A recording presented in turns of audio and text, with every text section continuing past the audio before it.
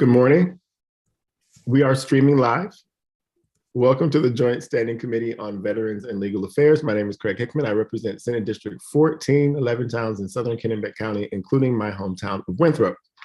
Today, we have an aggressive agenda. We have 4 work sessions scheduled for our morning session, and then in the afternoon, beginning at noon or somewhat thereabout, we have, 7 more, if I can count correctly. And so we will, without further ado, get right into our work. But first, we will start with committee introductions, beginning on my screen with Representative McCrate. Good morning, everybody. I'm Jay McCrate, representing Harpswell, West Bath, and Northeast Brunswick in the House. Senator Miramont. Good morning, Dave Miramont, representing Senate District 12, which is Knox County, except for the town of Washington. Representative Kinney. Thank you, Mr. Chair. I'm Marianne Kinney. I represent House District 99, which are 9 towns in Western Waldo County. Senator Farron. Good morning. I'm Brad Farron, representing Senate District 3. Representative Supika. Good morning. I'm Laura Supika, and I represent District 126 in Bangor. Representative Riley. I am Representative Riley. I represent House District 34, which is part of Westbrook. And Chairman Chiazzo. Good morning, Chris Chiazzo, House District 28, part of Scarborough. And before we get into details, Mr. Chair, I'd like to go over the letter from the presiding officers, unless you're going to do that. That's entirely so just, I don't necessarily think this applies to our committee for sure. I think we do a great job, and I think we are all extremely respectful, but we did get a letter from the presiding officers yesterday as a reminder of committee decorum. So we were asked to share this with the committee just as a reminder, friendly reminder. I don't think, like I said, I don't think we have any challenges on this committee, but again, always helps to remind ourselves of that. So basically the bullet points from the letter were committee members are required to show respect at all times for witnesses and for other committee members. All discussions must be conducted in a manner that is not disruptive. Impugning the motives of another committee member is prohibited. Engaging in discussion of personalities or other members is prohibited. A committee chair has the power to limit testimony at public hearings as necessary for the orderly conduct of the hearing, and members shall refrain from interrogation that is argumentative, oppressive, repetitive, or unnecessarily embarrassing to hearing participants. Again, I don't necessarily think that pertains to our committee. I think we do a great job of giving everybody the latitude and respect they deserve, but I thought it was a good opportunity just to level set that reminder. So thank you, Mr. Chair, for the ability to do that. Thank you. And those are reminders from the joint rules. And apparently we needed to have that distributed to all of the chairs for some reason, but didn't have anything to do with our committee. With that, I see a few more committee members have joined us. Introduce yourself, please, Representative Wood. Yes, good morning. I'm sorry, I'm having trouble with my laptop. I'm on my iPad right now and hope to switch back. But I am Barb Wood, and I represent District 38 in Portland. It's the western end of the peninsula in Portland. Thank you. You're welcome. And Representative Corey.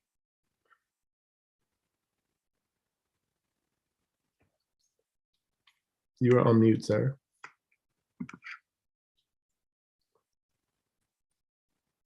Representative, there you are. Thank you. I was unplugging my earphones. I couldn't quite hear. Everybody was, their mouths were moving, but nothing was coming out. My name is Patrick Corey. I represent House District 25, which is part of Windham, and good morning. Thank you for being here, everyone. Like I said, we have a full day. We will take the work sessions up in the order in which they are printed: LD 1817, 1827, 1846, and 1927. And just to remind the public who is watching or who may be in attendance, this is the time for the committee to hear from our analysts and from anyone else that we think we need to provide more information before we vote out these bills. For all committee members, you can request a caucus at any time. This first session is 3 hours for 4 work sessions. Hopefully we will breeze through them all. I can pray. And with that, I will open the work session on LD 1817, an act to allow the state's adult use marijuana tracking system to track plants and products by group, presented by Representative Supika of Bangor. Mr. Sam Power, please present the analysis to the committee. All right, thank you, Senator Hickman, and good morning to everybody. Just bear with me while I pull my share screen up for the bill analysis. All right, can everybody see this? Yes. All right, and just so the committee is aware, I'm going to walk you through my bill analysis, and I also know that Representative Supika has an amendment for this bill, and I helped her prepare it. I'm happy to walk you through that amendment as well, but I also want to, after I walk through the bill analysis, I'll give Representative Supika a chance to present it if she would like. Yeah, without further ado, I'll keep going. So this is LD 1817, an act to allow the state's adult use marijuana tracking system to track plants and products by group. This bill, as printed, allows the system administered by the Department of Administrative and Financial Services for tracking adult use marijuana plants and products to track groups of plants or products. I have provided an excerpt from the current law about the tracking system and the adult use program for the committee to see right here on the bill analysis. I also have the link to the statutory section right here. I won't read through this, but I do want to have the committee just be aware of what the current tracking section says, because as you can see, it is short and non-specific. And to the extent that the committee is going to or would like to get into the nuances of tracking and what may or may not be allowed, this is the statutory section is the place to do it. So if there are concerns about, I know at the public hearing I heard a lot of concerns about the current tracking system, and as you can see, the statutory authority is broad. So you can put in here things that narrow it or expand it or specify it. So I just wanted to really draw the committee's attention to this piece of the law. I've also excerpted a piece from the labeling requirements in Title 20B.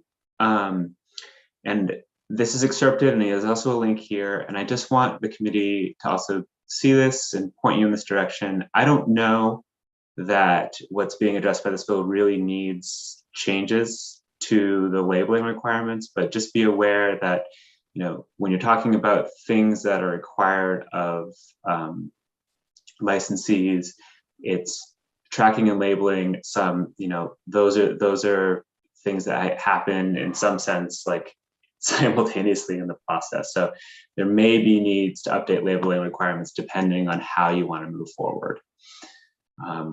Moving on, I have some notes here about from Representative Supika's testimony from the public hearing about a proposed amendment. And as you'll see, the draft language I think is mostly in line with this, but has been updated a little bit. And I'm, like I said, happy to walk the committee through that when the time comes.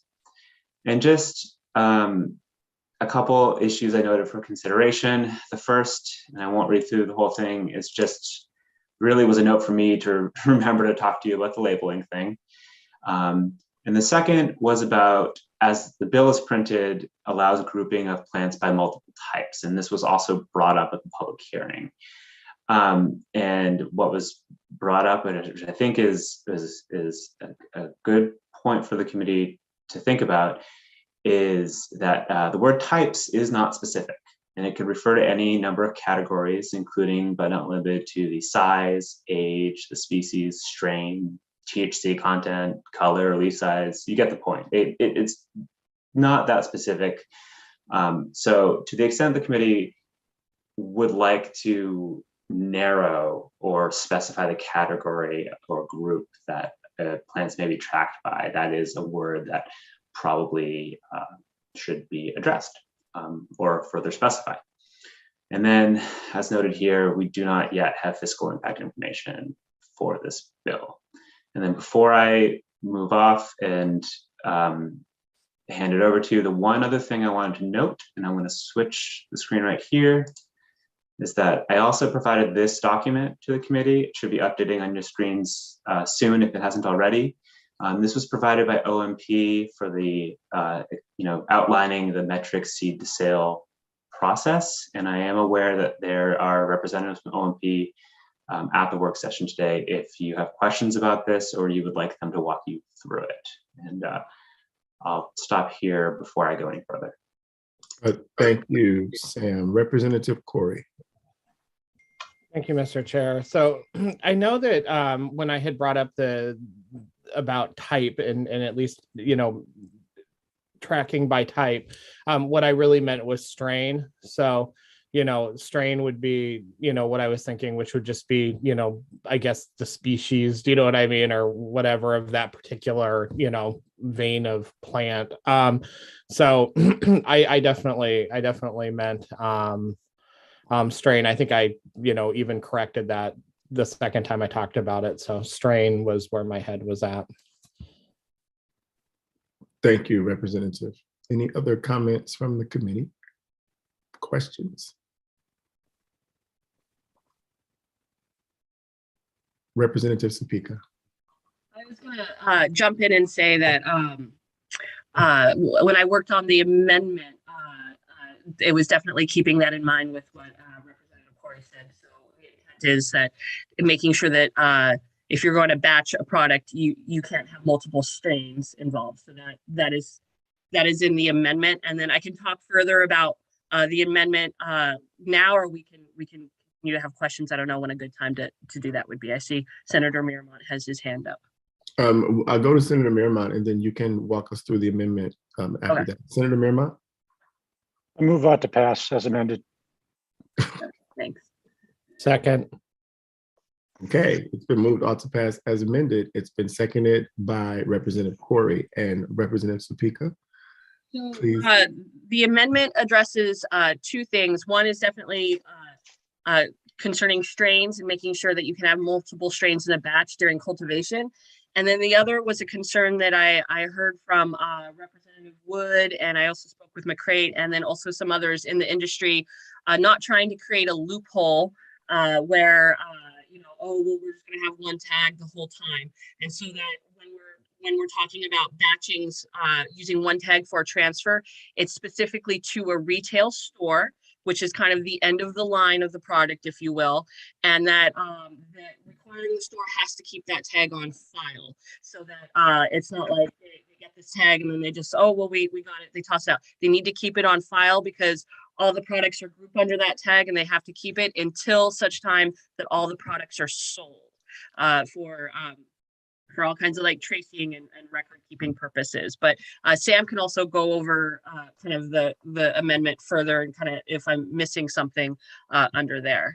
But we weren't trying to make it so that a cultivator could go to a producer and then there's be all these different instances in the supply chain where you could just start batching random products. It was specifically to retail. Thank you. And Sam, would you like to put the amendment on the screen for us? Absolutely, and I'm happy to walk you through it as well because if for no other reason too, just to ensure that it truly is accurate to what Representative Topeka was going for. I was helping her put this together right up until the work session this morning, so it's always good to have a double check. Sam was very late. Worries. Like I wanted to say I want to go to bed, but I couldn't because Sam was still working. I just have to say that I think that a lot of people were working on amendments up until this morning for all of the things we have on our schedule today. So it's all good. Our analysts were certainly working overtime for us, that's for sure. Stakeholders as well. So anyways, so here is the draft amendment for LD 1817. And as I mentioned, anything that's not quite what, if anything in here is not quite what Representative Topeka intended, now's the time to address it. But I'm just going to walk you through it. So first, up here, highlighted in gray, I wanted to include at the top, just so everyone was clear about what is currently in Title 28B. So we have a definition of batch and a definition of batch number currently in statute. And these are going to be, I think, important just for understanding how the amendment itself is structured. So moving down, what we have here is this is a strike and replace of the original bill, because even though it's structured similarly, it just got too messy to try to track every little change. What we have here is that the tracking system must allow for marijuana plants, marijuana, and marijuana products to be grouped and tracked as a batch, and that the tracking system may not require that marijuana plants be tracked on an individual basis during cultivation, and that the tracking system may not require that marijuana or marijuana products be tracked on an individual basis upon transfer to or while located at a marijuana store. So just pausing there for a second, this is creating a specific carve out for individual tracking and tagging at specific stages in the process, and it is not affecting when at any other stage of the process. So when the marijuana or marijuana products are stored at warehouses, this does not touch that. As I meant to note in my bill analysis, we use the word simply transfer in statute rather than authorized transfer. The reason is that any transfer authorized under the title is necessarily an authorized transfer, and anything else is not authorized activity. So, and then in terms of the words marijuana, marijuana plants, marijuana or marijuana products, those all have specific definitions under Title 28B, which is why in some places when we're talking about cultivation, for instance, we're talking about marijuana plants. And then when we're talking about transfers to a marijuana store, we're talking about marijuana or marijuana products. And I can take each of those definitions if you need. Moving on, the amendment allows for marijuana plants, marijuana or marijuana products tracked as a batch under the subsection to be grouped as follows. And these groups are mostly the same as the groups in the original bill as printed, except for two things that are worth noting. First, paragraph D addresses the concern that was noted before. Instead of saying type, it says marijuana plants of the same species of the plant genus cannabis.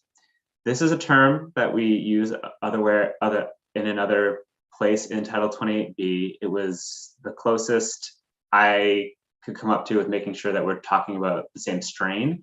If it is something that needs to be tweaked down, in the amendment process, that is certainly something we can continue to tweak to get right. The other thing I want to note is that paragraph E originally just read marijuana products, but I added in here marijuana or marijuana products. And the reason is because paragraph E is really the bit that is addressing grouping for the purpose of transfers to a marijuana store.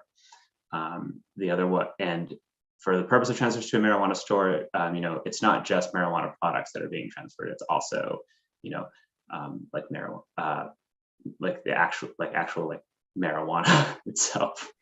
So moving forward, there was part of the request was also to make sure that marijuana plants tracked as a batch and grouped under paragraph A, B, or C have a designated square footage for the specified area. So that's just covering that.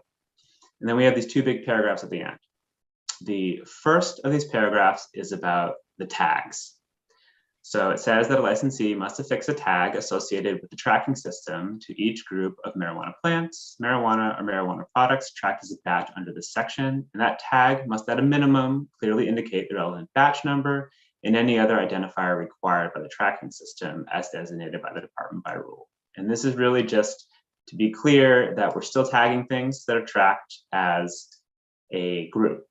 However, you'll see in the next sentence that it's clarifying that the tags are not tags for marijuana or marijuana plants or marijuana products tracked as a group are not to be put on individual plants, marijuana or products. So, this is just, again, further reinforcing that when we're tracking by a group, we're not tagging individual items. And then the third part is about what happens when a marijuana store receives a a group of marijuana or marijuana products tracked as a batch. And this walks through exactly what Representative Supika just presented to the committee, which is that the store will receive the package, and the store will retain the tag until all of the marijuana or marijuana products that were tracked in the package are transferred either to another licensee or sold to a consumer or destroyed as required by the department by rule. And so the last thing I'm going to note here is just that we use a lot of terms of art in both of our marijuana titles, and this amendment represents, I think, accurately the substance of what Representative Supika was going for. To the extent that we need to tweak certain words in here, that may have to happen if the committee moves forward with this. That may have to happen, and you will see any changes that we have to make at the language review stage. So I just wanted to remind the committee that you will see a final and fully polished version before it comes out. And that's all I have. Thank you, Sam. Are there any questions about the amendment? Chairman Chiazza. Thank you, Mr. Chair. Thank you, Sam. I have a question. Does this mean that in theory, you could have multiple tags, multiple group tags for the same product if you're tracking it from seed all the way up through to final processing and sale? So meaning you got one batch number that comes from the cultivator to the processor does something to it, sends it out as a different batch number because they've done things to it. And then you've got maybe a retailer that divides it up into different things as well. So is there a way to track in this system? Is there a way to track it from origin all the way up through to sale? Or does this allow for, in essence, changing of batch numbers at any step in the process with any transfer? I believe just as the language is currently drafted, a cultivator could assign a batch number, and then when it's at the manufacturing stage, if it gets, like you said, processed or changed, there could be a new batch assigned at that batch number assigned at that stage. So I guess the answer is yes. I don't know if that was the intent of the amendment, and that can be clarified. The one thing I will say is that the way this is structured, it will create like a batch number at least at each step of the process, where if something gets changed, you can trace it back to the previous one. So we can clarify the record keeping requirements if that is a concern too, though. So yeah, does that help? I guess it does. I mean, my concern is that this seems to address probably the issue of diversion in custody, right? Which I absolutely agree with. It doesn't seem to address the issue of a health recall, right? And I don't know what the parameters are, and certainly want to hear from the department on how they would manage that either. So if you've got a product that doesn't present a problem until it gets into the hands of the public, let's say it's an edible, right? I want to make sure we still have a system that allows us to go back to the original source to make sure that if that product was shared at multiple locations, we have a way to track that, recall it, or at least flag it, and then pull it back. And so I guess, Sam, my question to you is, as it states right now, it doesn't sound like that's the case unless we tweak it and put some more guardrails in place. Is that fair? It's hard for me to say exactly how things look on the ground, but I will say that it does require it to be in the tracking system. So to the extent that the current tracking system allows us to do that, I don't think this amendment gets in the way of that. But as I mentioned before, the tracking authority is broad in statute, and can always benefit from further clarification if that's something you want to ensure. Thank you. Senator Farron. Thank you, Mr. Chair. I think it was just kind of brought up, but I'd like to see if we could get somebody from the Office of Marijuana Policy. They had some significant concerns on the original bill, and like to discuss a little bit about what their thoughts are of this amendment and how that addresses some of those concerns. That it will be fine, I think. I see Gabby Pierce here, so I will invite her in. Representative Topeka. I just wanted to thank Representative Chiazzo for bringing that up. And that was something that I had concerns about as well. And we can hear from OMP and also from folks who use the metric system every day. But from start to finish, there's like two numbers in the system. And the number that is assigned for recall purposes and everything will still be with the product Representative every step of the Speaker. way. Yeah. Representative Speaker, for some reason, your voice is going in and out. Oh, I'm I don't sorry. know if your microphone is defective today, or it's never happened before. So I don't know if you just have to speak directly at it or not. I should have sprung for better quality equipment. I was going to say there's we can I want to hear from OMP, but also from some folks in the industry if they want to talk to how metric works every day, and that there's two numbers in the system, and one number is kind of is like a tracking like kind of source number that will still follow the product from testing to finish and everything. So the ability to recall is still there. And so that's my understanding of that. And that was something I was cognizant of when presenting this bill and then coming up with the amendment. I don't want to interfere with the ability to recall product at all. And so that's all I wanted to address. I don't know if you could hear me better that time. Yes, thank you. Okay. We can. Director Gunderson is here from OMP. Please introduce yourself, sir. Hey, good morning, everybody. Eric Gunderson, Director of OMP. So seeing the amendment for the first time this morning, just trying to get through and digest kind of the overarching impacts of how it influences in the functionality of the system that we currently have. I'll start by saying, first and foremost, we'll obviously implement any changes into the system that this committee and the legislature in whole passes. I would say the sheer scope of changes in this proposal as is fundamentally changing the architecture of the metric system in really any existing track and trace system, proven track and trace system that exists in the market today. So these changes come with just a significant loss of transparency within the system. And why we would caution against it and why we didn't proactively try to make some of these adjustments into the rule are, first and foremost, all of the states that utilize an inventory tracking system have the same architecture. This proposal has never been done. Maine would be the first state. And you're talking about some states that have been online with inventory tracking since 2013 that haven't made this switch because of the loss of transparency within the system. I have concerns about the product tracking and some of the proposals, the way the industry might be able to set the definition of what those groups are. There would need to be some type of standardization for the functionality within the system. The proposal as it stands now would make verifying and validating testing results very difficult. And in the end, and in the case of the recall, because that seems what we're talking about right now, there are some significant concerns with the ability, the efficiency at which we could do that.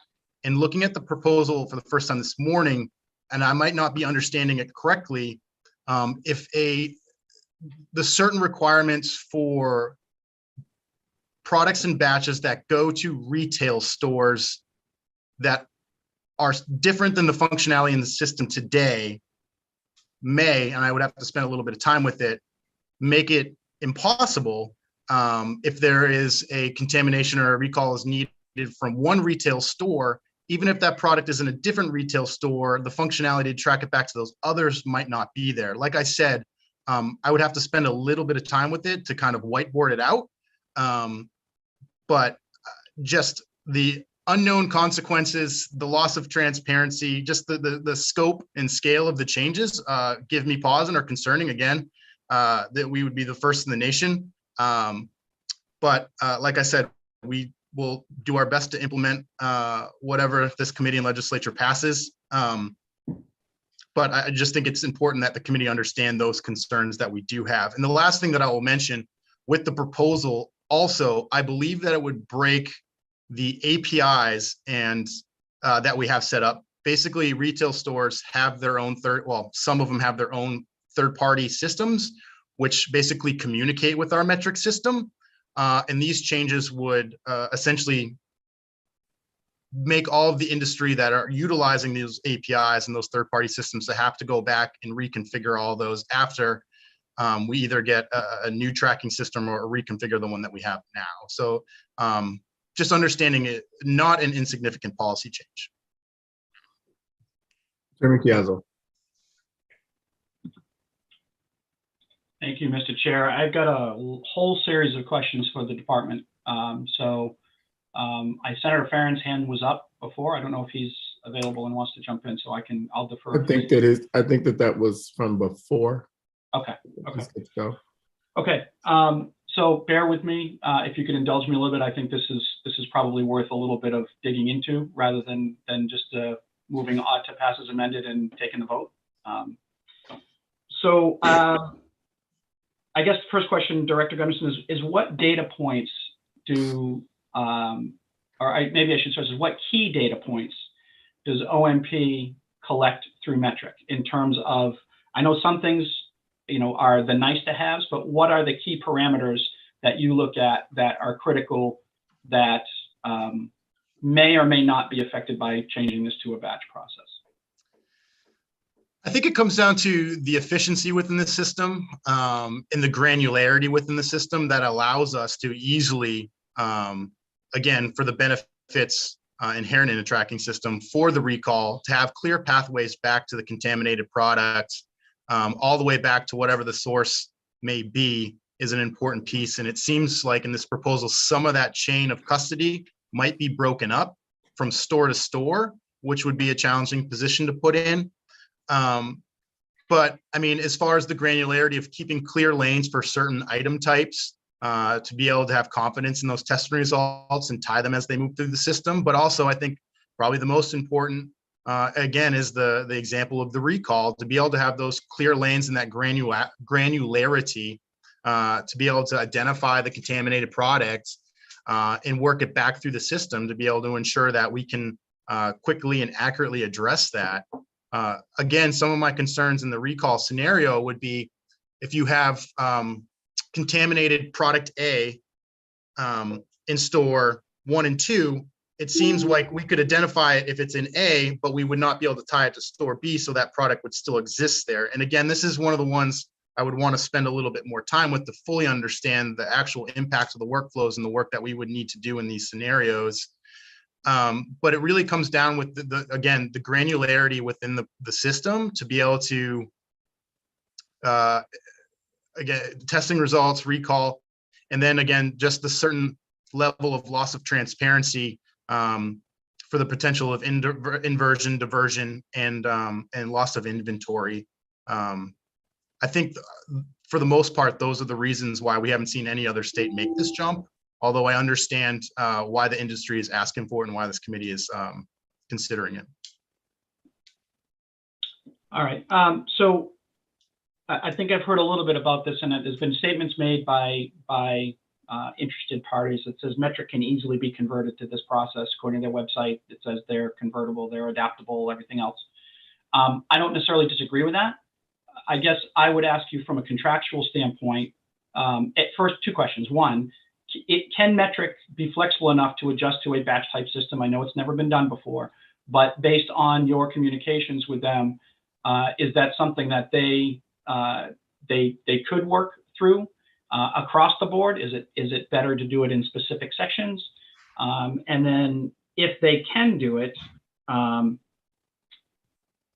what are the limitations in the contract that we have with them? I assume we have a longstanding or an existing contract with them. So yeah, so we're 1.5 years in of a 6-year contract with Metric for the services, and they do have the terms the way that we're utilizing the system now. So certainly at the very least, we're talking about going back and renegotiating a contract and possibly money moving around coming from other places and potential price tag. I don't know as far as Metric themselves, if they would be able to customize themselves and contort themselves into this type of inventory tracking system. I honestly don't know. I think from the way that we utilize the system in-house, we may be able to create workarounds for batch tracking at the point of cultivation without complicating batch tracking with product types and different package tags going to different stores for the sake of recall and testing.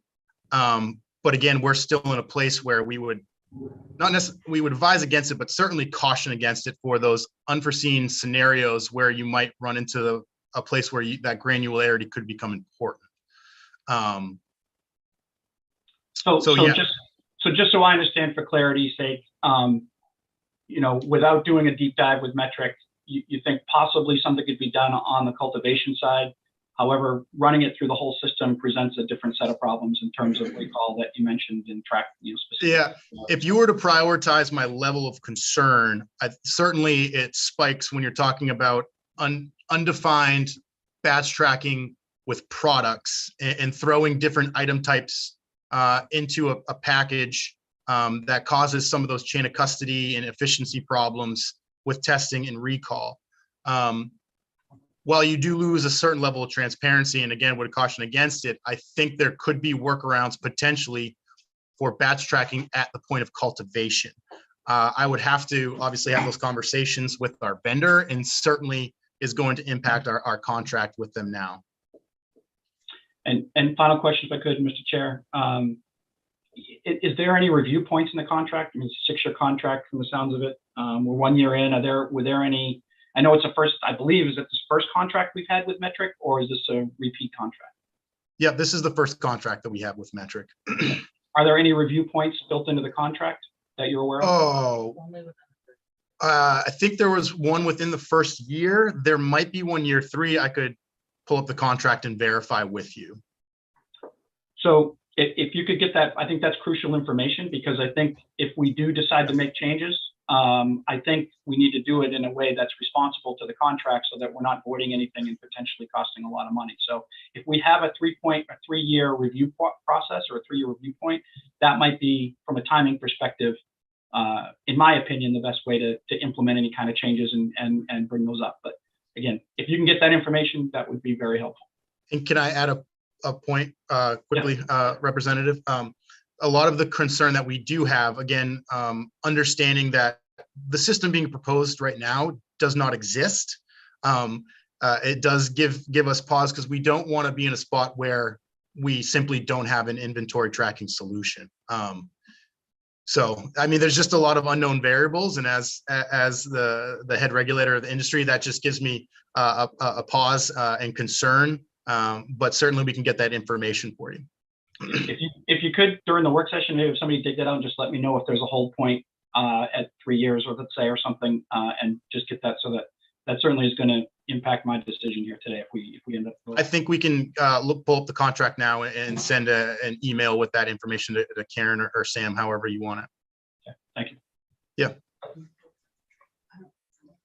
Thank you for the indulgence, Mr. Chair. No problem. I see Representative Kenny, followed by Representative Corey. I've also invited into the conversation Mr. Matthew Bayless, who uses the system, of course, and can certainly take questions from the committee. But first, I'll ask Representative Kenny.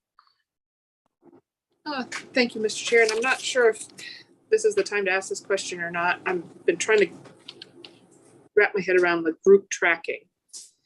I can defer if we want to work with the people coming in and ask my questions a little bit later, if that would be better. Because I'm trying to. Do you have questions of someone in the industry, Representative Kenny? Well, maybe. So in my production of maple syrup, I do track our products, and I track the maple syrup we make on a daily basis by barrel. And then when we value add, so when it goes into a bottle, when it goes into candy, sugar, maple cream, whatever other products. So I kind of understand the idea of this tracking, because I do it in my business. I'm trying to figure out, because this is a little bit different, because there's different species of marijuana plants. So I'm trying to figure out if we're going to group different species together as one batch, because that's what it sounds like with A in the amendment. But then on D, it's the same species. And I can understand the time frame, because I do it by day, by barrel, that I make multiple barrels in one day. But, and I don't have to actually tag it. I do. I use just a sticker with my lot code, which does go back to our barrel number, the date we keep a log. I guess I'm trying to figure out, that's what I want to know does it work to have multiple species in one batch? I guess is my biggest concern at the moment. So I'm going to ask Mr. Matthew Bayless to turn on his camera and introduce himself and try to answer the question that Representative Kinney has put before us. Good morning. Good morning, Senator Hickman and distinguished members of the VLA committee. My name is Matthew Bayless. I am a adult use cultivator. I have been since day one in the program. So I'm not a botanist. So I think the word species is a little bit problematic because, as far as I'm concerned, the species is Cannabis sativa. So that's the overarching, that's the plant in all of its glory, right? If you want to get down to granularity, which the amendment does cover, and not just breaking in the batches, but breaking it down by strains. So I think, strains, cultivars, varietals is a better way to look at things in like hops. I don't know if any of you people are into beer and IPAs and stuff like that, but there's many different varietals of hops, and hops is cannabis's happy cousin. So, that's another way to look at it. Let's not say species, let's say varietals, strains, or cultivars. And then inside batches and inside canopies, that's how you can track within that batch. I hope that answered the question. Thank you. Representative Kinney, does that answer your question to some extent?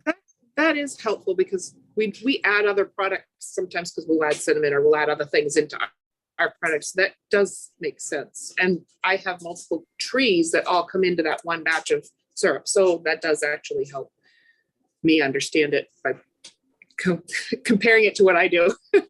Thank you. Representative Corey.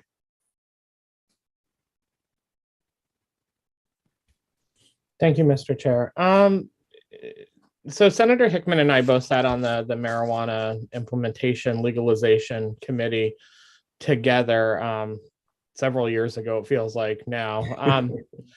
And when we ended up going to, a cannabis model, which I think that, Senator Hickman and I actually promoted, sort of the idea of that was transparency, to try to say that by not doing plants, we're avoiding transparency. I just don't think that jives with sort of the science, right? Like the reason we ended up going to a canopy model instead of a plant count model was because you can look at yields, right, of per square foot of canopy. There's articles that have been written on this, and dependent on the growing method and sort of everything else, that can become somewhat predictable.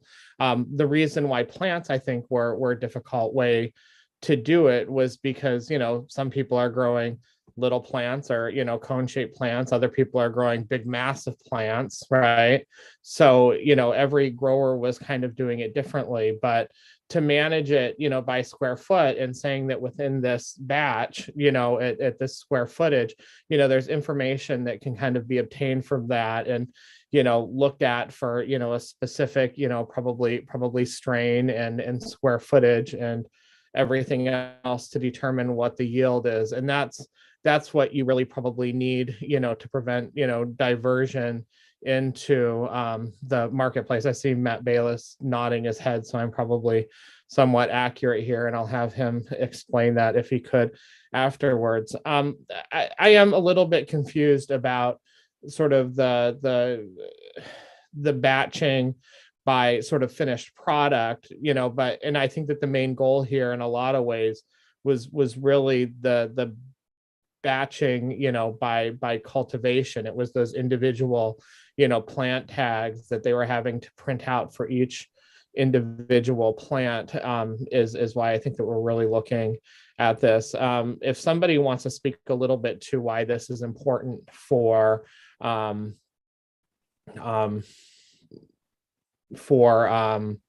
product or end products being sold, that's fine, as well. I know that some people, are just buying flour, flour meaning, the buds, right? So, that could be a spot where, the batch tracking really makes a ton of sense, by moving from, the what's being grown to that. But I need to understand a little bit more how it works its way into the product area, which I think we can do.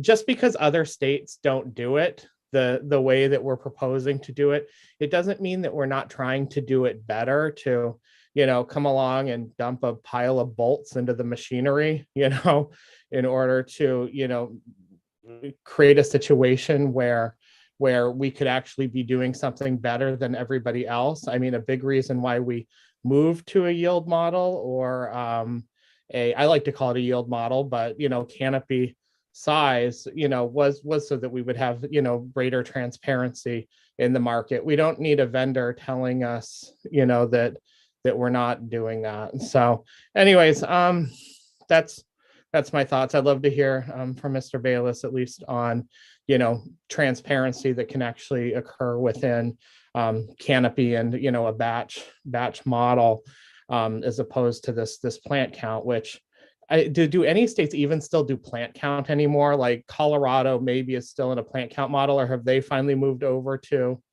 the more progressive model that Maine uses now? Anyways, that's where I'm at. Thank you, Representative. Mr. Bayless, did you want to respond to any of that, all of that? Sure, and I don't want to drift too much, so correct me if I start to. The granularity that OMP is speaking about isn't necessary for recalls or transparency or anything like that. Definitely on a cultivation level, we're under cameras. A lot of cameras. They have a camera fetish and a hard drive fetish. So there's transparency and accountability right there. And again, we start with a batch when I make clones or we pop seedlings, and we end with a harvest batch. So if that harvest batch goes out to market and there's a problem with it, you recall the whole batch. You don't go back and figure out what plant it is. I mean, there's no need for that type of granularity and transparency on a cultivation level when it comes to recalls. As far as I don't know how much more specifics I can go into specifics for days and days and days about transparency, but we do not need the granularity plant level transparency for recalls or for diversion.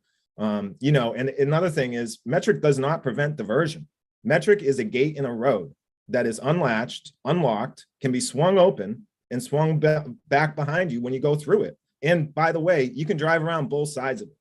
So this is the industry pushing back on a system that wants to be the gold standard around the country, and we can't let that happen. It's not a good system to begin with. It doesn't help us on the business side of things. It bogs the business down, and the granularity that it asks for is cumbersome and unneeded, and it's really just to drive their revenue stream at 25 cents a tag. Thank you, Representative Supico, followed by Chairman Chiazzo.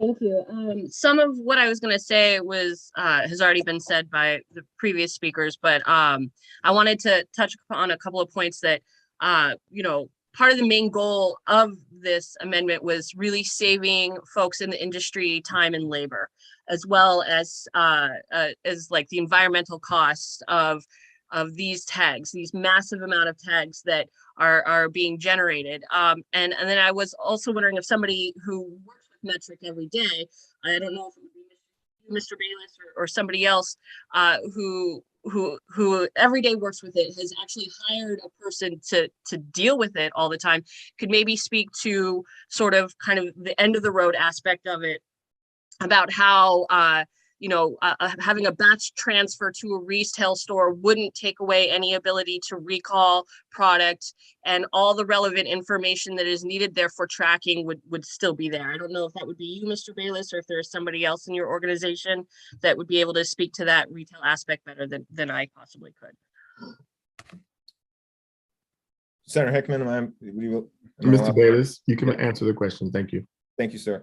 The amendment does provide for all that granularity still. I mean, all the pertinent information still is in the chain. It is still all there. You do not need the granularity going back to plant. So when things are transferred out of cultivation or out of manufacturing to retail, even though it goes down to one batch into one tag, there's still a full manifest with all the pertinent information. So it's all still in the metric system. It can all be traced back. There is a clear lineage from every end product back to cultivation processing. It's not corrupted by this bill or the amendment set forth. Thank you. Chairman Chiazzo.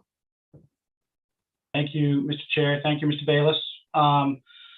So I certainly am sympathetic and understand the concerns on the cultivation side with having to tag into each individual plant. I concur with that. I think there's something that needs to be done for that. Could you be comfortable with a hybrid type of system that allows for batching of cultivation, but maybe had a little bit more stricter requirements on the finished product side, so to speak, or on the processing side of things? If it's necessary, I think we could unpack this amendment at greater length, and I think it's all covered in there. I wouldn't be opposed to more detailed language about it, but as one of our trade association members, Scott Howard from Seaweed, said, when they're preparing a transfer to a retail store, because they distribute all sorts of products, not just their own, they attach sometimes 75 tags to one order, and that takes one person an hour and a half just to get one order out the door. And you got a list of tags like this that, again, it's just more waste and stuff like that. As far as I want a system that we want data, and I want transparency. We're not trying to slight the system or anything like that. We'd like a system that works for us. I mean, we want to track inventory. We want to track performance of strains. So, I'm fine with batching my rooms out, not just by room and by canopy, but by strain, cultivar, and varietal. I'm fine with that. Okay, thank you. Thank you. Are there any other questions or comments from the committee? There is a motion on the floor, ought to pass as amended. Representative Chiazzo.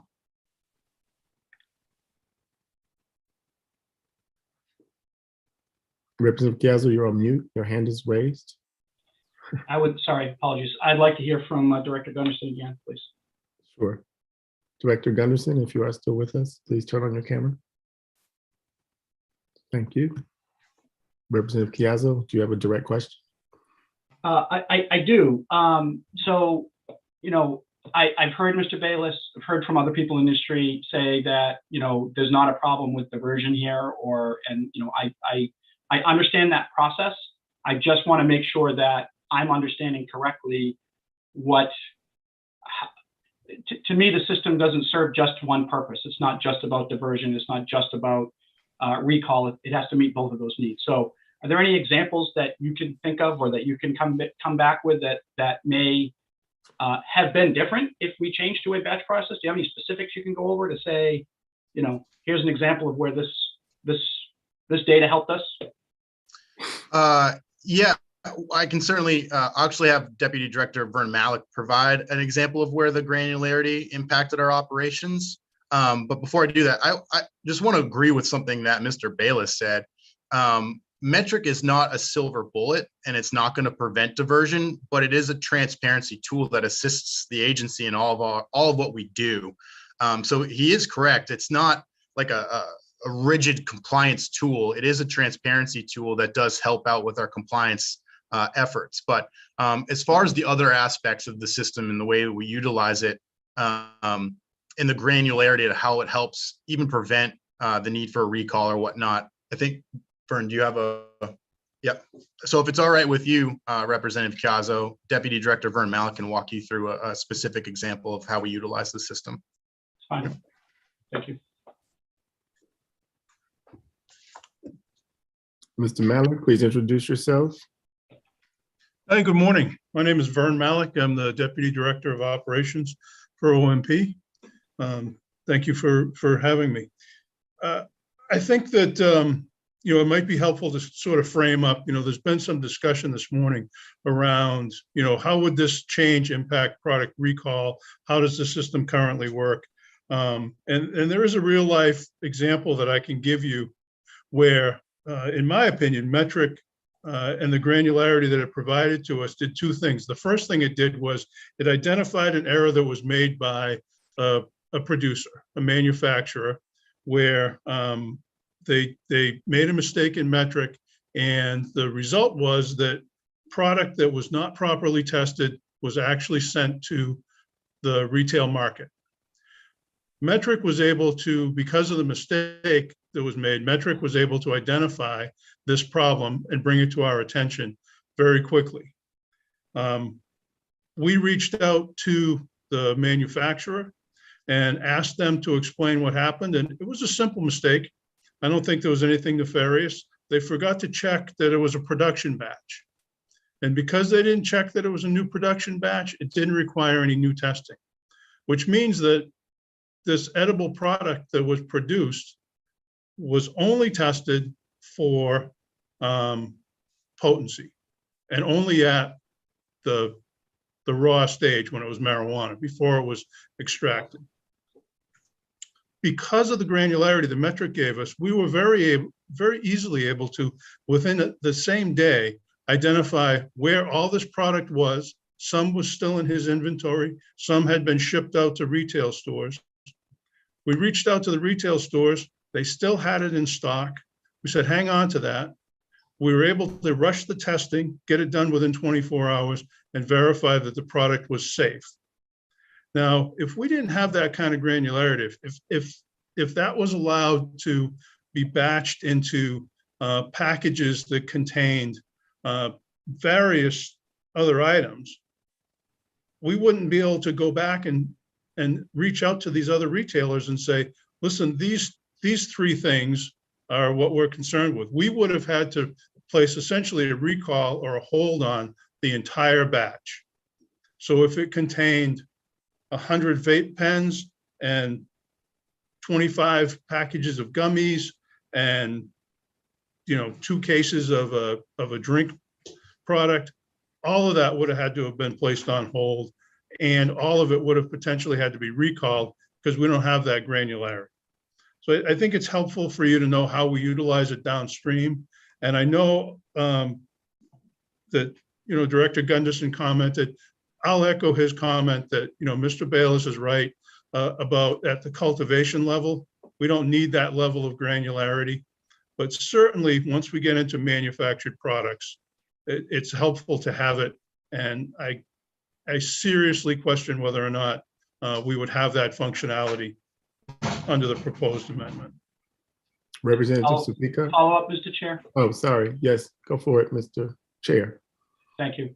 Thank you, Mr. Deputy Director Malik. I did have a question for Director Gunderson, if he's available. I don't know if he has that information from the contract renewal point yet. He's right here. I'll give him back his chair. Thank you. Sir.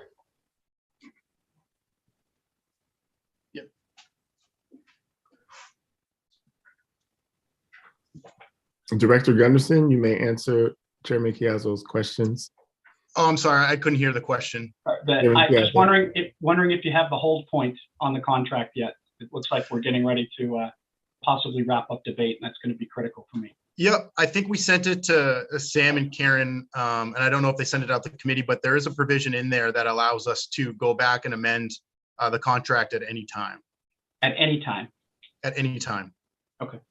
Okay. Great. Representative Supika.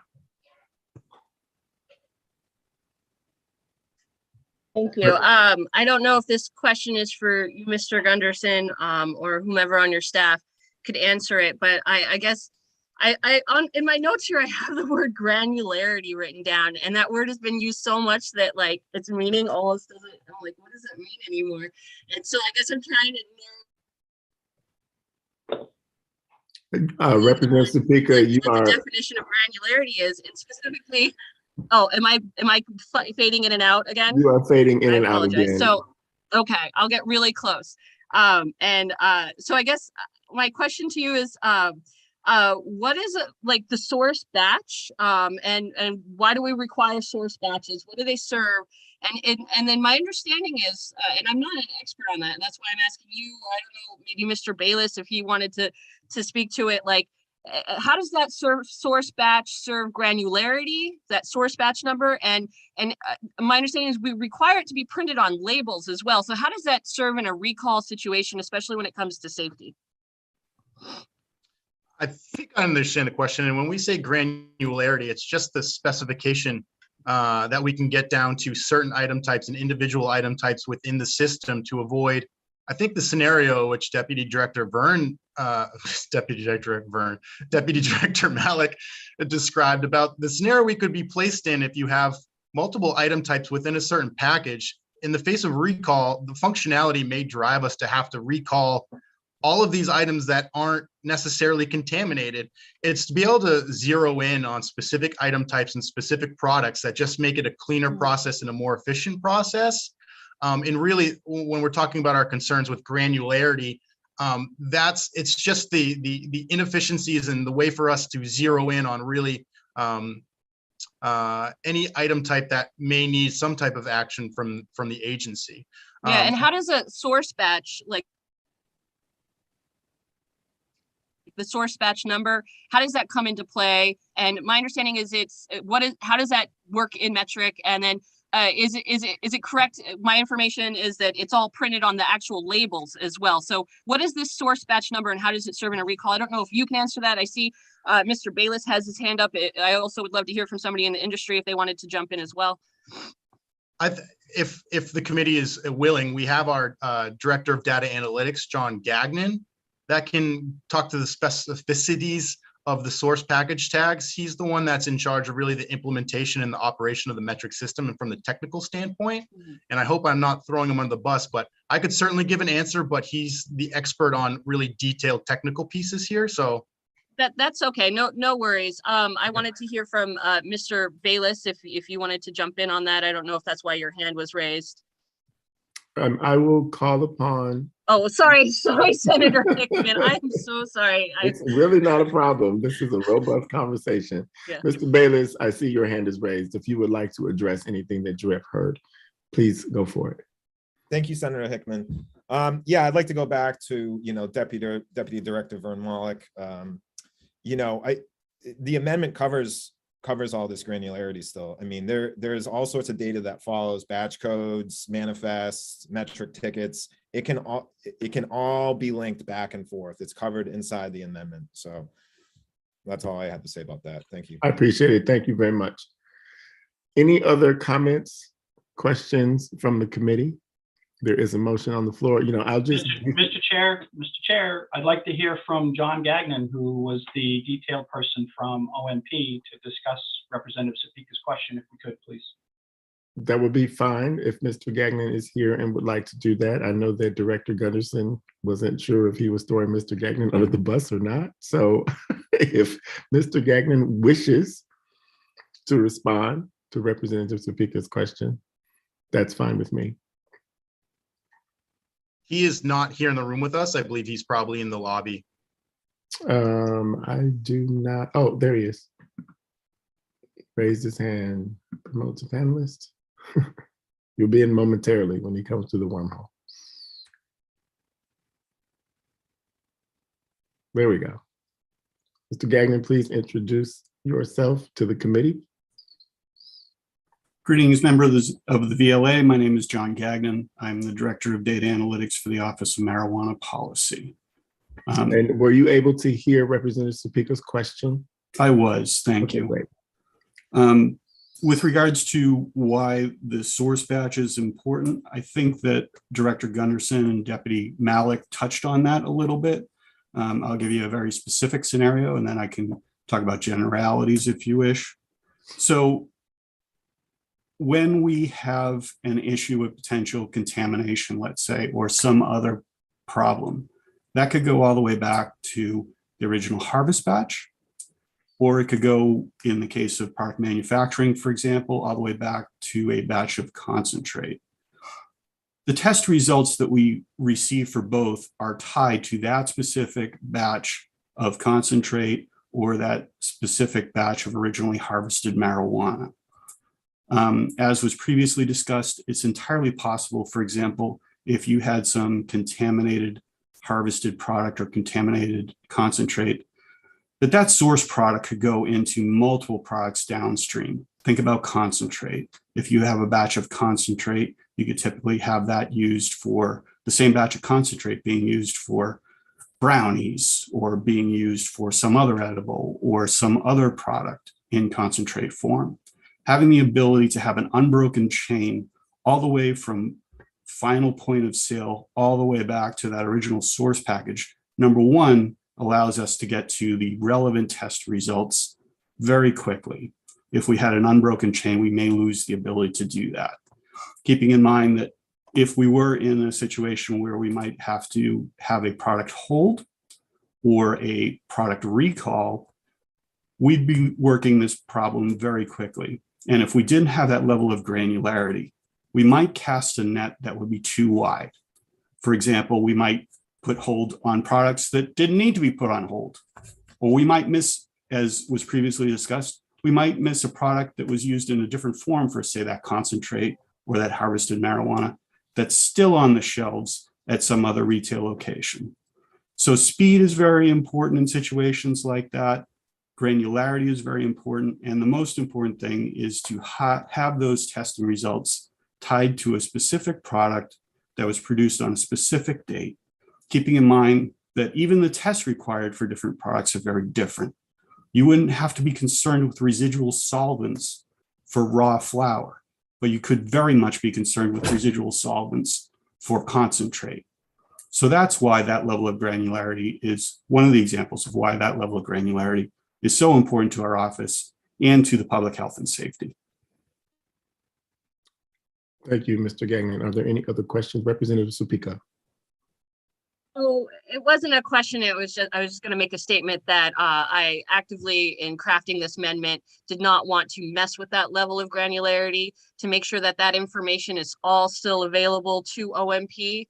I love that I'm hearing from the office concern about holding up product and the disruption that it could cause to businesses. But I will also say that the disruption that these tags and the plastic waste that is being produced, it is kind of outweighing that. So I am still happy with my amendment and happy with the information that OMP has. But I'm happy to also discuss it further. Thank you, Representative. Chairman Chiazzo. Thank you, Mr. Chair. So I think it's clear we have to make some adjustments to metric. I don't think that's in question. I think everybody's on board with that. I think Mr. Bayless and OMP are saying the same things, just maybe slightly different. My concern is a number of things. I don't want to do harm, right? First, we haven't had a chance to really look at, I know the industry has their opinion of what metric can do and how this will work. I'm hearing from the analysts that it's still a little subjective and that we need to iron out those details a little bit more.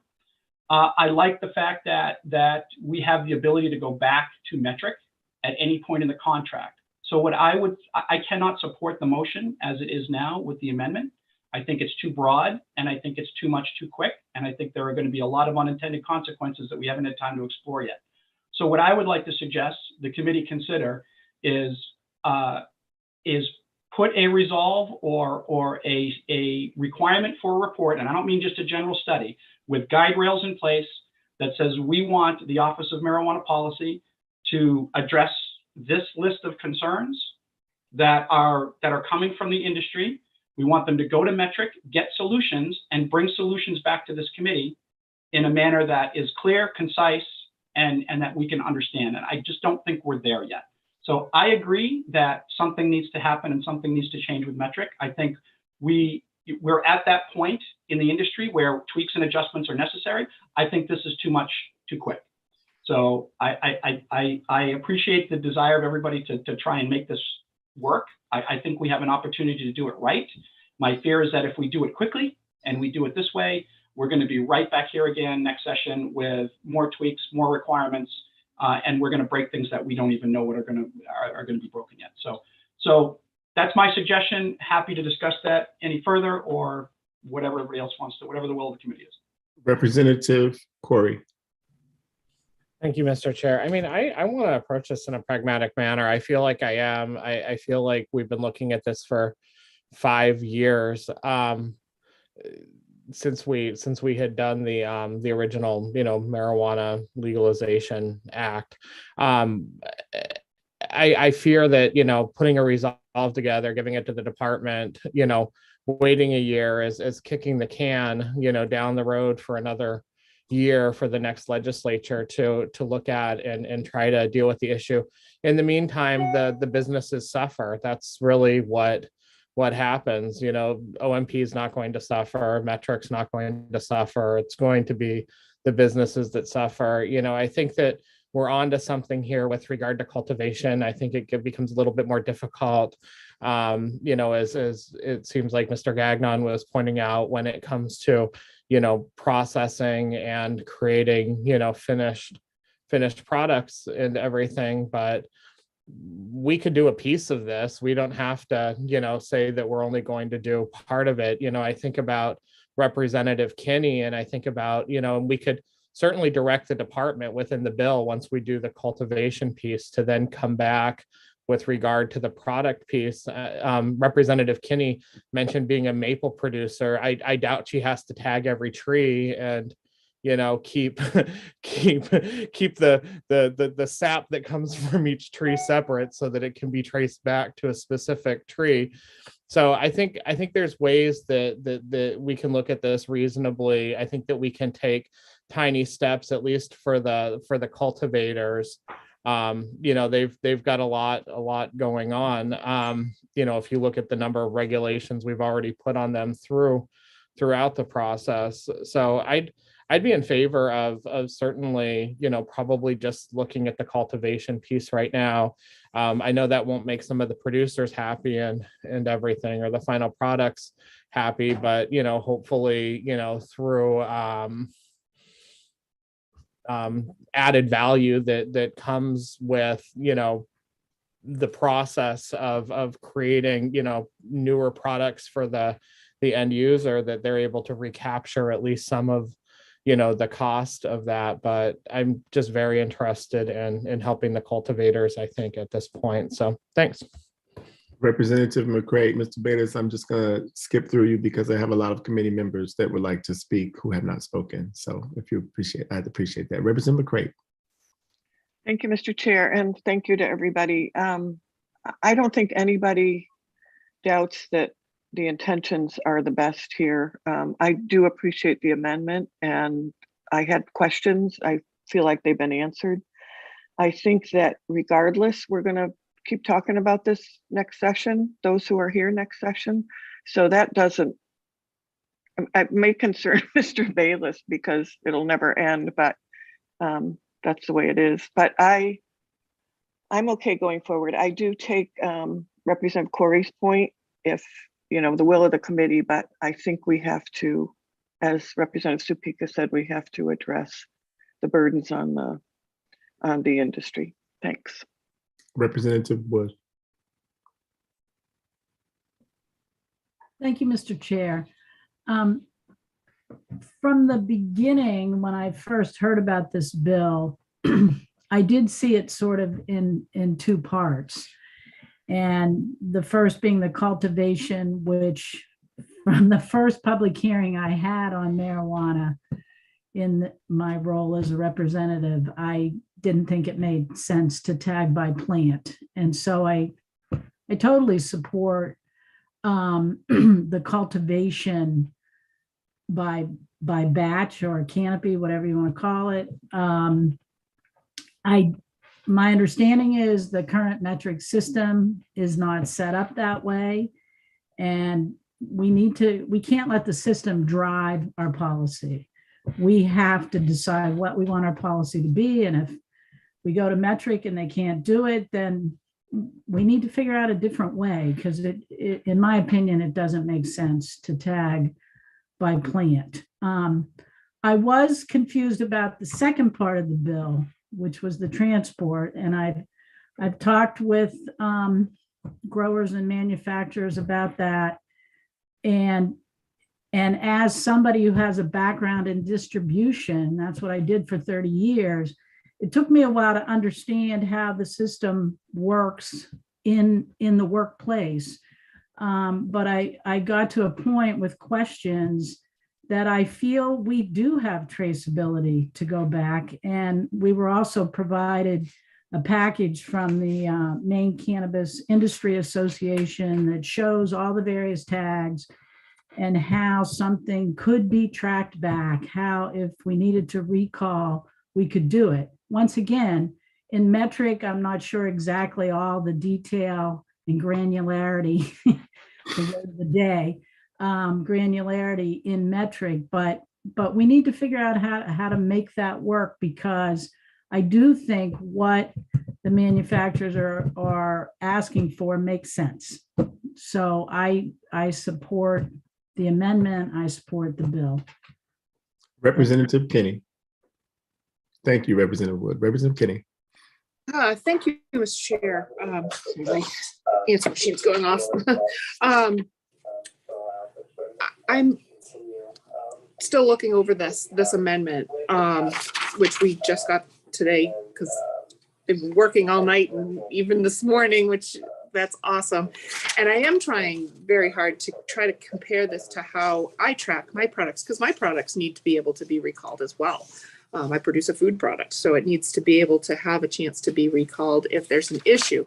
And I agree with Representative Corey that kicking this down the road at some point, it's not helping the industry. It's not helping the department. Trying to understand, I was trying to read the slide that Sam put up about metric, but it was up for such a short period of time. I don't know if I have that somewhere. Would you like to see that again, Representative, while you? I wouldn't mind if we could get it that emailed to us so that I can study it while trying to figure all the other things out.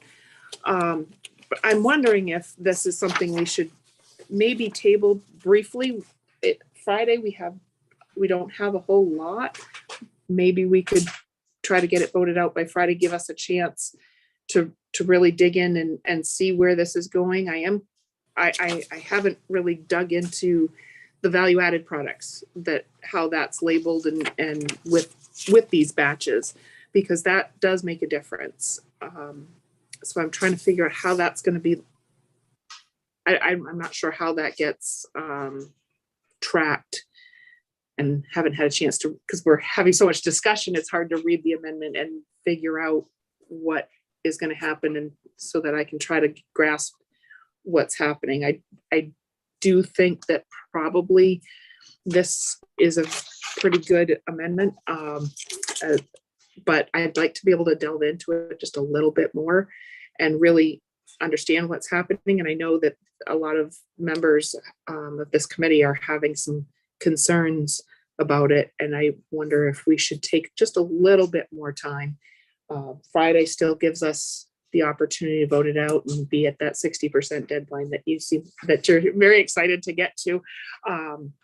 And because I do think that this is good, but I do think we also need to make sure we're doing this right the first time around. I mean, we can always amend it in another session, but we need to get something going, is my opinion. Thank you, Representative Kinney. We can also reconsider if we need to. Friday is probably not a day that we're going to meet. I just want to let the committee know that we will not have Sam Power on Friday, except for in the morning. And it's very clear to lots of members of this committee, given that we have an evening session on Thursday, that Friday morning will not be the best time for us to come and meet. So I am going to just say that we're going to vote these bills out today. And if we need to reconsider them because we get more information after the vote, then that's what we'll do. But Senator Farron. Thank you, Mr. Chair. I share some concerns with the other committee members, and I don't want to. I hate it when a politician says I have nothing more to add, but and then they keep talking. But I just going to say, my concern about this is timing.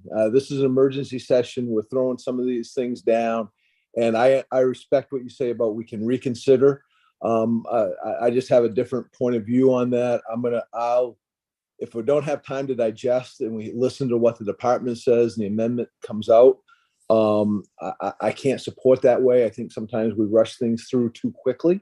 However, with that being said, if there is a reconsider down the road as we do things, I'll go that way. But just to move things along, I have public safety concerns. I think we heard that from the department. That's what we have. The industry has said some things as well. And I think everyone recognizes, Representative Corey mentioned we've been talking about this for 5 years. Well, let's not forget that the previous administration sat on them for a couple of years, and we're really just a year into trying to get this straightened out, as we've heard about the metrics piece of it and everything else. So I just hate for us to rush into something and have unintended consequences, especially when it comes to the tracking and recall piece. So if we proceed along with this, I can't support right now. I do think we need to make some things, but my 2 cents. Thank you, Mr. Chair. Thank you, Senator Farron. A no vote is perfectly fine. And thank you for saying all of that. Mr. Prower. Thank you, Senator Hickman. Just a couple notes for the committee. I know Janet and I bombarded you guys with materials last night and this morning. The email I sent last night for today's work session, just want to remind everybody, does include the slide that OMP provided, outlining the track and trace system. I can also send it again if that's difficult to find. The other thing I will mention, as I mentioned in my email to the committee this morning, is that we are going to post everything, or I'm going to post everything I sent to the committee on the electronic LD file. I haven't done that yet, just because I had to prioritize being ready for the work session. But those materials will also be available there.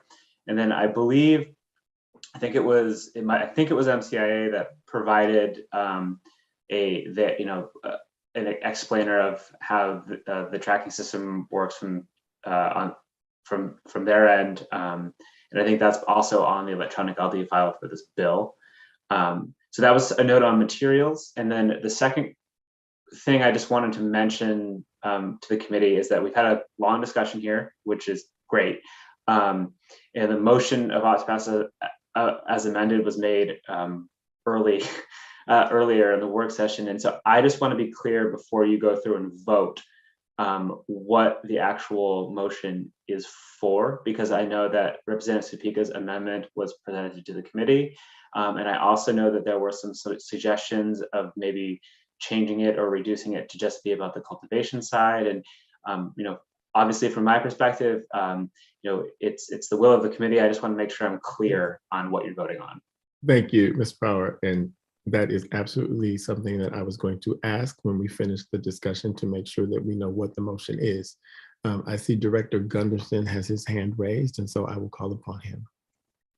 Thank you, Senator. The last point that I wanted to make and add in, regardless of what direction this committee goes in today, we did speak of forming that industry metric user group, a stakeholder group, to figure out how to utilize the system better, both from our perspective and their perspective.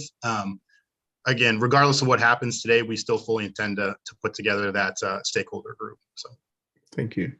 And I know earlier Mr. Bayless has his hand raised, and so I will call upon him now, and then that will be it. And then I'll go back to Senator Mearmont, who made the motion. Mr. Bayless, did you want to say one more thing? Yes, sir. Thank you, Mr. Hickman.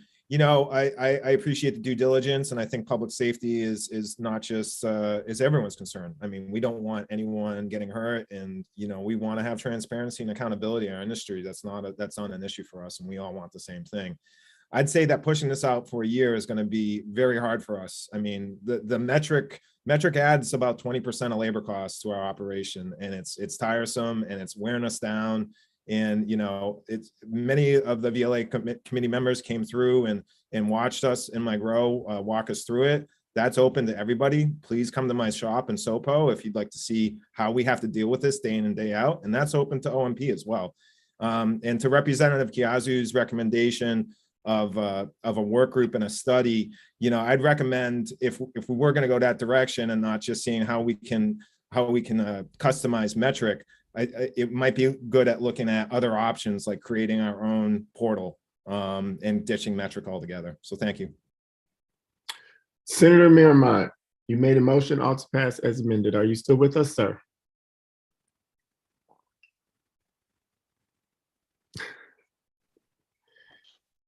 Senator Mearmont, based upon this discussion, can you please explain your all to pass as amended motion? And I know that Representative Corey seconded it, so floor is yours.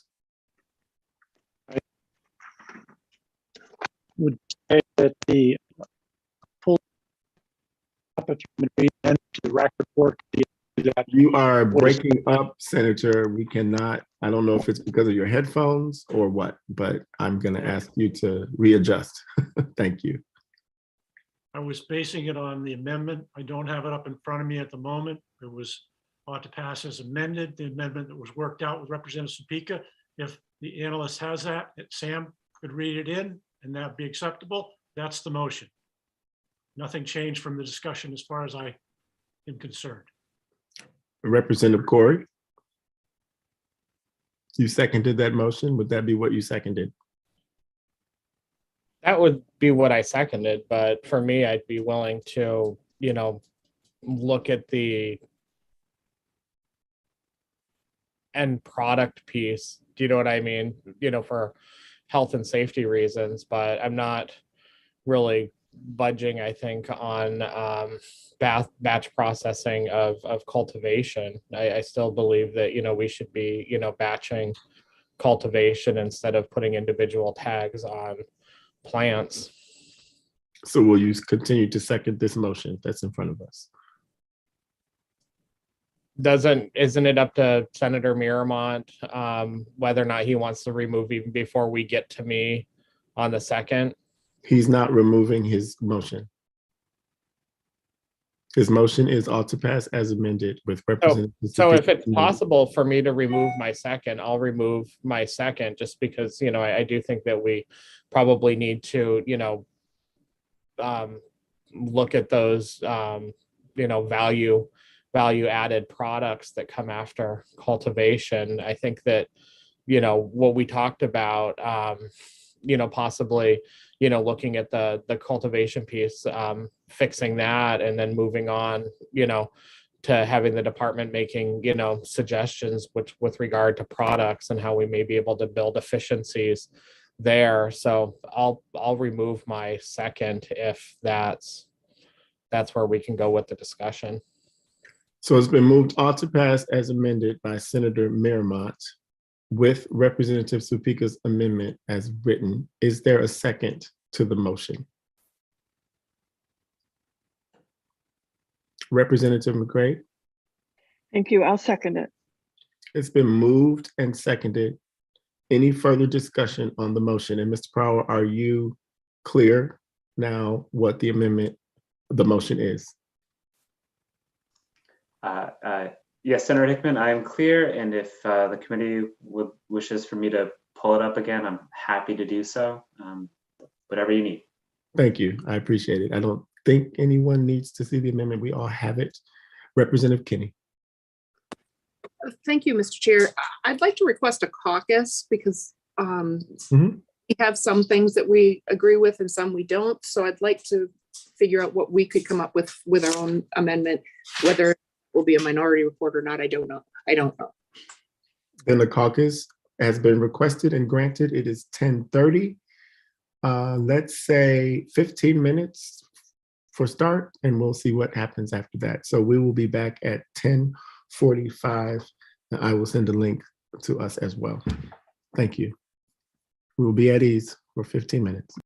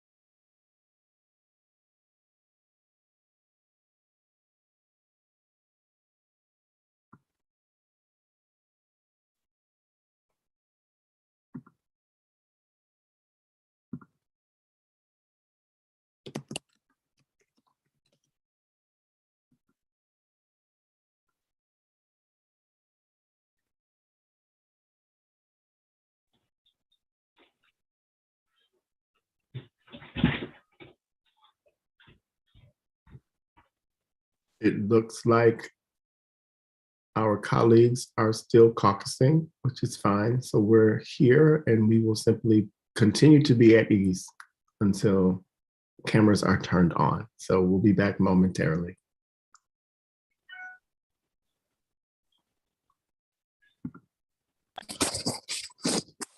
Senator, how's the audio on this device? I can hear you just fine. Thank you.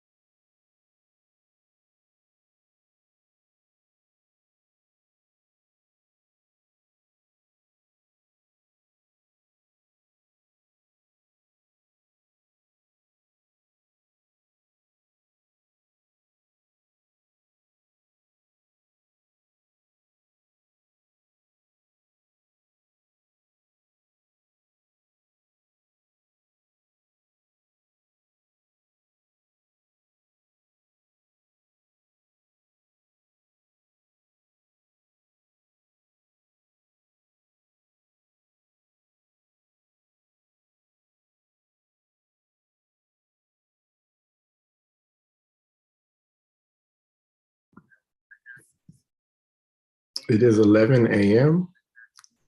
and it looks like cameras are being turned back on. So if you are a committee member, please turn on your camera so we can move forward with our work.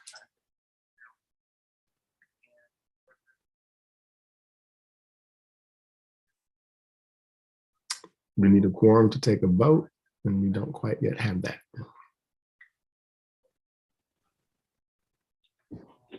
Great.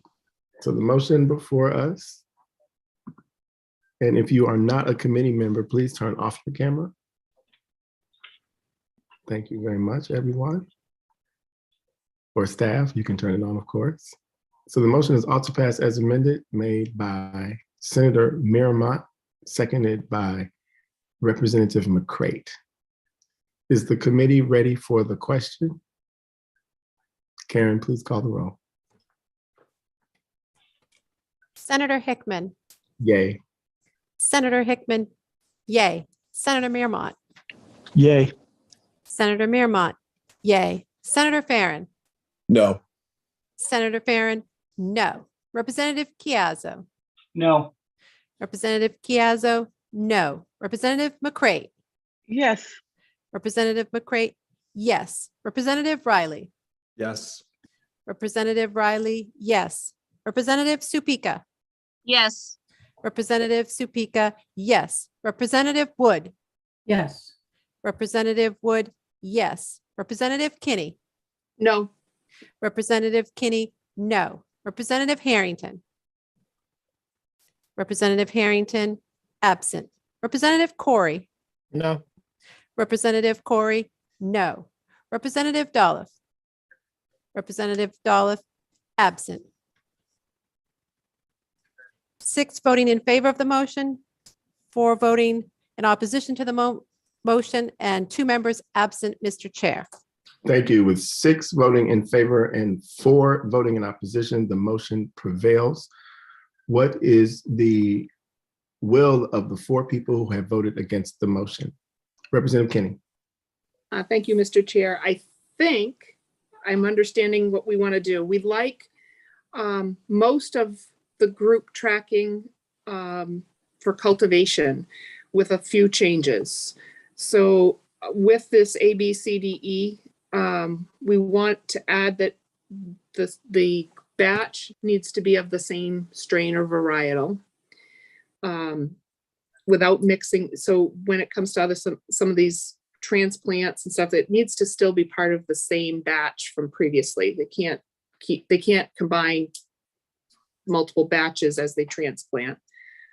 And we want to eliminate E for now. We need to see the department come back with some ideas, or someone come back with better ideas on that one, and limit this to the cultivators themselves. So the batch, which I think this does, I don't think it follows through. So if an elixir or something is made, it goes forward to that batch will go forward, but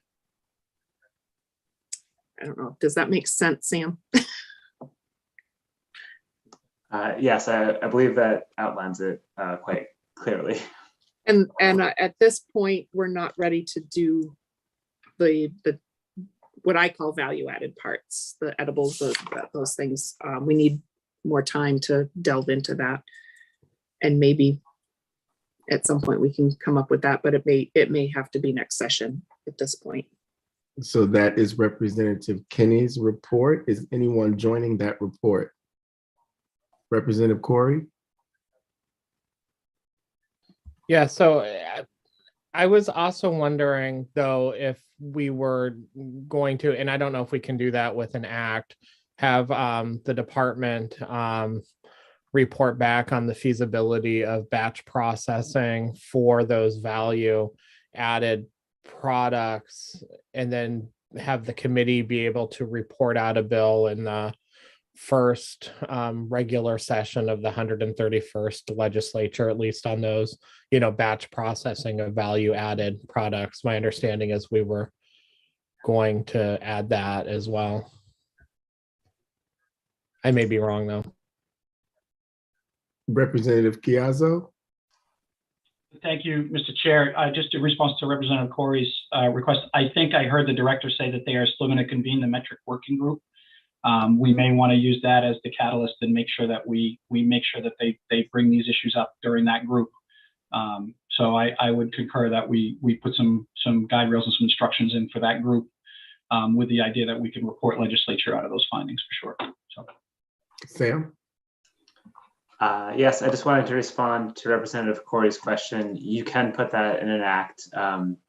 It will show up at basically the bottom of the bill in unallocated language, which would be like in the exact way we'd frame it as if we had done a resolve. It's just in this case, it'll be a bill with allocated language and then unallocated language, which, as we've mentioned previously, is just language that directs like one-time actions and won't end up in the actual like statute books.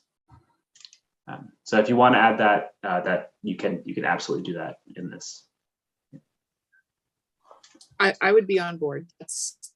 We did discuss it. I just didn't know how to word it. So is that the will of all four people who have voted against the motion? Senator Farron is not saying anything one way or the other. So we'll let that be. I support that. Okay, great. So Sam, you're all set with the two reports that you're going to work on drafting amendments for? Yes, I am. Perfect. And with that, I will close the work session on LD 8. Representative Corey, before I close the work session, what would you have to say?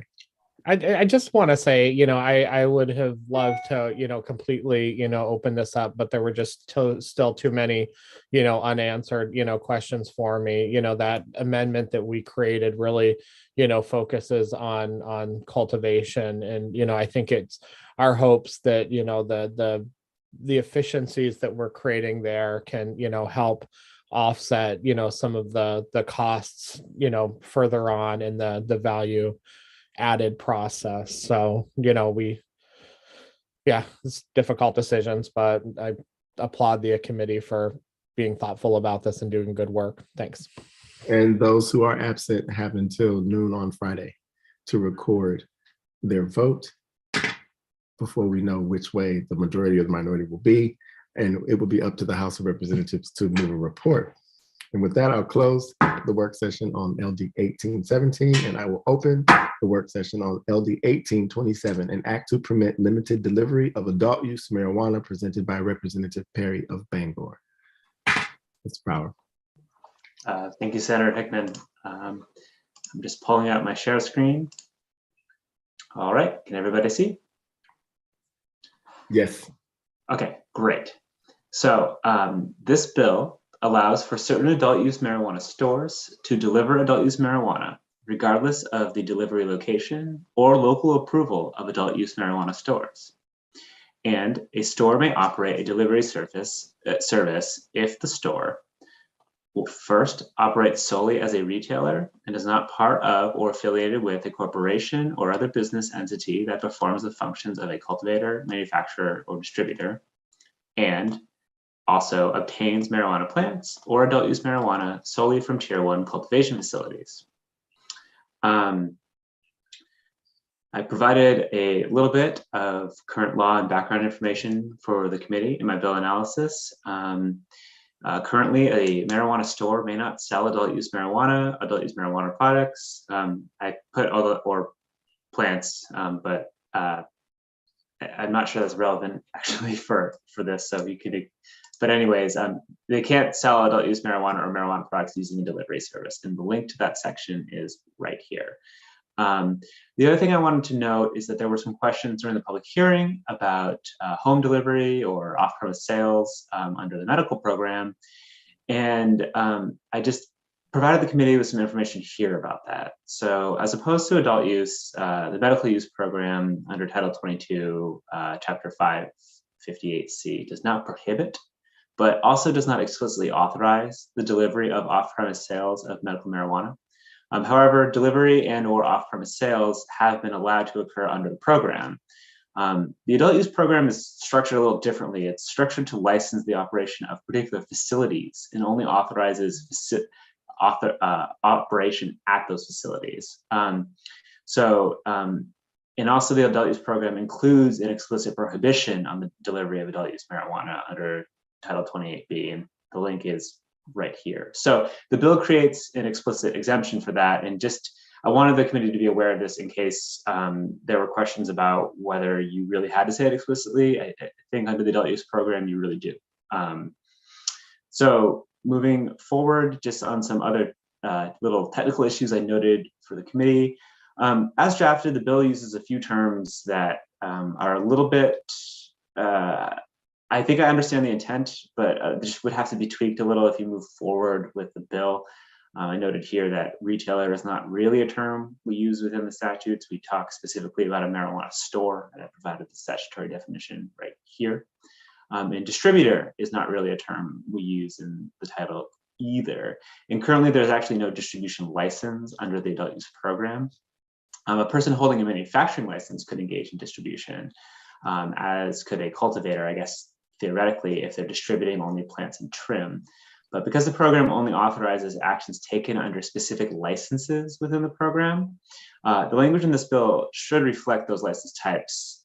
So if the goal is to require that a marijuana store licensee may engage in delivery only if that licensee is not part of a corporation that holds a manufacturing or cultivation license, the bill should be, written to make that clear. And again, I want to emphasize for the committee that to the extent you can vote on concepts and we can get the language buttoned up after, that's ideal. So just as long as you can be clear on how you want to move forward, we will do language review and you can see how it shows up on paper. And then the last point on this is that this bill does not address restrictions on transportation that are included in Title 28B, Section 505. And transportation for the purposes of delivery, if you're going to move forward with this bill, should be explicitly allowed. You'll see in Section 505 that it talks about when and how the transportation of adult use marijuana is allowed. And again, because we're dealing with a program that is explicitly authorizing certain actions under certain licenses, we would just want to make sure that the authorization is clear in every instance. We received at the public hearing a proposed amendment from MCIA, and that was included in the testimony provided by Mike Saxel. That language is here. And we also, I believe Representative McCrate wanted to introduce an amendment to this, or propose an amendment for this bill as well. That has been provided to the committee through email, and I also have it available to pull up on my screen and walk you through the same way I did with Representative Supika's amendment on the last bill. But I do want to give Representative McCrate an opportunity to share that with you on her own terms first. So unless anyone has questions for me, I'll turn it back to you. Thank you. Representative McCrate, did you want to talk to us about your amendment as we take conversation about the entire bill? Thank you, Senator. Basically, I'm happy to have Sam share it. Hopefully everybody got it in their email, and it's on the link. It should be. I added it. The short version is I wanted to put some excuse me, boundaries around underage. Say I wanted to make sure that we're not, if we're going to be delivering, that we're not delivering to those who are not allowed access by law.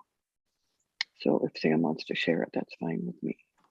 Thank you, Representative. Sam, can you please share Representative McCrate's amendment so that people who are watching, who have not received it, have an opportunity to see what it is she is proposing? All right, so it should be showing on your screen now. This is the proposed amendment from that I helped Representative McCrate draft.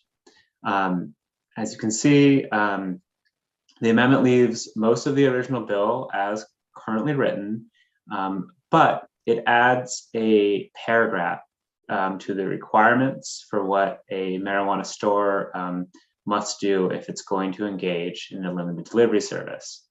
And that requirement here is that the marijuana store has received training prescribed by the department by rule and prior to operating the limited delivery service, on how to properly verify the age of a person purchasing adult use marijuana through a limited delivery service, and how to ensure that marijuana purchased through a limited delivery service is not purchased by or provided to a person under 21 years of age.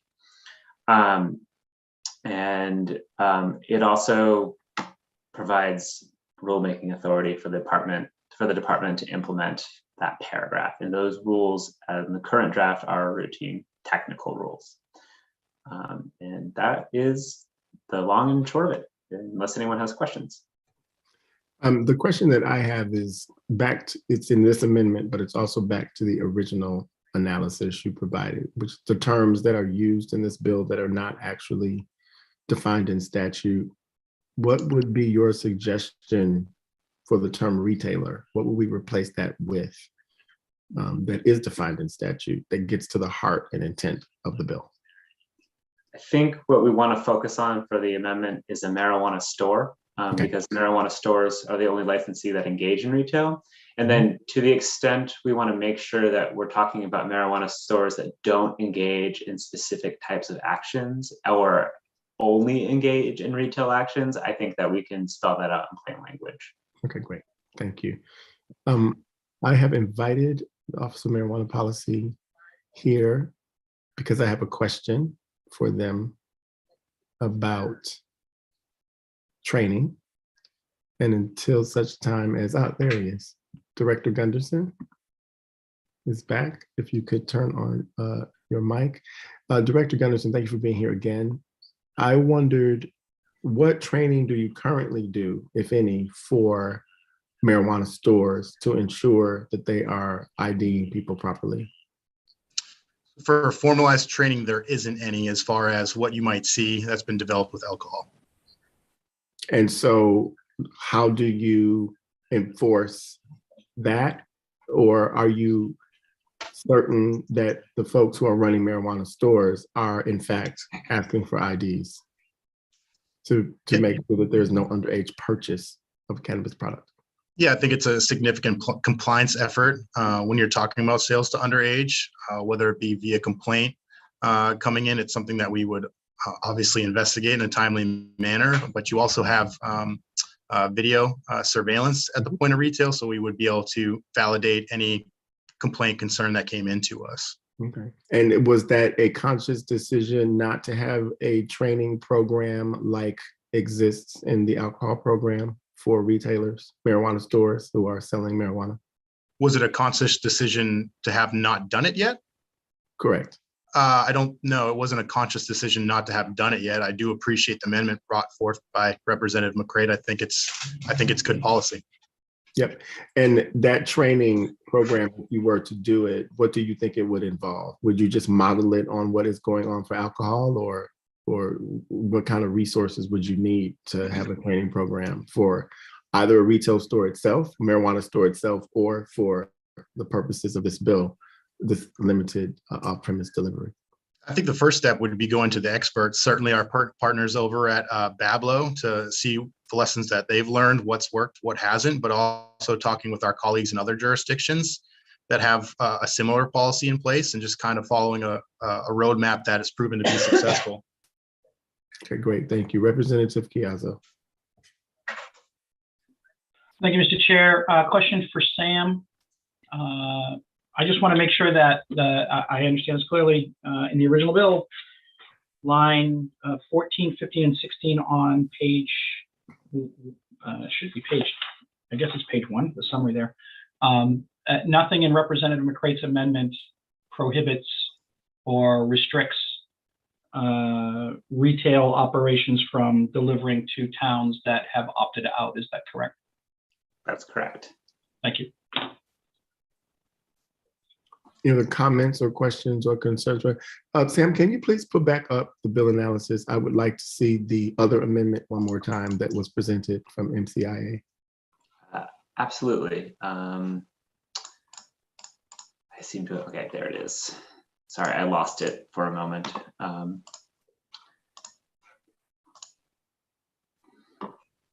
I'm going to just scroll down, and it should be in front of you now. Can everybody see it?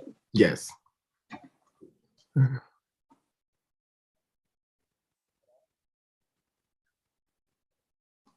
Oh, so would the,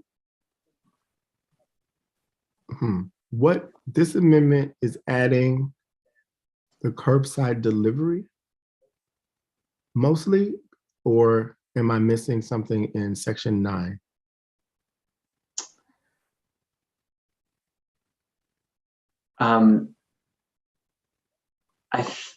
I think my understanding of this particular amendment that was provided was that the curbside delivery is the major change, and it also does not include the list of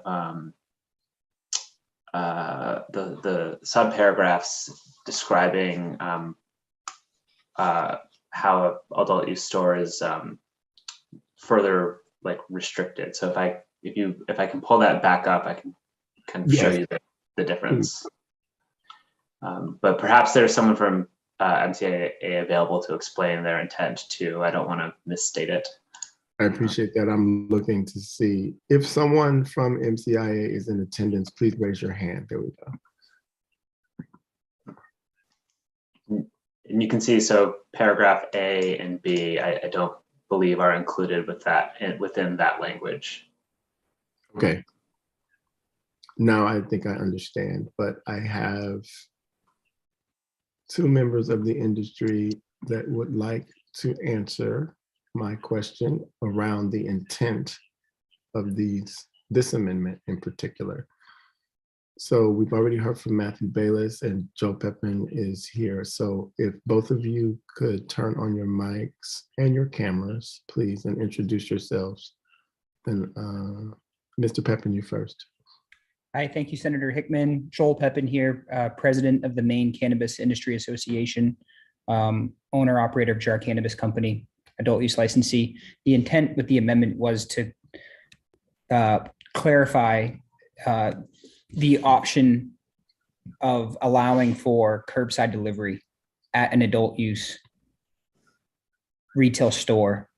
What we are looking to do, depending on how the committee feels about delivery in general, our hope was by adding the amendment, at a minimum, we could change law to allow for a retail licensee to deliver finished marijuana product out to someone's car at the curbside, given that we are in a pandemic. Oh, I see what you mean. So someone would drive their car to the facility, to the store, and instead of coming into the store, they may have ordered it in advance, and then you'd be able to deliver them their product to their car.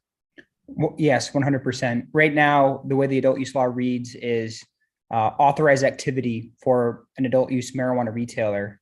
You can only conduct sales on the premises. So technically the parking lot is not part of the premises. So if someone places an order online, if someone's handicapped, if it's really, really icy and dangerous, you would physically verify that person's ID just as you would at the door, just inside the door of the establishment, and then would be able to fulfill and process that order in the store and walk it out to the customer. And you say that currently the parking lot is not considered the premises. Is that by law or by rule? That's a great question, Senator Hickman. I believe that would be in the rule. And I do think, I'm not 100% on this, but I do believe as an operator, you may be able to modify an operating plan to include some space right outside your store as a premises. Perhaps as an operator, we could show in our operating plan that the premises extends out beyond the front door to a specific area. Director Gunderson, if you are still here, can you answer my question about the premises, please? Unless Sam knows the answer. Senator, could you just repeat the question to make sure I have an understanding? So authorization for sale is on the premises of the licensee. And Mr. Pepin has stated that the parking lot isn't technically considered the premises. And I said, is that by law or by rule? And he's not sure of the answer to that. And so my question to you is, do you consider the parking lot the premises or not? I think Mr. Pepin's probably right, likely right, that it would simply come down to a change in the operating plan, identifying where an authorized activity is happening within their property. I think that's all that would need to happen in order to get us to a place where that conduct would be authorized. Okay, and does the department have a position on whether or not you would allow for a marijuana store that is authorized to sell product, to deliver that to a person in their car in the parking lot versus in the store itself? I don't believe we have a position on that. I think specifically with delivery, I think the amendment from MCIA would get at some of our concerns with, I think, what would be obvious safeguards when talking about delivery. We have allowed during the pandemic curbside for obvious reasons in our medical program. So I think it's something that we could work with. Okay, thank you. Chairman Chiazzo. Thank you, Mr. Chair. Two questions. First one for Director Gunderson, while I have him here. Obviously with medical, you have some concerns about patient confidentiality, privacy, things like that. Would some kind of surveillance or something, cameras be required in a parking lot if a transaction were to take place out there? I'd have to circle up with Deputy Director Malik to see if we have video surveillance coverage in the parking lots.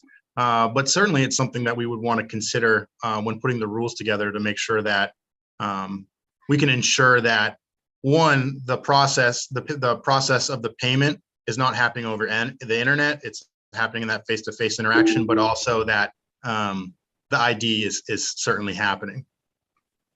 Okay, thank you. And a question for Mr. Pepin, if I could, Mr. Chair. So, Mr. Pepin, I appreciate you taking the time and coming with us and helping us through this stuff. It's fairly complicated. Would you be amenable to striking the provision that allows retailers to deliver to municipalities regardless of whether the municipality has approved the operation of marijuana stores or not? No, I would not. I think my personal stance and the stance of the association is we're only in support of delivery if it's to any town in the state. We believe, furthermore, that if we allowed delivery only into opted-in towns, it would be at the detriment of other existing established retailers, and it would dilute the market for all those operators. Okay, thank you. Representative Corey. Thank you, Mr. Chair. So Mr. Pepin is in my community, so he probably knows. We have sort of medical, marijuana storefronts, but and I don't know if we have any adult use storefronts yet. Maybe he can nod if we have them. Yeah. So I think that just a little bit. So I think the difficulty comes in here with regard to shared parking lots, and I don't think anybody's really talking about that. Like Mr. Pepin operates a business, like I think it's a medical business, correct, that uses sort of a shared parking lot. And I understand sort of the medical side. We also have another business at another strip mall in town. There's a business across the street from where Mr. Pepin operates that's a medical business that I think they're building for a retail business, but they also have a shared, parking lot with other businesses. Sometimes within these shared parking lots, there's not a specific spot where somebody would be picking up an order, I don't believe, which means that maybe, just at what point, do we have somebody walking across, parking lots with product and everything else? I think it gets confusing when you think about shared parking lots. I'd say, half of our businesses have their own parking lots, other ones have shared parking lots. So are we talking about places with designated parking, or which probably would have to be worked out in some kind of a lease agreement, or are we talking about businesses where there could be parking anywhere in the parking lot, and products moving throughout parking lots, which would, if we did have cameras in those situations. I know somebody brought up cameras. I don't know how a camera shoots what's happening in an entire parking lot, but anyways, those are sort of my thoughts. Sam. Thank you, Senator Hickman. I just have a couple of notes for the committee that might be helpful when thinking about how you're moving forward with this. So the first, and if you would like, I can pull this up, but it's pretty straightforward. So first, we define licensed premises in Title 28B. And that means the premises specified in a license to operate a marijuana establishment within the licensee, within which the licensee is authorized under this chapter and the rules adopted pursuant to this chapter to cultivate, manufacture, distribute, test, or sell adult use marijuana or adult use marijuana products. So I think that in terms of, what you're looking at as the authorized premises, as far as the statute is concerned, it really comes down to what is specified in the license itself. So for some stores that may include, the parameters of the parking lot, and for others it may not. I think it's going to come down to the specific individual license point. But what I think the committee should consider when you're looking at these bills is that the bill as printed, the bill and the bill as contemplated in both of the two amendments, each of them states that a marijuana store may operate a limited delivery service for delivery of marijuana plants, adult use marijuana, or adult use marijuana products to any location in the state. So when I see any location in the state, I think any location also includes, 15 feet outside the store. That seems to be covered by that language. Right. So that's something to keep in mind. And then one more thing, just a note for you, the video surveillance, though those are not, the security requirements themselves are not specified in statute. Those are laid out in the department's rules. So. Yes, thank you. I know that Mr. Bayless was here and he's not. I guess that means that, oh, there he is. Mr. Bayless, there you are. Your hand is up. I wanted you to just speak to the intent of the amendment as well. Yeah, and I just thank you, Senator Hickman. I have one suggestion on the camera. You can't have a camera pick up a whole lot, and if OMP is concerned about the transaction, how the transaction is handled inside the car, I think an easy fix to that is a body camera. They're $130 on Amazon, so you could have that retail employee exiting the store to do that transaction recorded on a body cam. So that would include the whole transaction down to the granularity they're looking for. Thank you. Representative Corey. Thank you. I'm going to be honest. When I read the amendment and it includes the section, with regard to delivery service of products to locations outside of to municipalities, regardless of whether the municipality has approved the operation of marijuana stores or not, I'm already a no. So I don't know if my parking lot concern is that really that big of a deal. I probably will be, voting no on this so long as, there's going to be any delivery to places that do not opt in. I hear you, Representative Corey, and I'll say I think that defeats the purpose of the bill. This is how I understand it, and since Mr. Pepin and Mr. Bayless are here, they can correct me if I am wrong, is that because so many towns have not opted in, there is a very limited way for these licensees to actually earn income. And with the pandemic, you have fewer people who are interested in going into stores. And so when I think about, this may be an odd analogy, but when I think about the Commerce Clause, we have the dormant Commerce Clause basically says you cannot discriminate against certain things that move across state lines. And to me, the people who have not opted in, that's fine. They don't want the presence of a retail outlet in their communities. But I don't believe that the same people can prohibit that movement of that product in and out of their communities, because that's exactly where the Black market thrives anyway. And if the point of legalization was to provide competition to the Black market, I just don't see how you can do that without allowing for delivery to places that are not, where there are no stores where people can access cannabis legally. Director Gunderson. Yes, thank you, Senator. I wanted to make 2 points because I want to make sure clear to piggyback what Sam said about the premise without going back through all the operating plans. I'm going to guess the vast majority, the parking lot is not part of the licensed premise. But again, that is a fix that you could go back through with an adjustment to the operating plan. And second, to Mr. Bayless's point about body cameras, there is in rule any retail transaction of cannabis that it be on video in a way that allows the office or the department to verify the identity. I will just say that in Massachusetts, when you're talking about curbside pickup, I think more specific delivery, they do have the body camera requirement. Just a little bit of info. Thank you for that. Mr. Pepin? Thank you, Senator Hickman. Just a few quick comments. One, the delivery bill, these discussions have come up internally for the trade association, and some of the conversations we've had, I believe, in this past summer with OMP, along the lines of using delivery as a method to increase the market size.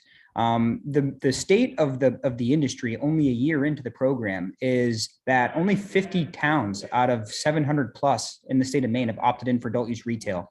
We're working with a very, very limited market size, and it's extremely challenging as an operator to go into a town, and it takes years of effort, if you're even lucky, to get a town to consider adopting a warrant article or a council adopting an ordinance allowing for marijuana.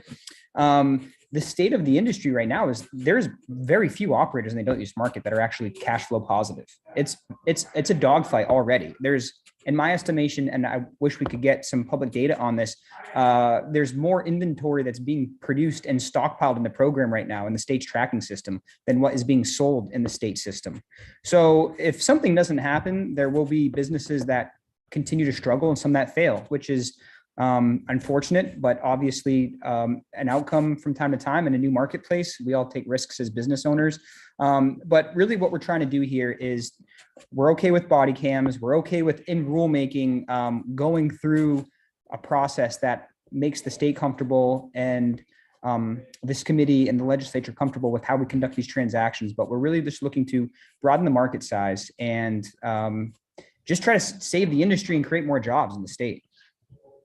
And would it be fair to say, Mr. Pepin, that this suggested proposal would take a step toward competing with the black market? 100%. I mean, in every town in the state of Maine right now, there's cannabis being consumed, being purchased, being delivered. You know, we've oftentimes talked off record about in a work session like this, using an illegal delivery service right now to deliver me marijuana, which wouldn't be as effective in Zoom as it would be if I was up in Augusta at the State House. But it's happening, and there's very little enforcement action against illegal operators doing this. You know, so we talk about diversion, we talk about all this stuff. I mean, the best thing we can do, in my opinion, as an operator to help curb out some of these illegal sales is to just broaden the legal market for all of us operators that want to pay our taxes, want to do it with cameras, that want to record all the granularity and data that we're talking about here. Let us compete with the market, and we'll do a great job at that, and we'll win over time. Thank you, Representative Corey.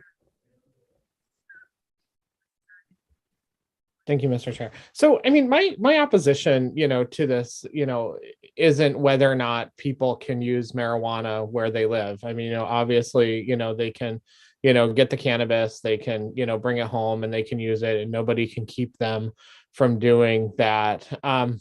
You know, I remember a great amount of discussion with Maine Municipal Association about how this would erode local control. You know, I'm going to remind everybody that when this passed at the ballot, it passed by 0.6% of the vote, so 50.3 to 49.7%. In the committee that, you know, Senator Hickman and I sat on, I mean, we discussed this issue, you know, for days, and what municipal, you know, opt in versus opt out, you know, actually, you know, looked like. You know, I think about this, and I don't know that our municipal officials didn't opt in because they didn't want a marijuana storefront, you know, in their community. I mean, I have lots of marijuana storefronts in my community. You know, some of my constituents like it. Some of my constituents, you know, don't like it, but we have it, and our town fathers have had a chance to look at that, you know, to hear from the townspeople and make those decisions in their local decisions. So I don't think that anybody is saying that people can't use marijuana in their, residences or use it in their towns. I understand the argument that people think that this, would stamp out the illicit and black market, but that's always going to be what it is. And every bill that we see in front of us, deals with that in one way or another. This isn't, the silver bullet that's going to stop, people from, hanging out on street corners and passing baggies to people. That's just not, the way it's, going to work. I'm very scared of eroding, local control, in this manner, which is what this bill, seeks to do. So I won't be supporting it. Thanks. Senator Mearmont. Thanks, Mr. Chair. I can't help but think that this alleviates a problem, but it solves a problem for the municipalities too. And unless the municipalities are trying to control people's behavior in the use of marijuana because they have attitudes like some of the folks that we know and work with and all that, and who are out there, can't help but think that then all it does is allows a town that, as Rep. Corey was saying, not to have a presence of shops. I think that's exactly what it is, unless they're stepping into trying to control other people's behavior, which is not their place. And we shouldn't allow them in any way to do that for a legal substance that people want to use in their home. So they can go buy it and then bring it back to their home. So why can't they have it delivered to their home to use it? But the only thing the town should be voting on, the municipality should be voting on, is whether they want storefronts that have friendly, smiling marijuana leaves on their facade. And if they're stepping beyond that, then I have no sympathy for them. Allow delivery everywhere because it can be used everywhere.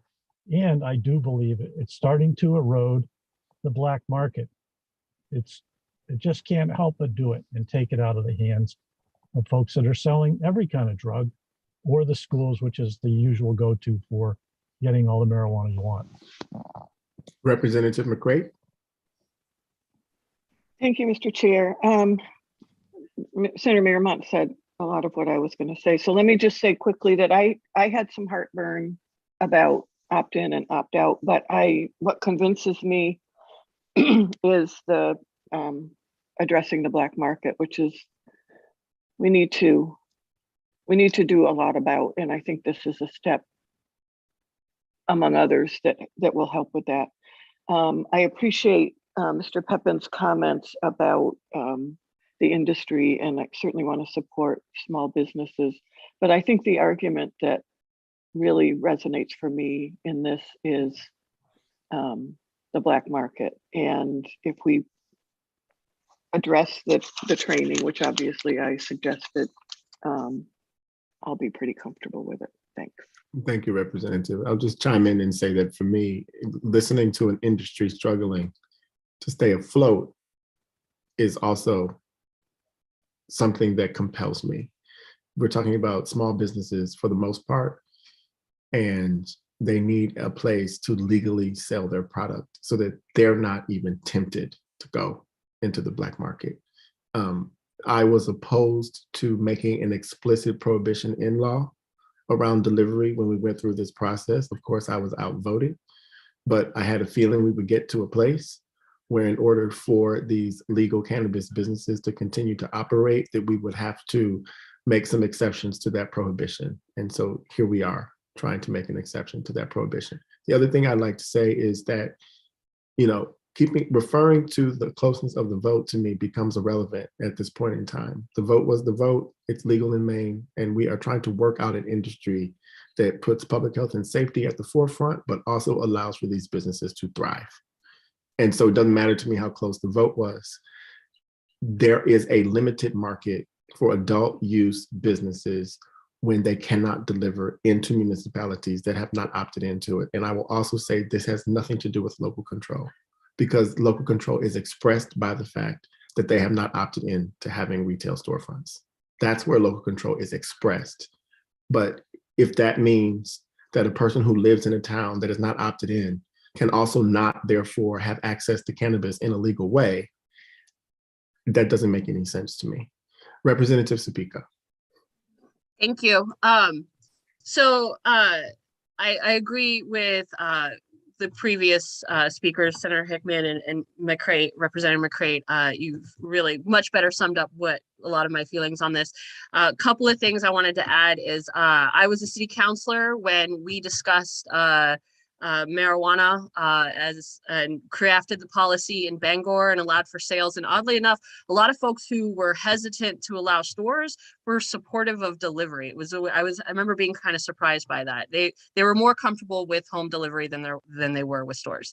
So that was another perspective. And then one of the things too that has really stuck with me with this is also, the fact that we are in a pandemic and there are people who are immunocompromised or do not want to go into stores and are much more comfortable with curbside. So I'm just kind of wondering, how Rep. Corey feels about curbside and everything and allowing that aspect of the bill to go forward. Thank you. I'm going to take out of order Representative Wood. We don't want Representative Corey to respond. I'm going to get to Representative Corey and Chairman Chiazzo, but I'm going to take you out of order because we haven't heard from you yet on this issue. Well, thank you very much, Senator Hickman. I'm going to repeat briefly what several people have already said, that I don't view this as eroding local control, because local control has not done a good job of controlling the black market. And I think this will actually help that more than create more issues. I also think that the referendum was before the pandemic. And I think the pandemic has taught all of us about delivery and curbside pickup of many things that we never thought we would do. And it's become much more of a norm. I do have a question though, where several people, Representative Supika, Senator Miramont, mentioned delivery to the home delivery. Mr. Pepin mentioned I could have some delivered to me in the State House. And so that's a question that I have around, can this be delivered to a school?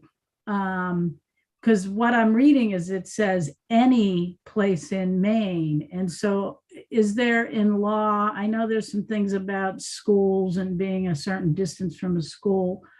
So I am a little bit concerned about this broad any place. And is there a way to maybe even just call it home delivery or delivery to a residence, or I don't know, it's making me a little uncomfortable. Thank you, Representative Wood, for that. We will ask Sam about how to make clarifying language to make sure we constrain the delivery to places where, you should not be able to, for instance, to be able to deliver this to a drug-free zone, as it were, which is a school. So we can certainly work that out in language if we need to. Chairman Chiazzo. Yeah, so I appreciate that the break and not taking me next, because I did need to calm down a little bit. So I do represent the good people of Scarborough, and Scarborough is a community that has decided to opt out, and I think it's we need to tread very lightly on assuming we know why each individual community makes the decisions that they make. And I do take offense to Senator Miramont's comments about it, insinuating that there's some diabolical reason that the town of Scarborough does not wish to engage. So I am a hard no. I disagree with Senator Hickman that I do believe it does erode local control. Because as soon as you tell a town they have the right to do something, but then you say only it depends on whether we like it or not, I can't accept that. So I could definitely support a curbside amendment with whatever language needs to be worked out in order to give the industry some relief. But I cannot, in all good conscience, represent the people of Scarborough, allow people to make disparaging comments towards that town, and then turn around and vote in favor of something that I feel does denigrate their local control. So I've said my piece. I don't mean that to be a debate. I felt like I did need to express that though. So thank you. Representative Corey. I've got a barking dog in the background. I'm probably going to have to concur with Representative Chiazzo that, figuring out a way for people to do it curbside is one thing, whether that's figuring out, through leases and strip malls, if somebody has a specific, parking space that they can have to do curbside delivery. I get all that. And yes, I am sensitive, about the pandemic and new things that we've learned, as just, Representative McCrate has said, and maybe that's why curbside, may be okay. Again, when I look at Maine Municipal Association's testimony, Maine Municipal Association doesn't take positions on their own. What they do is they have a legislative policy committee. I'm so sorry about the barking dog. A legislative policy committee that goes ahead and actually decides what positions they're going to take. So those are representatives from many, select boards and town councils across the state, and they're very concerned that this erodes local control. So, possibly on parking lots, I'm good, as Representative Chiazzo was saying, but in terms of, deciding, whether or not, they want, marijuana businesses, because if you do come into somebody's committee, even with a car, that is a marijuana business in your community. And even the original Marijuana Legalization Act that passed by the voters did allow for municipalities to decide how many storefronts and everything else they wanted in their community. So I don't even feel like I'm, talking outside of the original Marijuana Legalization Act that passed by the voters. Thanks. Thank you, Representative Corey. Representative Kinney. Thank you, Mr. Chair. Yeah, I'm going to have to agree with Representative Chiazzo and Representative Corey on this. I also represent a town that has opted out. Several of my towns voted to opt out, and because I do represent 9, and my hometown not only opted out of marijuana, we're also dry as far as alcohol. I can have alcohol in my home, the spirits and so forth, that are banned in the town for sale. I can have it in my home. I just I can't buy it in town. We only have one little convenience store in town, but which I'm not as big as Scarborough, but we have, I think we do need to respect the towns as far as the local control. But at the same time, I can understand the curbside delivery as a possible option. We tested the alcohol to go, actually, my husband and I did, where it was sold in another town nearby from a restaurant, and brought it home that way. We can do that. So curbside delivery, I think I can work with that. And when I go to some locations that have curbside delivery, they do have designated parking spots for curbside delivery. And it may mean that the retailer will need to have a sign, this parking spot designated for curbside delivery. And depending on the size of the store, figure out how they can use, how many spaces they may need. And if it is a shared parking lot, like in a mall or in a, most likely it would be some kind of a strip mall of some sort, I suppose. And that would need to have some sort of a designated parking spot possibly. But I can't support it the way it's written or either amendment at the moment. Senator Miramont. Thanks, Mr. Chair. I'll just address that comment by the chair that you got to listen. Sometimes you don't. I can easily offend, no problem. You don't have to work at it, but don't work and be offended by that.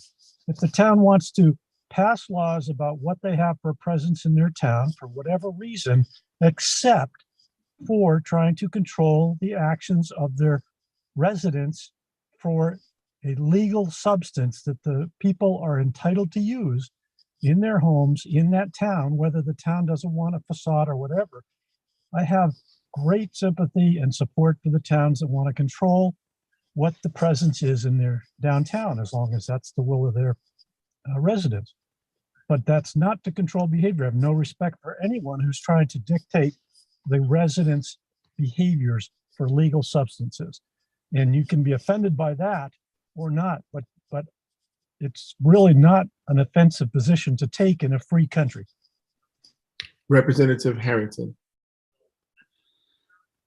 So my general thought on this is my entire employment as a law enforcement officer, my entire income is based on the fact that people don't follow rules. And this substance was legalized. And so I'm going to support this just because if a few legal businesses want to expand their business in this way, why should we stop them? This substance is legal. And if we don't allow it, it's pretty simple that they're just going to go elsewhere. They're going to go to the black market.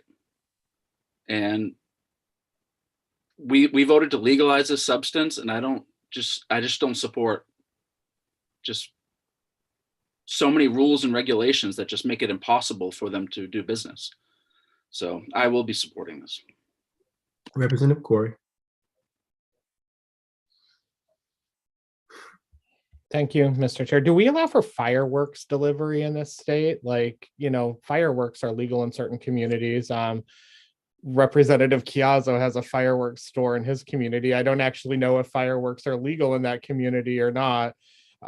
We had a fireworks store. It's no longer in operation. I think it's because our town council decided that, they didn't really, want fireworks, but for, a few nights a year or something like that. I'm not aware that, Phantom Fireworks in Scarborough can deliver their product to Wyndham. If I want to shoot off a firework, I got to go to Scarborough to buy it. I'd support delivery of fireworks too. Well, I will just say that we should try to keep it germane, but because you raised that issue, I will go back to Representative Kinney, who said that her town it's a dry town for alcohol as well. And I would imagine that a person in her town could order a bottle of wine, because we do have limited home delivery on wine, and have that wine delivered to their doorstep in her dry town. Because there's nothing to regulate against that. Who can know what you're ordering by mail that shows up at your doorstep? It's not as if there's something around her town that says alcohol cannot enter here. And so for me, it's about individual behavior that should not necessarily be regulated away because the town has decided that for all of the reasons or any of the reasons, that it doesn't want to have its town recognized publicly as accepting a retail marijuana storefront. But the people in that town are still going to get cannabis if that's what they want. And I feel like the black market is the only way for them to get that right now, because the black market delivers into towns that have opted out, period. Like, no one can tell me that that's not true. And so what this bill does is it creates a legal framework for the businesses that have done the investments and are paying the licensing fees to have an opportunity to expand their market that's safe and legal, and that really becomes no one's business, because whatever comes to someone's doorstep comes to their doorstep, and it's no one's business. So I absolutely will support this as amended. And Representative Corey. I mean, I'll be honest. I would know where I think to go and buy legal, marijuana, probably in Portland. I could probably find a store to go do that. It sounded like Mr. Pepin said there might be one adult use business within my community. I also know where to go buy legal alcohol, right? But I don't know where to go buy illegal marijuana and illegal alcohol, things that are, being, manufactured by somebody. So, to say that there's this great, access to the black market for normally law-abiding citizens, I'm guessing most of us would only know where to, go get it legally. I don't know where to go get it illegally. Like I'd imagine that even asking a person if they would sell it to me illegally would probably be a crime. Maybe I'm not sure, but in terms of, people are going to get it anyways. I don't know if I'd buy that. Thanks. Representative Kenny. Thank you, Mr. Chair. I want to kind of clarify some things. My town is dry for spirits. Our town, I don't know what the difference is exactly. That's probably more a question for Janet, who's not in this meeting at the moment. but beer and wine can be sold. There's something that might have to do with the alcohol content that's in Yep. beer and wine opposed to the spirits. And I also know that our town did opt out. And the reason for that is we do have a serious drug problem here. Mhm. And part of why it was the town voted the way that it did. The school, I can see the school, which is actually in the next town over from my house. I can see it right now looking out because I'm sitting in that end of the house. So we are very close to the school. It is that there are concerns with the delivery. I suppose, we have a bill about delivering alcohol. We've had a lot, we all are seeing the delivery of spirits. That is an issue that we're being inundated with emails about. I have been talked to some constituents saying I missed your email because unfortunately I'm getting hit with all these emails about a couple of different things. And we all know because our email inbox has been flooded. And one is that direct to consumer sale of spirits. So I do have concerns because one of the problems we've had throughout this pandemic has been drug overdoses. I realize that some people try to say marijuana is not a problem, but then I talk to other people who say it absolutely is a problem, and they know family or friends who have had issues with marijuana and no other drugs. So as much as the caregivers or the retail operators say, oh, it's not a problem, that marijuana doesn't cause those problems, for some people it very much does. So we do need to be cognizant of that and realize that if the town has said no, but the next town over has it, or they have a shop, as I said, I'm okay with the idea of curbside delivery, just as I've been okay with cocktails to go. And when it comes to direct to consumer, I'm going to have to really look at that and be cognizant of whether or not we want direct to consumer sales of alcohol in dry towns. I don't know how many dry towns we still have in Maine.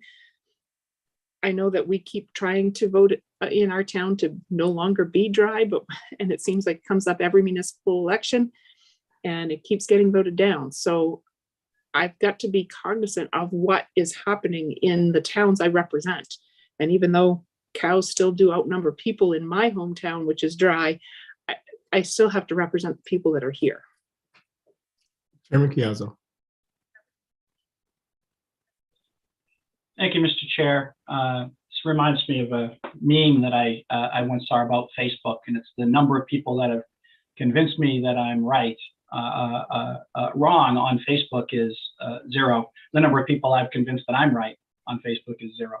I will just say that I want to be clear. I don't think anybody is talking about prohibiting a legal substance from being utilized. I think, to Representative Harrington's point, laws just keep honest people honest.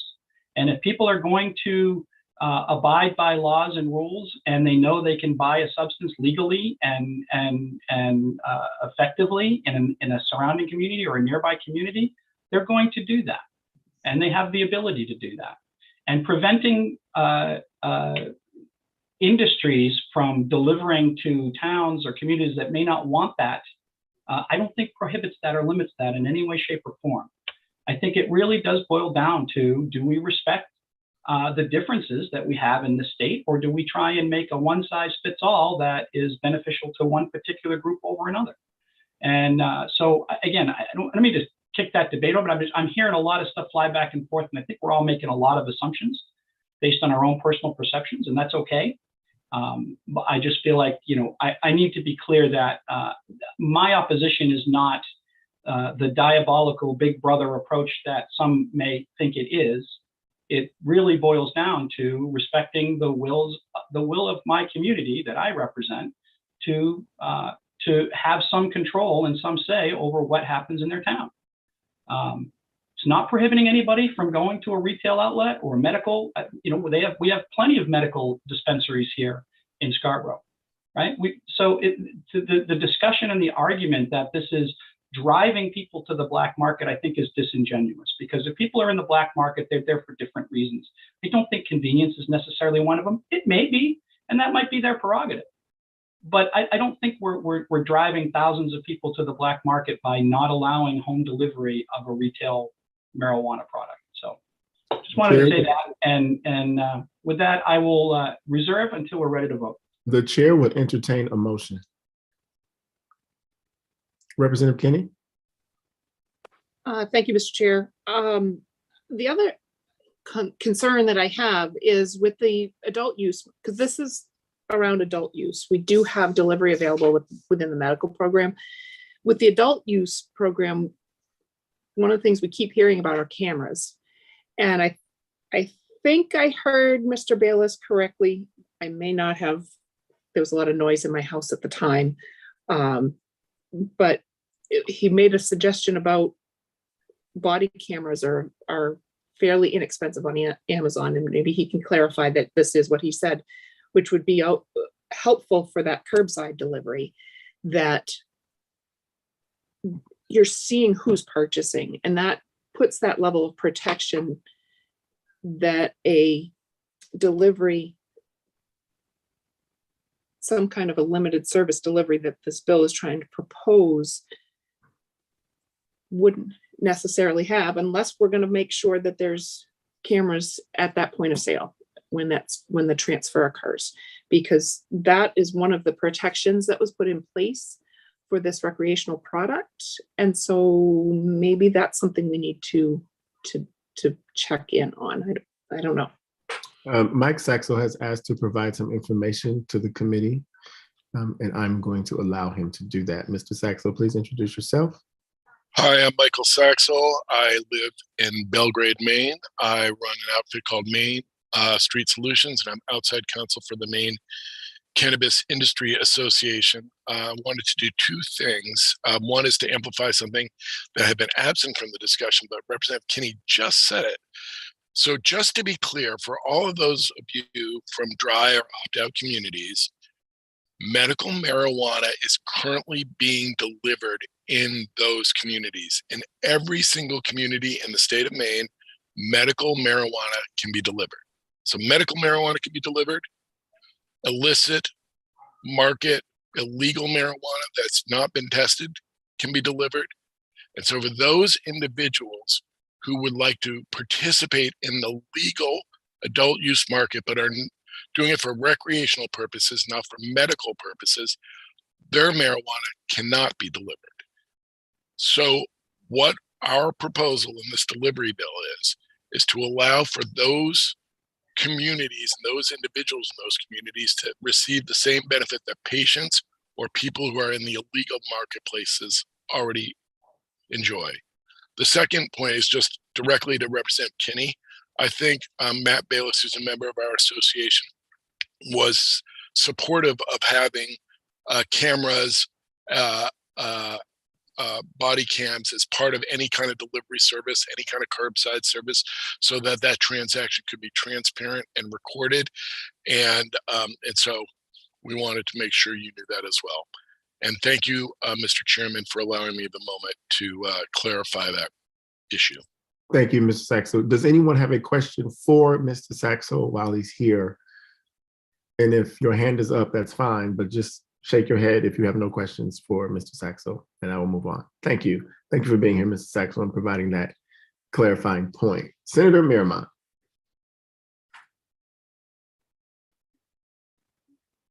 You are on mute, sir. Thank you, Mr. Chair.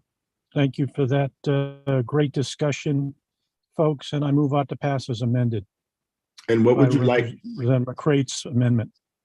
And would you also be entertaining the Maine Cannabis Industry Association's amendment as well in your motion? Refresh me on that. Missed it. Sam, if you could refresh Senator Miramont on that amendment as well. Absolutely. So Representative McCrate's amendment amends the original bill and includes the provision on training for age verification and to ensure that adult use marijuana is not delivered to people who are below the age of 21. And then the amendment that was provided by MCIA specifies that curbside delivery is something that is available as part of the delivery services. I will note there's one difference between the MCIA amendment and the amendment from Representative McCray. It's that the two paragraphs that were in the original bill as printed, the first, that requiring a store operates solely as a retailer and is not part of or affiliated with a corporation or other business entity that performs the functions of a cultivator, manufacturer, or distributor. And then the second paragraph that requires that a marijuana store obtains marijuana plants or adult use marijuana solely from Tier 1 cultivation facilities. Those requirements were not included in the MCIA amendment, and I just want to be clear on whether the committee wants to keep those included moving forward. And then one more thing I just want to raise for you. I think that if you're going to combine the ideas of these two amendments together, because the bill is originally drafted and in Representative McCrae's amendment says that delivery may happen to any location in the state, and I think that language clearly covers curbside delivery. I think what we might say, or what might be good to say, is to say including but not limited to curbside delivery as defined in the section, and then we can define the parameters of curbside delivery in the section. So you can, if you want to require them to designate a space in front of the store or something like that, you can be specific about that. And does that make sense? And is that along with the intent of what's been discussed? I think Yes. Senator Mearmont is making the motion, and so I will ask him if that sounds like something you would be putting in your motion.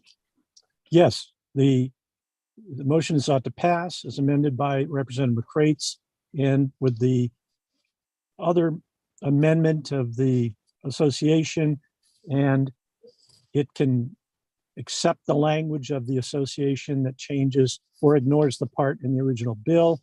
And I like your clarifying language. I'd like that included about curbside delivery, just to make sure it's clear. And that seems to cover everything unless I miss something, but I think that covers it. Second. And Sam?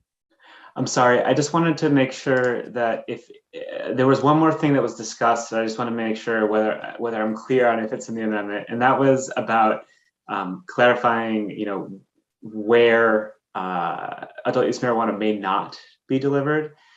Currently, the prohibitions in statute are for a facility may not be located, I think, within 1,000 feet of a school. So those prohibitions don't have to say anything about delivery because the current statute doesn't contemplate delivery. So do you want to have that in there as well or leave that out? I just want to make sure I know. Senator Mearmont?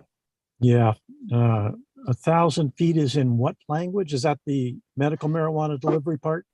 That is, so when, let me pull it up for myself. So these are in the requirements for where the facilities themselves may be located in the adult use program. So this applies to marijuana stores, cultivation facilities, manufacturing facilities, and they're currently not allowed to be licensed located within, I think it's 1,000 feet of a school. And so there was a question brought up earlier in the work session about whether you intend this to allow for there to be delivery to schools. And obviously, there's still a prohibition on sale to minors, but there is not contemplated any prohibition on sale to, let's say, like a delivery to a teacher at a school or something like that. So if you want to prohibit that, you should be clear about it. Does that make sense? Yes, it makes sense, but it's the, if there's already delivery for medical, does that address schools or any other place that it might not be a good place to deliver? Or maybe they want medical delivered to school for the kids that should be using it at school or anywhere else. I don't know. Is this addressed at all in that language, since we're now not looking at what's not addressed, but what is addressed? So the medical program doesn't address delivery explicitly at all. The difference between the medical program and the adult use program is the medical program talks about, certifying caregivers under the statute and what caregivers may do, but it doesn't Okay, tie them to let's a not go down that premises. road. Yeah. So I don't think that I think what the 1,000-foot prohibition was more about if you're a manufacturing facility or some other facility, there's possibility of waste being maybe accidentally getting in the hands of the wrong people. A delivery system has a requirement for proving that you're the person, that you are over 21 or a legal person. So I don't feel like I want to address delivery restrictions in my motion. Thank you. So are you clear with the motion, Sam? I am, and I can go through the points to make sure the rest of the committee is clear as well, if you'd like. Please do. Okay. So my understanding of the motion is as follows. The motion is going to incorporate the training requirement within Representative McCrate's amendment. It's going to incorporate the curbside delivery element of the MCIA's amendment. It's going to remove paragraphs A and B from the original bill in the way they're removed in the NCIA amendment. It's going to clarify the curbside delivery provision to, basically specify that a store may designate a space for curbside delivery. And then it's also not going to address delivery location prohibitions. Thank you for that clarity. It's been moved by Senator Miramont and it's been seconded by Representative Topeka. Discussion on the motion. I see the Office of Marijuana Policy has its hand up. So Director Gunderson, if you could weigh in and provide information to us as we discuss the motion. Yeah, thank you. I'm glad that it got brought up by Sam. Gotta be careful with my words here. For the agency to be comfortable with the proposal at hand, I think is probably the best way to frame it. We would want those items addressed where not those deliveries would be occurring. Certainly not at schools, dormitories, hotels, public parks, whether that's addressed in statute or it directs us in rule. So I think for the department to be comfortable is probably the best adjective that I can come up with. So I believe that the amendment allows for this to be implemented by rule. Is that correct, Sam? So I think that while it does allow for the implementation by the department by rule, it would be better to be specific about what those rules can or cannot include. Okay. Because the amendment says it may deliver to any location in the state, I think that would get in the way of the department creating location prohibitions by rule. Okay, great. Representative Corey.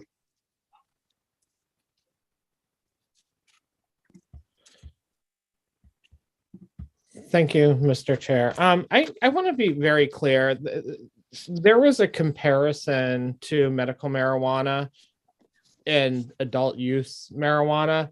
I want to be very clear that medical marijuana is a prescribed medication prescribed by doctors for people that have certain medical conditions.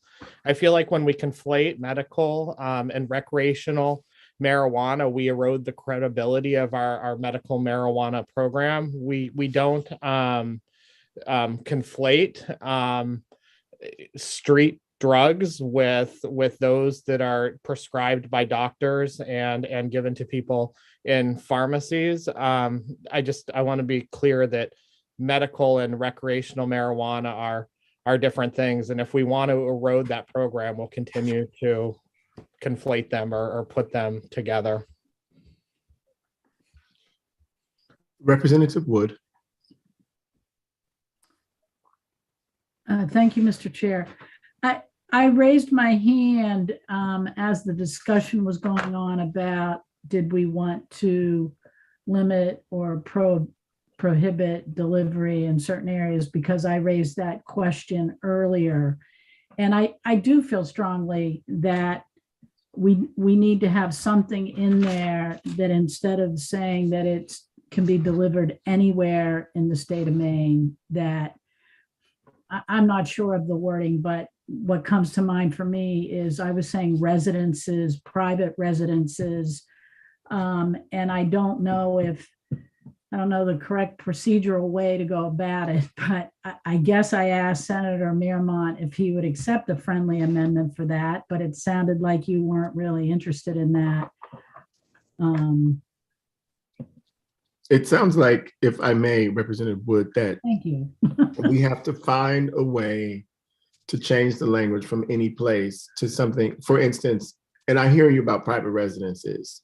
What if someone wants it delivered to where they are doing their own business? It doesn't have to be a cannabis business, but they want it delivered to maybe a place that they own because they don't want it delivered to their home. I mean, we can figure out all these different ways that we want to make sure that it's not, I think the department said it can't be delivered to dormitories, or it can't be delivered to schools, of course, and it can't be delivered and it can't be delivered. I get all of that. So I just don't know how exactly we would phrase that in this amendment if Senator Mearmont was amenable to a friendly amendment. Right. But maybe other members of the committee have ideas about that. Well, I guess from my standpoint, if somebody wants to get it delivered to the State House, or they want to get it delivered to their place of business, they would have the means to go to a storefront to buy it. So I'm looking to try to help the person that has a hard time getting out to a storefront. And so for me, it's about them having it delivered to their home. Okay.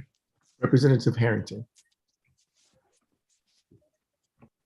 I'm just the same. I'm on board with this, but we just need to exclude current drug-free zones such as schools. And then I'm on board. Okay. Senator Mearmont, would you exclude current drug-free zones? I don't have a whole list, but if Representative Harrington could just give me, I'm sure it's schools. What else would it be by just saying that blanket restriction, please? So generally, playgrounds, it's areas designated by the town as drug-free zones. Generally, it's parks, playgrounds, schools. Seems reasonable. I would accept that. Okay. Representative Wood, does that help you? It helps. Okay. I see Mr. Bayless has his hand raised, and we are debating a motion, but I'll call on you if you have something to offer that's information that we haven't already considered, because we are certainly in the middle of a motion, Mr. Bayless. And if not, then I will not call on you. It doesn't look like you're putting your camera on, so we're good to go. Are there any other comments from the committee on the motion ought to pass as amended? Representative McCray. Thank you, Mr. Chair. I am struggling because I was feeling the same way as Representative Wood. I was assuming we were talking about residences. I would prefer that if that's what the language is, the drug-free zone and a person's place of residence that isn't a dormitory, which would be drug-free anyway, I think. But that took me by surprise to say a business. I agree with Representative Wood. You could probably get to a store if you're doing that. Representative Corey. Thank you. I'm just going to say that we're probably going to need to caucus this prior to a vote, only because it sounds like, there will be a minority report and not a straight out not to pass. So, unless, we need to work out our minority report live, I think that we're going to need to caucus what that report looks like. Thank you. Mr. Bayless. Thank you, Senator Hickman. I'd like to speak directly to Representative McCrate's amendments. In that MCA would oppose this bill with those amendments intact. I believe they are well-meaning, and it stems back to original language errors in the original drafting of the bill. But I believe the way it's drafted, the way the amendment's drafted right now, it would greatly limit the access to materials to get out to the market by only allowing flower and products to come out of a tier 1 cultivation facility. Currently, there's only one active tier 1 facility that's 500 square feet or less. So obviously that would not meet demand. And then obviously— Mr. Bayless, I Yes. don't mean to cut you off, but that is not a part of the amendment. Sorry. No problem. Thank you. So there's a caucus requested. It is 12:27. I would suggest that people get lunch during this break. I know that some of us have a hard stop at 5, and as you can see, we have quite an agenda ahead of us. And so we're gonna take a break so we can caucus everything that needs to be caucused going forward. Not that that's gonna solve any of the problems that may come up as we debate bills, but we're gonna take a break right now, and we will come back at 1:15 so people can get lunch and get fortified for a long afternoon of work. And that's what we're gonna do. So we will see you at 1:15.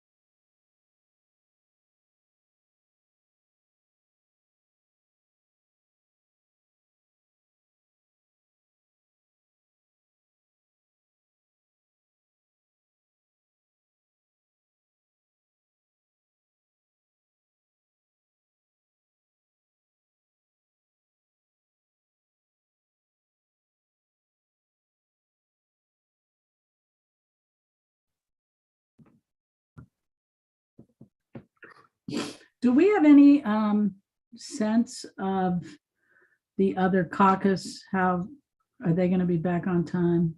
Well, I guess we'll find out.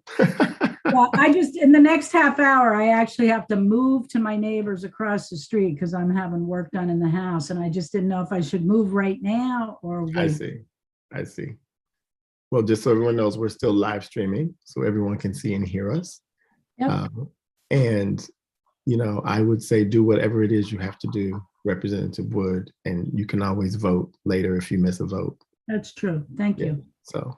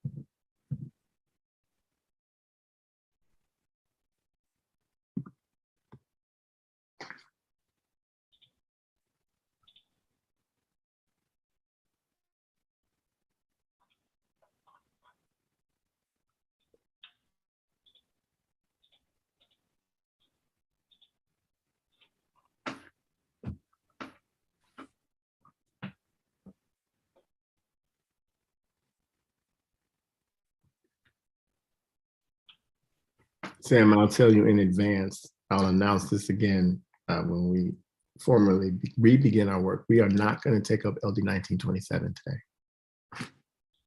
Understood. Thank you.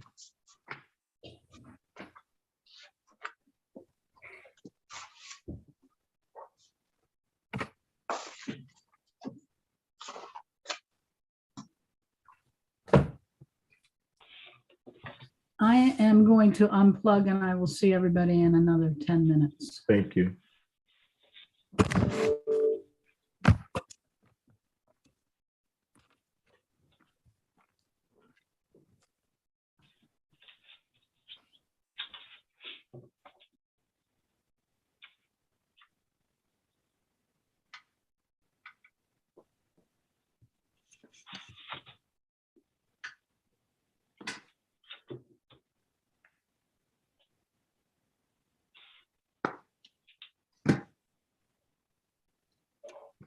What was the reason for canceling Friday? I missed the reason. Not Well, we don't have Sam on Friday to do any cannabis bills. And we're supposed to be working late on Thursday because of the state of the state.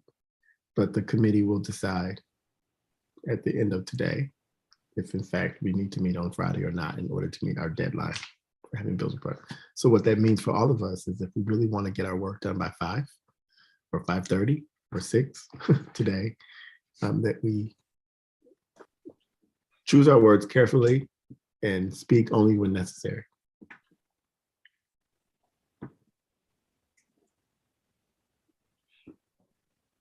Just a guideline. It's a good one. It's just a guideline. We know what we have in front of us.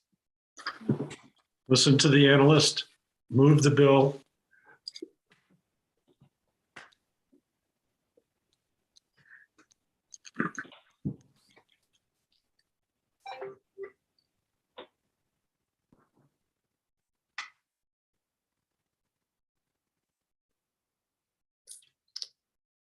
Let's see.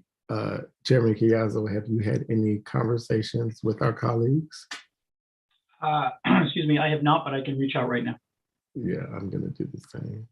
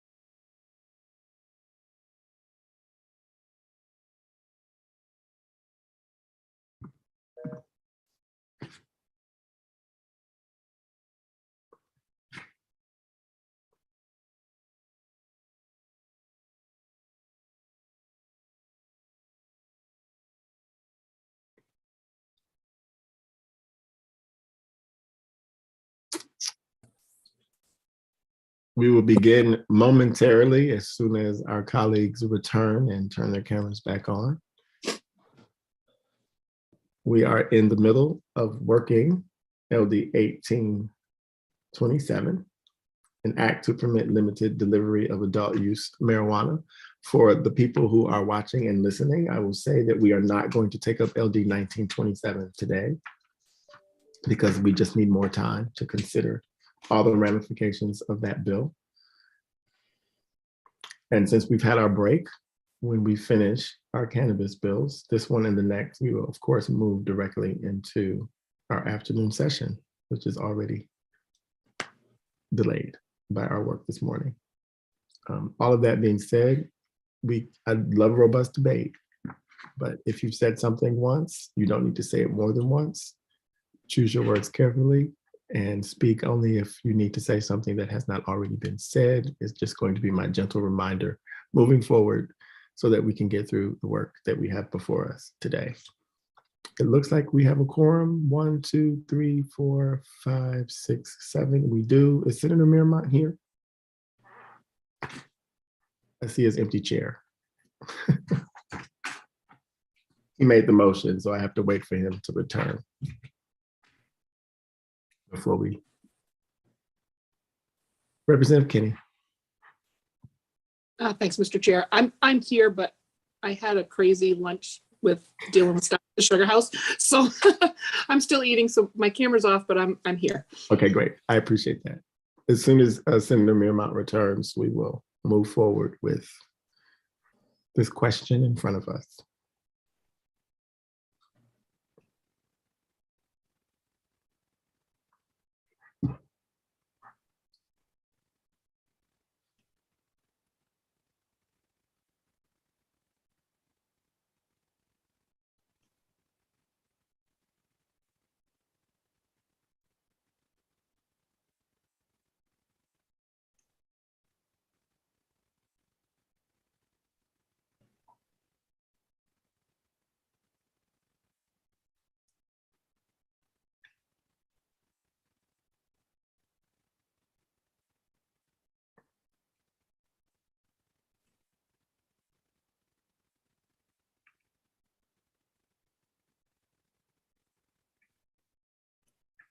Senator Miramont, can you hear us wherever you are? There you are.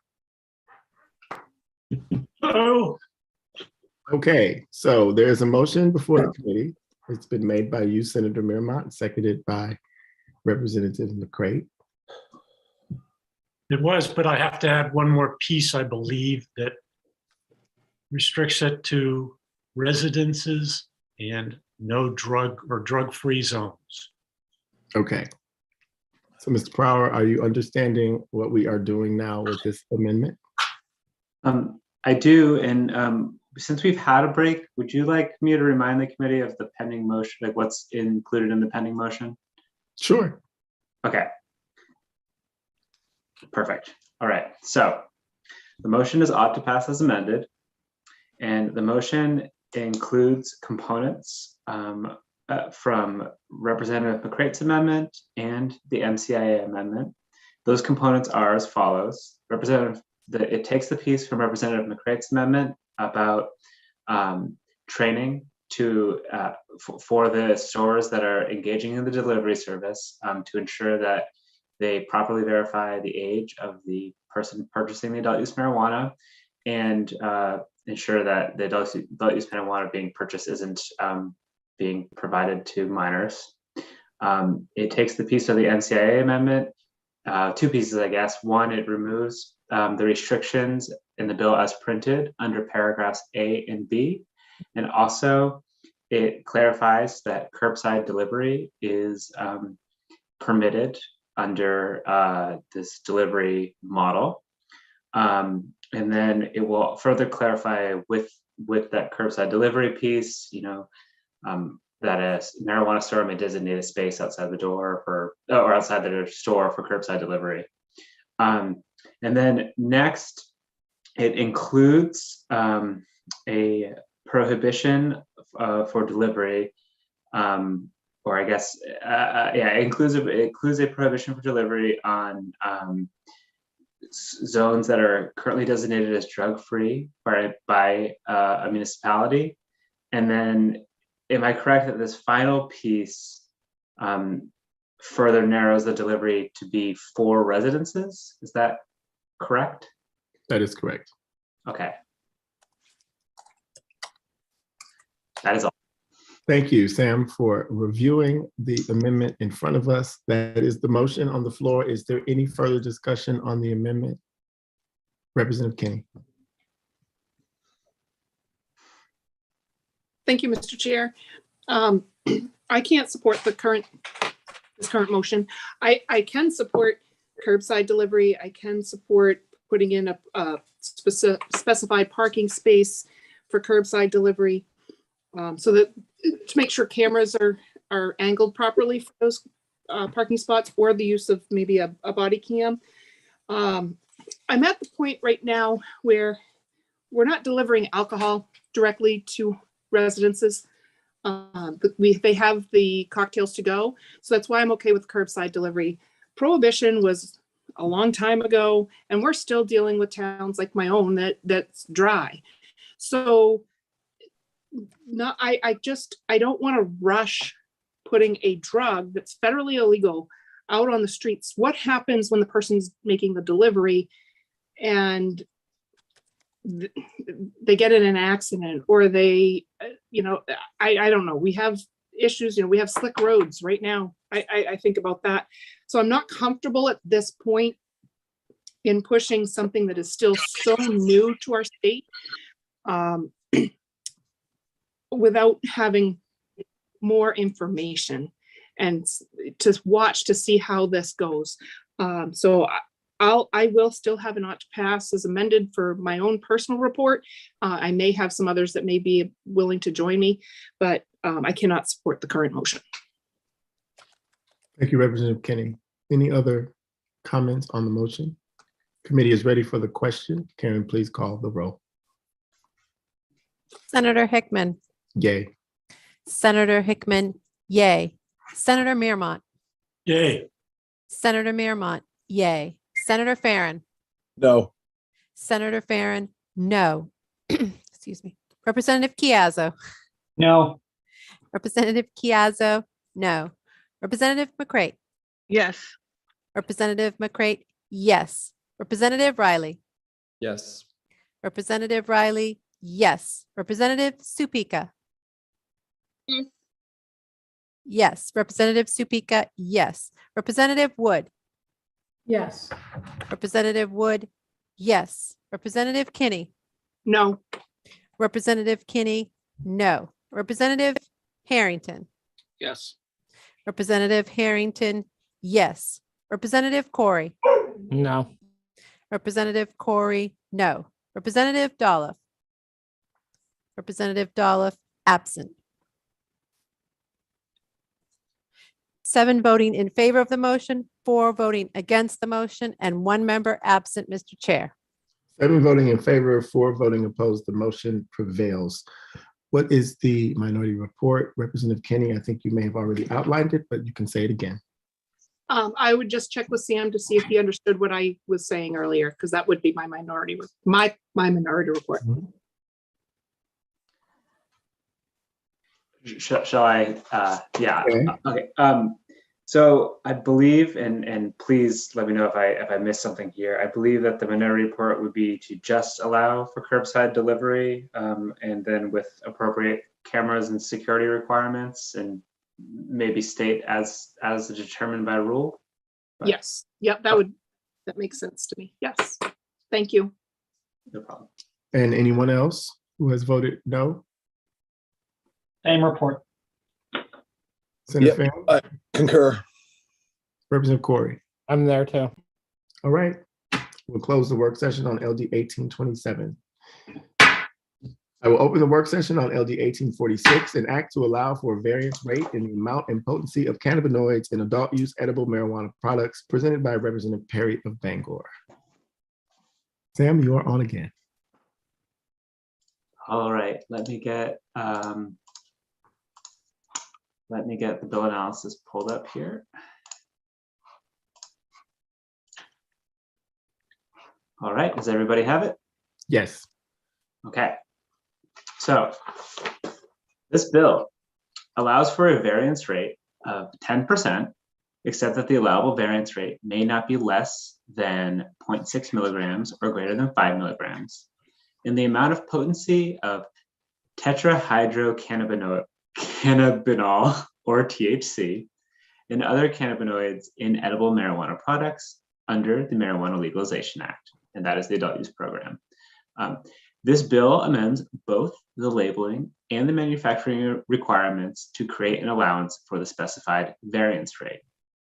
And then I just made a note here that I hope is helpful, that the amount paragraph in the bill is structured to refer to servings and packages, because it doesn't, and that the reason for that is that it didn't really make sense to apply the milligram range to both the servings and the package, since you've got potentially more than one serving in a package.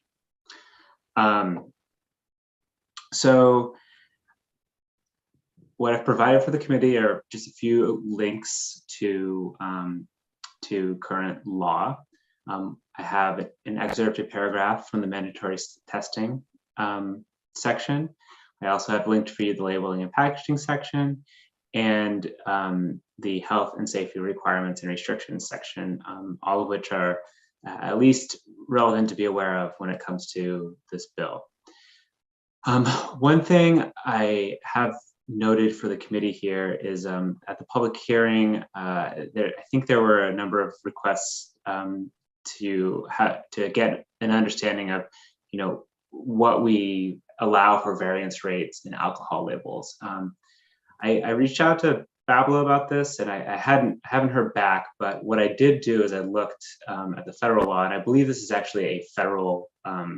This is regulated entirely by the federal government, and so you have links here to the Code of Federal Regulations. This one is, the top one is for distilled spirits, the next is for wine, and the third is for malt beverages. And you can see that they have varying schemes for each when it comes to variance rates on labels. So that was just following up on a request I heard during the public hearing. I actually don't have any technical notes on this bill. I think it's clear as drafted. And so unless there are questions from the committee, I'll turn it back to you at this point. Thank you, Sam. Are there any questions from the committee for Sam? Seeing none, are there any comments from the committee about the bill in front of us?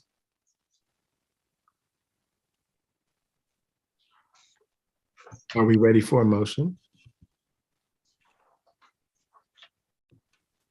Senator Miramont. Yes, thank you, Mr. Chair. Just reviewing the language at the same time as he was, but I move on to pass. It's been moved. As amended for whatever. Second. we need. It's been moved, ought to pass, and seconded.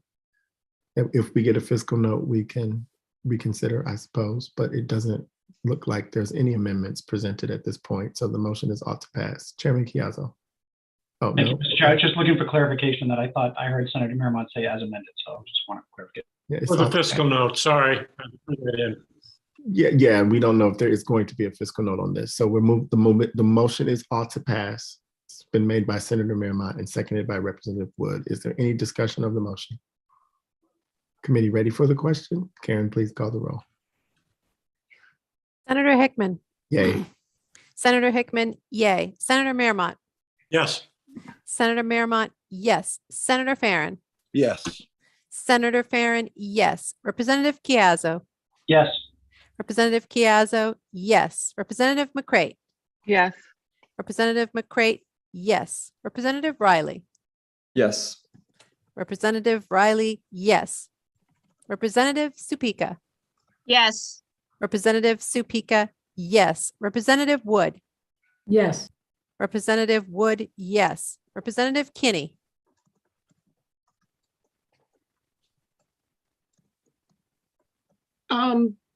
Yes. Representative Kinney, yes. Representative Harrington. Yes. Representative Harrington, yes. Representative Corey. Yes. Representative Corey, yes. Representative Dolph. Representative Dolph, absent. 11 having voted in favor of the motion and 1 member absent, Mr. Chair. Thank you. The committee has voted unanimously, those present and voting. The motion prevails. Absent members will have until Friday at noon to cast their vote. I will close the work session on LD 1846 and thank Sam for his excellent analysis and dealing with us this morning and this early afternoon. We will move on to our afternoon work session schedule. We are going to begin with LD 1726, followed by LD 1754, and then move through the rest of it in the order presented. So with that, I'm going to open the work session on LD 1726, an act to increase transparency in political communications, sponsored by President Jackson of Aroostook. Janet. Hi, good afternoon. Good afternoon, everyone. It has been a while since you've talked about this bill, so I could do whatever you want. I could remind you of its provisions, or I'll just look for direction. You have had a work session on this before. It was carried over. It's been a while. Yes, it has been a while. So I would ask for you, please, to act as if we're doing this for the first time, and that I know that we have someone from the Attorney General's office here to speak to the constitutional issues that this brings forward. Certainly. So this bill appears, and I say appears because it's a little awkwardly written, but that could easily be fixed if we want to vote in favor of it. So it appears intended to provide that if a communication is, quote, in the guise of news, unquote, and otherwise meets the criteria of a section of the campaign finance laws that I'm about to explain to you, or is internet or email activity costing less than $100, and the communication is published or paid for by an individual who is not required to file campaign finance reports with the commission and is employed by a candidate, candidate's authorized campaign committee, a party committee, a PAC, a ballot question committee, or an agent of one of those, then the communication must include the statement paid for by, and then inserting the name of the employer of the person who made the communication. If the communication is printed, email, or an internet post communication, the statement must appear at the top of the page in capital letters and at least 12-point bold font. So part of the requirement is it has to be in the guise of news and otherwise meet the requirement of 1014, or be internet or email activity less than $100. So what are these requirements of 1014? So 1014, subsections 1, 2, and 2A provide that when a person makes an expenditure to finance a communication, which is through broadcasting station, cable TV station, systems, newspapers, magazines, campaign signs, or outdoor advertising facilities, publicly accessible sites on the internet, direct mailings, or similar types of non-periodical publications, and the communication expressly advocates the election or defeat of a candidate, or names or depicts a clearly identified candidate and is disseminated in the short time period before the election, which is spelled out, then the communication has to state the name and the address of a person who financed the expenditure, which is the attribution requirement, and it has to clearly and conspicuously disclose whether the communication was authorized by the candidate's authorized political committee, or their agents. That's the disclosure requirement. In addition, some of those disclosures must appear on written communications in capital letters and in no smaller than 12-point Times New Roman font. So that's the current law, and that's what's referenced here. So if it's something in the guise of news and it otherwise meets this criteria, which I believe means about the type of communication, broadcasting facility, if you will, and the express advocacy or naming a candidate within a certain time period before the election. In addition, under current law, broadcasting stations, cable TV stations, and newspapers, which are defined to be any printed material intended for general circulation or to be read by the general public, including a version of the newspaper displayed on a website owned or operated by the newspaper. So those entities may not publish one of these communications that we described above if it does not include the required attribution and disclosure. So current law requires this attribution and disclosure both from the person making the communication and from a broadcaster or newspaper that's publishing the communication. And under current law, a person who violates these disclosures or attribution requirements, including the broadcaster and newspaper, generally may be penalized by a fine of up to 100% of the expenditure. And the Ethics Commission, when it assesses the penalty, has to consider how widely the communication was disseminated, whether the violation was intentional, and whether the identity of the person who financed this was supposed to be communication was concealed. The commission can waive the penalty if the person who committed the violation corrects it within 10 days of receiving a notice of violation. So several categories of communications are exempt from these attribution and disclosure requirements that I've described, including internet and email activities costing no more than $100 that are produced independently of individuals who have to file campaign finance reports with the commission, and they're acting independently of the candidate or the candidates committee or the party or PAC or ballot question committee or an agent of those.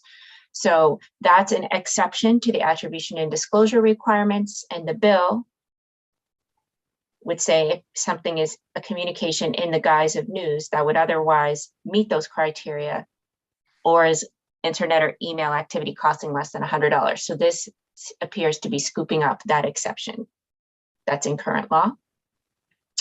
And then there's also a press exception in current law to the attribution and disclosure requirements.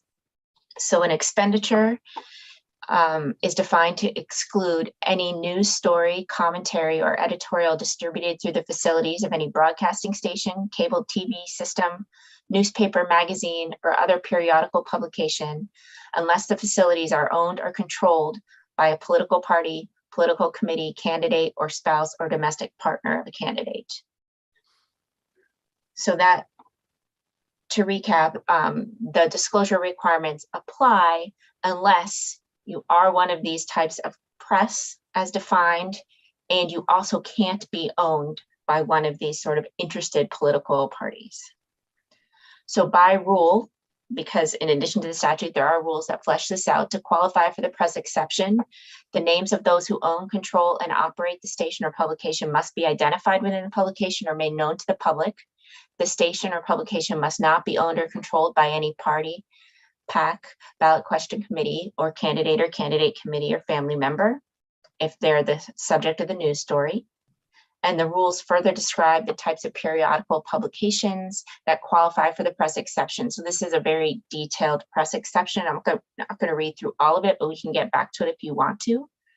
But as I summed it up, if a website appears to be a news website, but does not disclose the name of those who own, control, and operate the website, is owned or controlled by one of the entities that are prohibited, or is a website that does not meet the periodical publication definition in the rules, then the attribution and disclosure requirements of current law apply. So this press exception, if you look through all the details, is pretty narrow.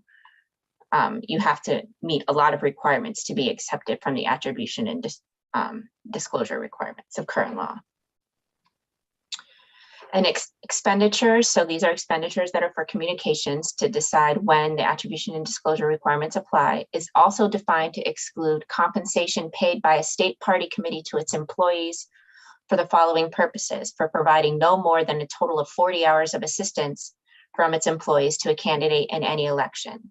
So accordingly, if the only cost associated with a communication is the party's payment of its employee, and that employee spent less than 40 hours preparing the communication for a single candidate, the attribution and disclosure requirements of current law do not apply.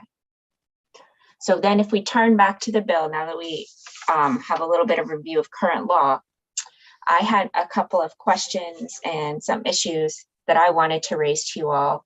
First of all, it's not clear to me what it means in the bill for a communication to be in the guise of news.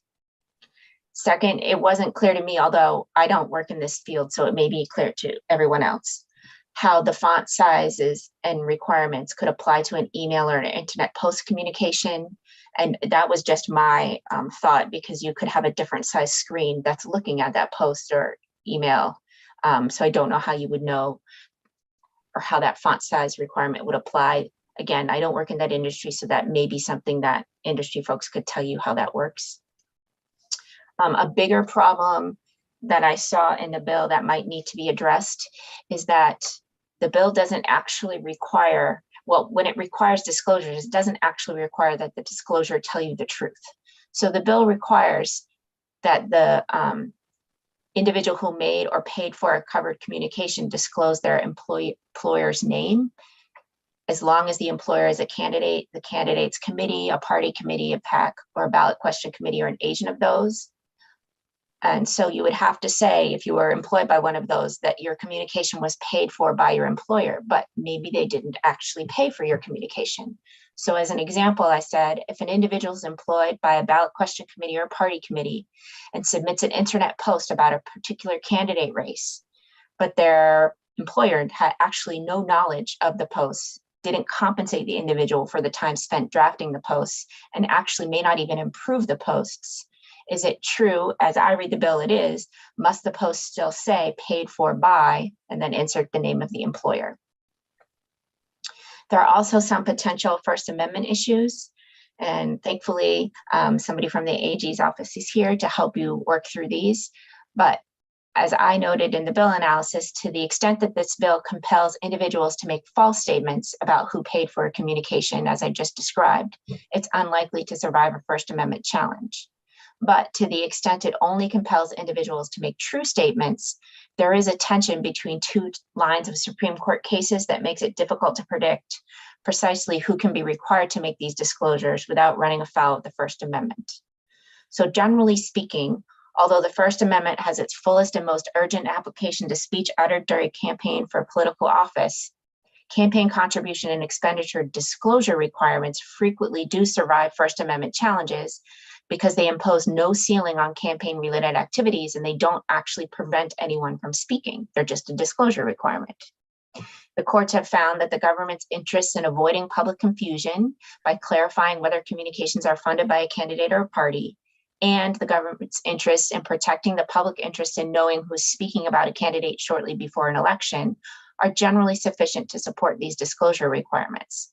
Specific individuals and organizations may sometimes succeed in demonstrating that a particular disclosure requirement is unconstitutional as applied to them. However, if there's a reasonable probability that the individual or members of the organization would face threats, harassment, or reprisals if their name are disclosed. So on this basis of this logic, prior versions of the attribution and disclosure requirements in current Maine law that we talked about in 1014 have been upheld by the First Circuit Court of Appeals. There's another line of cases, though, about anonymous speech. So in McIntyre versus the Ohio Elections Commission, the U.S. Supreme Court concluded that an Ohio law prohibiting the publication or financing of anonymous public communications that expressly advocate the election or defeat of a candidate or a ballot measure was unconstitutional. The Supreme Court began with a proposition that an author's decision to remain anonymous, like other decisions concerning omissions or additions to the content of a publication, is an aspect of the freedom of speech protected by the First Amendment. So although the state had argued that its law was supported by a legitimate interest in providing voters with relevant information, which was the type of argument approved of in the other cases we talked about, the court noted in that case that the law swept too broadly for several reasons, including that it applied to private citizens, like Mrs. McIntyre in that case, who acted independently of any campaign and its organized supporters, and whose name and address would add little, if anything, to the reader's ability to evaluate the document's message. And so in the federal district court in Maine, there was a case where the U.S. District Court acknowledged the tension between that McIntyre case and the Citizens United case, which talks about disclosure requirements more generally, but it held that the disclosure and attribution requirements in current law could constitutionally be applied to the plaintiff in that case, who had created a website expressly advocating the defeat of a gubernatorial candidate shortly before the general election. Although the plaintiff had acted alone when he posted the materials to the website, he had the assistance of the husband of one of the candidate's primary opponents in gathering content for the website, and he was working for another opposing candidate when he created the website. At the same time, however, when he created the website, it stated it was made by a group of researchers, writers, and journalists not authorized by or affiliated with any candidate or political party.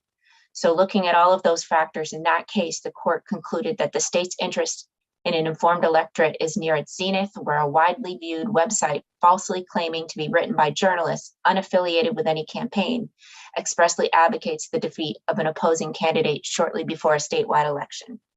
So that's an example of a type of case where maybe as applied, there would not be any concern perhaps for a court about the First Amendment implications of the bill before you. But if there aren't false statements that this is something completely independent, it's less clear what a court would do with a First Amendment challenge. Janet, if you And could then in defer for addition, one. the Maine Janet? Association of Broadcasters did submit written testimony worrying that broadcasters not get swept up in the disclosure requirements. I'm sorry, Janet, it looks like Representative Corey may have a question for you before we move on. Certainly. Representative Corey. Thank you, Mr. Chair. I recall this bill from last session, almost a year ago. This is a carryover bill, correct? Yes. Do I still have an ought not to pass on the floor on this bill? Let me look. No, it was voted and it didn't succeed. I'd like to make a motion ought not to pass. It's been moved ought not to pass by Representative Corey. It's been seconded by Representative Kinney. Is there any discussion on the motion?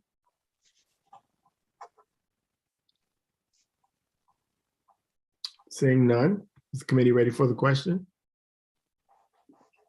Karen, please call the roll. Senator Hickman. Yay. Senator Hickman, yay. Senator Mehrmont. Senator Farren. Yay. Senator Farren, yay. Representative Chiazzo. Yes. Representative Chiazzo, yes. Representative McCrate. Yes. Representative McCrate, yes. Representative Riley. Yes. Representative Riley, yes. Representative Supika. Yes. Representative Supika, yes. Representative Wood. Yes. Representative Wood, yes. Representative Kinney. Yes. Representative Kinney, yes. Representative Harrington. Yes. Representative Harrington, yes. Representative Corey. Yes. Representative Corey, yes. And Representative Mehrmont. I'm sorry, I had to answer the door. What's the vote right now, please? The motion is ought not to pass. Where's my caucus on it? We are on LD 1726.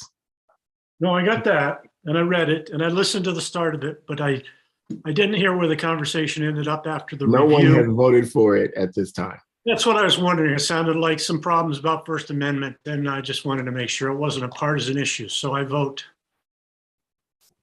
Ought Yay. not to pass. Yay. Senator Mehrmont, yay.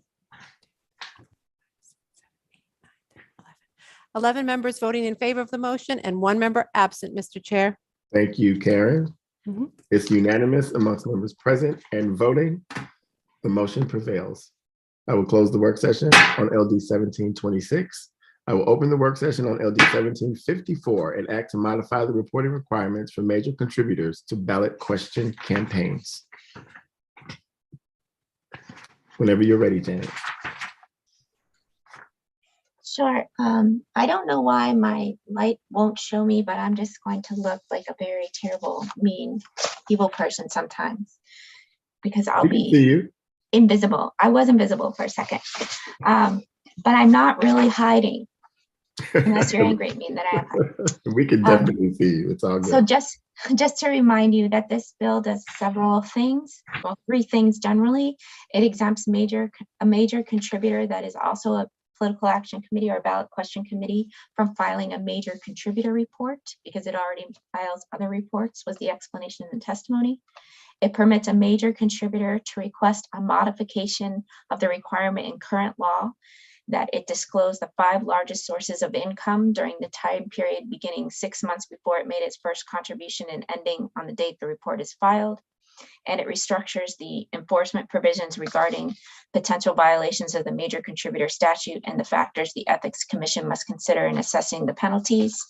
At the first work session, there was discussion about a proposal from the Ethics Commission to include as an amendment to this bill a provision that would allow the Ethics Commission to not incur what it felt was significant costs to reprogram its electronic reporting and filing system for ballot question committees, because in the last session, you enacted a law that would make equivalent the reporting requirements for ballot question committees and political action committees.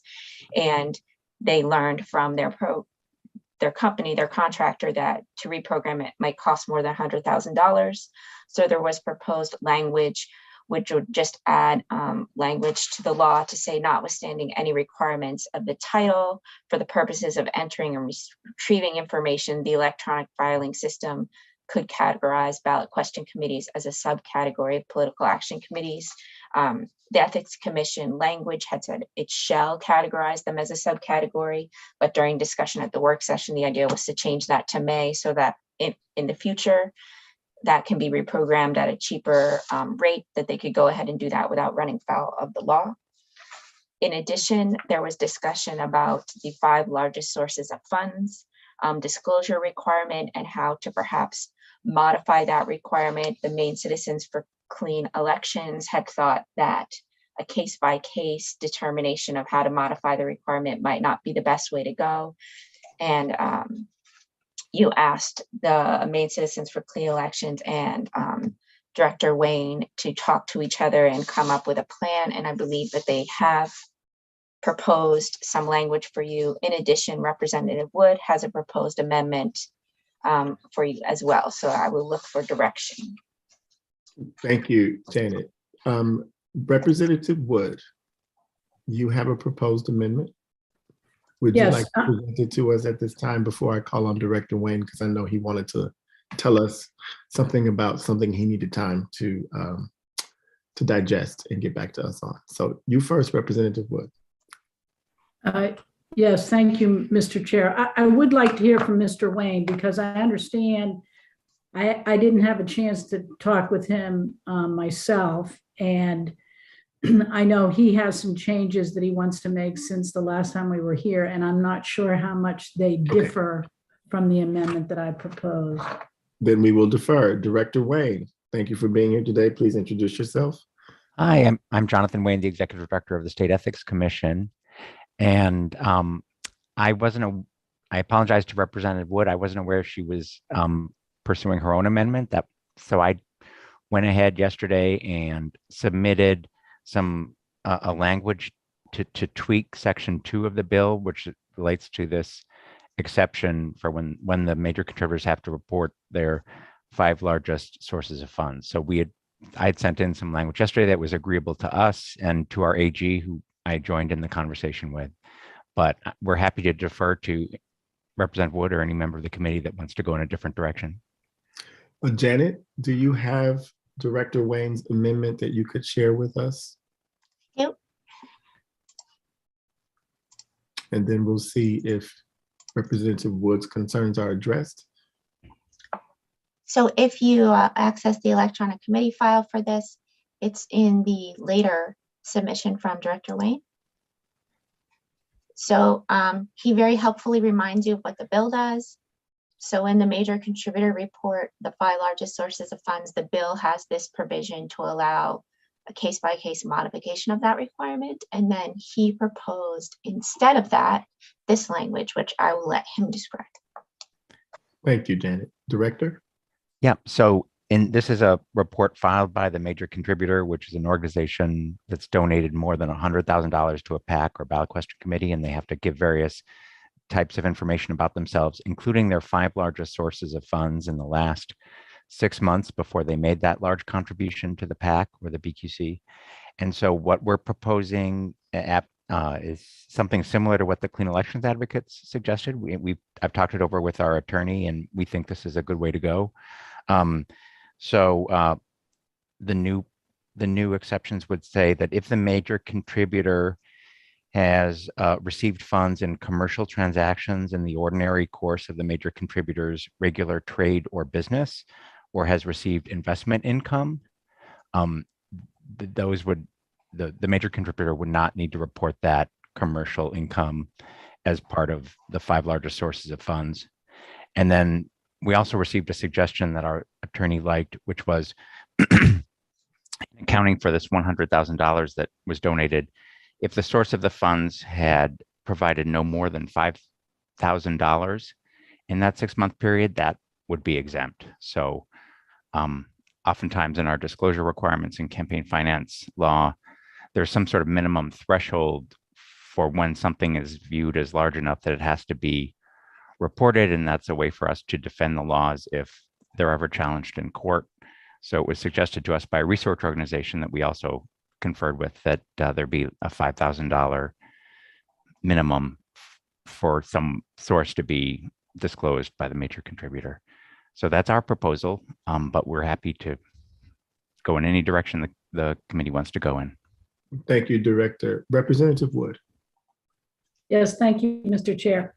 Director Wayne, I'm sorry we didn't get a chance to catch up, but it seems to me that what you have proposed in your number 2 is the same thing. The wording's a little bit different as what's in my amendment, other than the fact that Jana put in an asterisk for me on the main clean election, also asking about if the contribution was from a business entity that was owned by the business.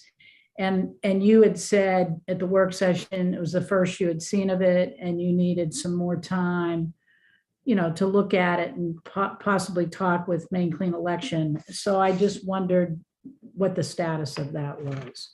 Well, I talked to John Brodegum, who is an attorney who was giving advice and working with the Maine Citizens for Clean Elections. And I also talked to our counsel, who's Assistant AG John Bolton. And I think the consensus among the 3 of us was just to delete that language about from the subdivision. Yeah. Okay. Then I'm fine with the way that you've come up with the amendment. That works for me. So just to be Thank clear, you. Director Wayne, you were saying that part of the language that was recommended that you hadn't a chance to see is that you would like to see that removed. That's right. And I hope I believe I'm speaking accurately for the 2 people that I was talking to. I think we could just let that go. Yeah. Okay, thank you. Any other questions for Director Wayne from the committee? Any more discussion about this bill? A motion? I make a motion, Mr. Chair. Representative Wood. Representative Wood. Sorry.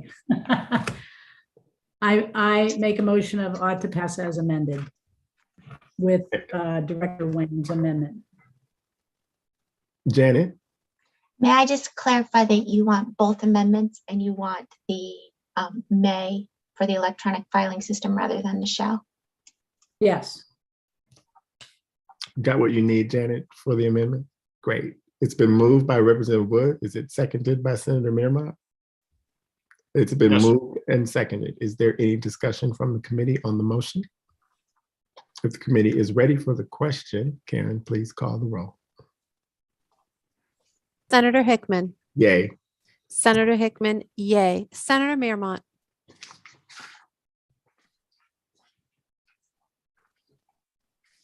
Yay. Senator Mearmont, yay. Senator Farren.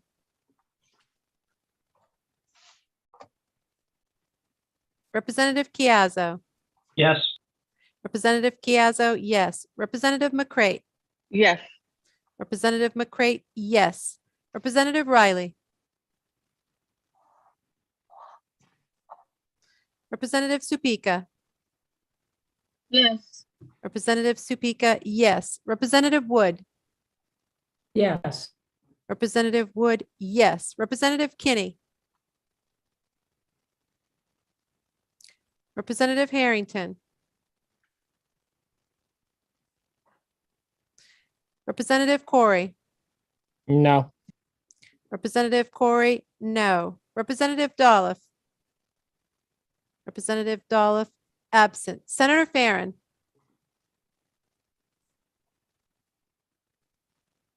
I'm back. Sorry about that. I was reading a little bit here. I'm no. Senator Farren, no. Representative Riley? Representative Riley, absent. Representative Kinney? No. Representative Kinney, no. Representative Harrington? No. Representative Harrington, no. 6 voting in favor of the motion, 4 members voting against the motion, and 2 members absent, Mr. Chair. Thank you, Karen. 6 members voting in favor, 4 in the negative. The motion prevails. What is the minority report? Straight no, Mr. Chair. Ought not to pass? Yes. Ought not to pass. For all of you, I see nods. And with that, I will close the work session on LD 1754. We are now shifting to liquor. I will open the work session on LD 1358, an act to provide for the direct shipment of spirits to consumers, sponsored by Senator Stewart of Aroostook. Janet.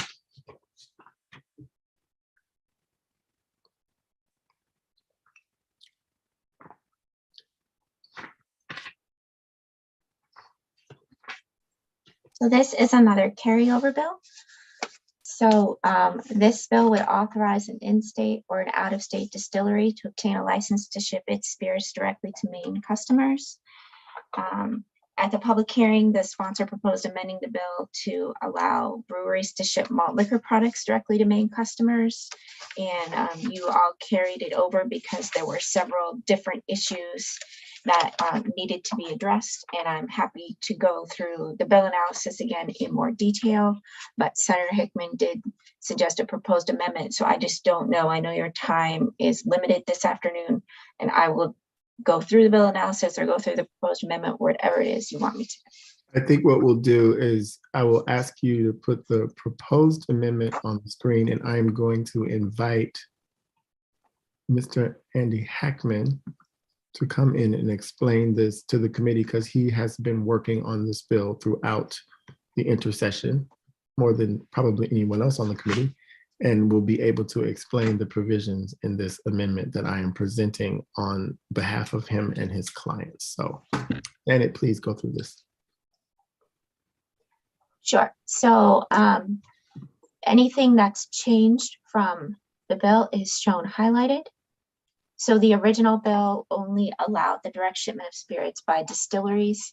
The bill itself, if you look through all the provisions, now allows distilleries, small distilleries, or rectifiers. So all of the different types of producers of spirits would be able to obtain a license from the Bureau of Alcoholic Beverages and Lottery Operations, this direct shipper license to ship their products that are spirits only directly to customers located in the state. So you'll see that small distillery rectifier language throughout. Another slight change that the amendment makes is the way that the bill is drafted, which actually matches current law for wine, is it talks about shipments to residents of the state. But it's my understanding that it's intended to only be to customers located in the state. So if you come here for just the summer and you order a spirit shipment, you would be able to receive it. Nobody would be checking your residency status before the shipment was sent to you. And then here's sort of the heart of the amendment, I think.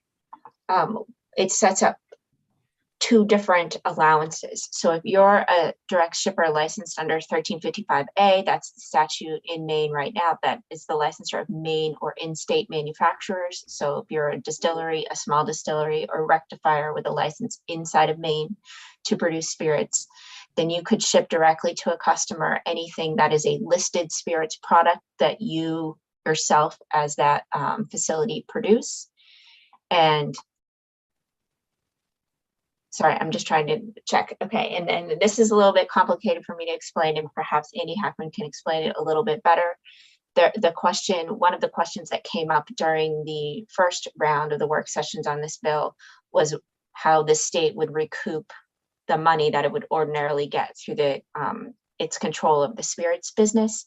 So the way this is written, even though it's a lot of confusing language, is the idea would be that the state would make or receive as a payment the same amount of money basically that it would receive as the payment from a small distillery if it were to, for example, take its products from downstairs, bring them upstairs and sell it in its tasting room to someone.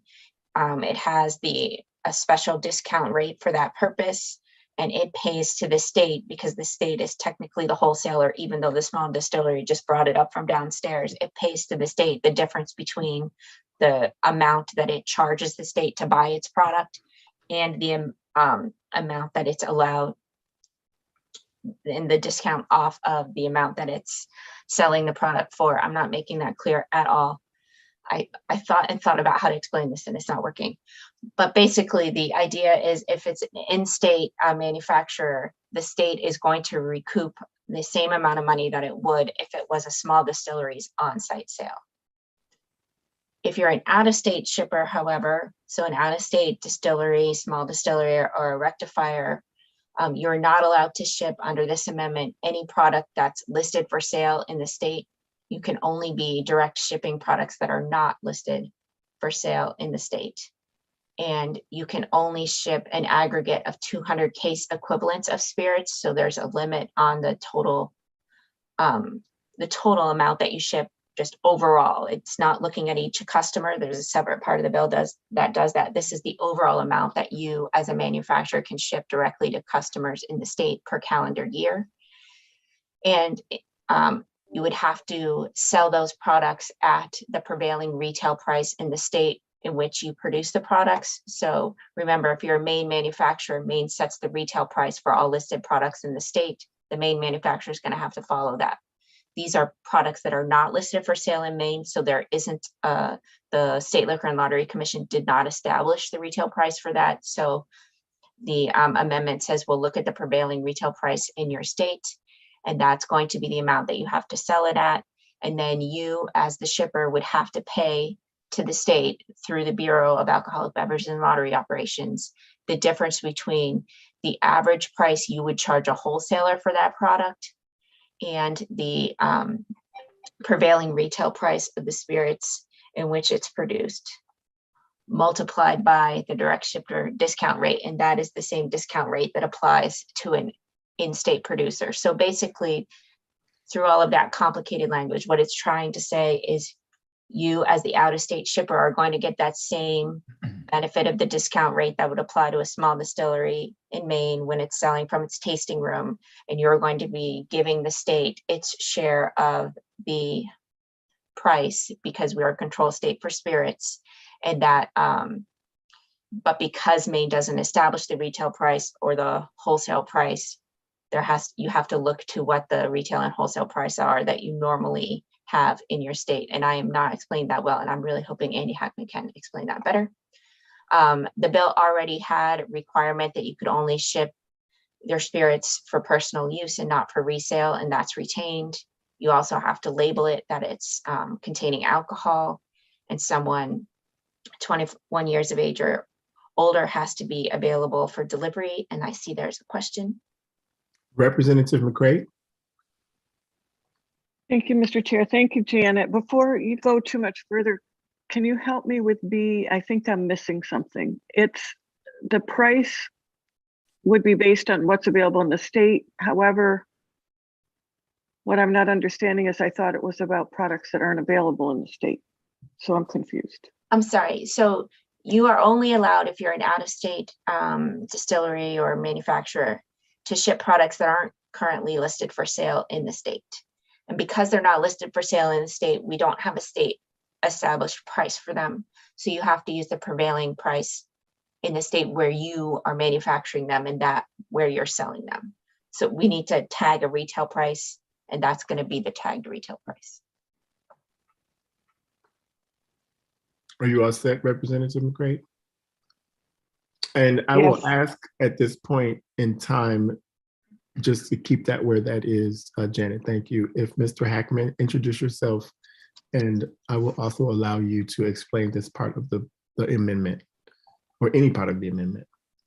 Thank you, Senator Hickman, members of the committee. My name is Andy Hackman, a resident of Union, here on behalf of the Distilled Spirits Council of the United States. We have worked on this language for the last year, trying to address issues and legitimate concerns that were raised during the hearing last year. I want to clarify, to be very clear, this does not include beer. That issue was raised during the hearing last year. There was interest from breweries in this avenue.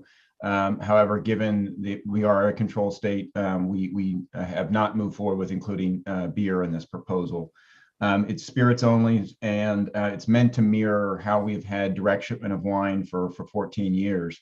We also have direct shipment of spirits in 11 other states, and there have been issues with reciprocity. The committee last year allowed our distilleries to ship spirits to out-of-state customers, but obviously because they're not allowed in-state, that has caused issues in places. The amendment is focused really on three things. One, to provide this provision for our in-state distillers that have this privilege in their tasting rooms under 1355A. So you can walk into a distillery, you can buy direct from that manufacturer at that time. It doesn't have to go through the state system, but the price and the revenue to the state is remitted. So that language is carried forth so that small distillers can accomplish that. And then secondarily, for those that might be located out of the state, we have put a volume cap in here to ensure that it is small. And as Janet mentioned, to ensure that it's unlisted product. We heard the concern that this might compete with retail chains products, and that we wanted to ensure that it's those products that would be, one, small in volume again, and just those that are unlisted so they would not compete with product on retail shelves. In terms of the pricing issue, as said, there is a Pine State public pricing formula that is available as a manufacturer is attempting to have their product listed in the state that will provide that price as well in terms of indicating the retail price, the wholesale price. And again, we heard concern that the excise tax that we had proposed in the legislation last year did not fully capture revenue to the state. And so we are proposing to make sure that we mirror the current provisions for 1355A license holders and remit the entire volume of revenue between the difference between that retail price and the wholesale price back to the state. So again, this is meant to be small for our in-state distillers and that unlisted product, so it does not compete with the retail chain. I'll stop there. Senator Farron has a question. Thank you, Mr. Chair. Thank you, Mr. Hackman. One of the questions at the beginning section, when you clarified about distillers, but we added rectifiers. Can you explain why that was part of the agreement? Yeah, Janet suggested that, and it's a category of spirits rectifier that I'm not particularly familiar with. We're familiar with spirit suppliers and manufacturers. If it's the committee's discretion, happy to strike that language. Only the intention is only for a spirits manufacturer to be able to use this channel. So I want to be clear. I didn't suggest it. I just asked the question. Yep. Follow up, Mr. Chair. Yes. Because I think that puts into play now, right, our low alcohol spirits, right, which would bypass that whole distributors and real retailers piece, which we've been talking about those low volume alcohol as a separate item. Yeah, those are still a spirits product that have to go through the control state chain. So it's not a non-spirits based product. That's still a spirits based product. If it's the committee's discretion, like I said, it wasn't an issue that we had intentionally brought into the language. Janet raised a good point that there's parallel for each category in the spirits manufacturing sector, but we are really focused on manufacturers. So happy if there's a concern to strike that language. Thank you. Please proceed, Janet, with the rest of the amendment. And I have also promoted Director Minio to the discussion, and so we'll get his feedback as well when the amendment has been fully presented. Representative McCray. Thank you, Mr. Chair. Mr. Hackman, a question. What happens if a product that isn't sold in the state, and I'm understanding better the out-of-state idea, what happens if it does then become sold in the state? So that's exactly it. We put the case limit. So we picked 200 cases because of estimates that we've done within the industry. You hit that mark of going into a volume that would be widely available in the state, then you would be listed. So again, we're actually hoping this becomes sort of a sample type of provision. Say you're in California, you go to a distillery, you go, you know, I really like that bourbon or that vodka. I'd like to have a bottle. If that manufacturer grows above the case limit, and again, this wasn't in the legislation last year, it's because we heard concerns that we don't want this to become a big channel and compete with the current supply chain. You hit that 200 cases, you would become listed and you'd go through the process. And again, that's to ensure that if things do become successful, like a Tito's, for example, you know, started small and grew and now is a listed product. So that's how we would see this operating. Senator Farron. Thanks, Mr. Chair. And I might be a little bit ahead of where we're at, but seeing as how Representative McCrate brought up about out-of-state shipments, and I know we got that maximum. Have we talked, if I remember this a year ago when we discussed this, one of the concerns was about our bottle bill and the redemption piece and out-of-state coming in and knowing whatever. Is there some discussion in this about that piece of it and how we deal with the bottle redemption piece? Yes. Okay, thank you. I'm getting ahead of myself. All right. I like it. I just heard out of Question, state, so I'll be answer. quiet and I'll wait. No, it's okay. It's all good. Yes. Okay, moving right along. Okay, I want to try and redeem myself, but I will probably fail miserably to explain this price. So currently, the state is technically the wholesaler. We contract that out to Pine State, as you all know. So the state makes money. If you just think about it as the wholesaler in the abstract, you sell a product to the wholesaler if you're the manufacturer, and then the wholesaler then sells it on to the next company, and then it makes a little tiny profit there in the middle. So the way that these calculations are run is you give the state the difference between the price that you sell the product ordinarily to a wholesaler at. So if you're an in-state shipper, that's the price that you sell it to the state at, because the state is the wholesaler in Maine. If you're an out-of-state manufacturer, it's the price you ordinarily sell your product to wholesalers. So that's sort of the price of the product at the base. And then you have to pay the difference to the state of that amount and the amount of the retail price times the discount rate, which is the equivalent of the wholesale price. So if you subtract those out, those are going to be the state revenue. And that does work out to mirror the amount of money that the state would make if a small distillery, like I said, brought its product up from the tasting room and sold it on its floor.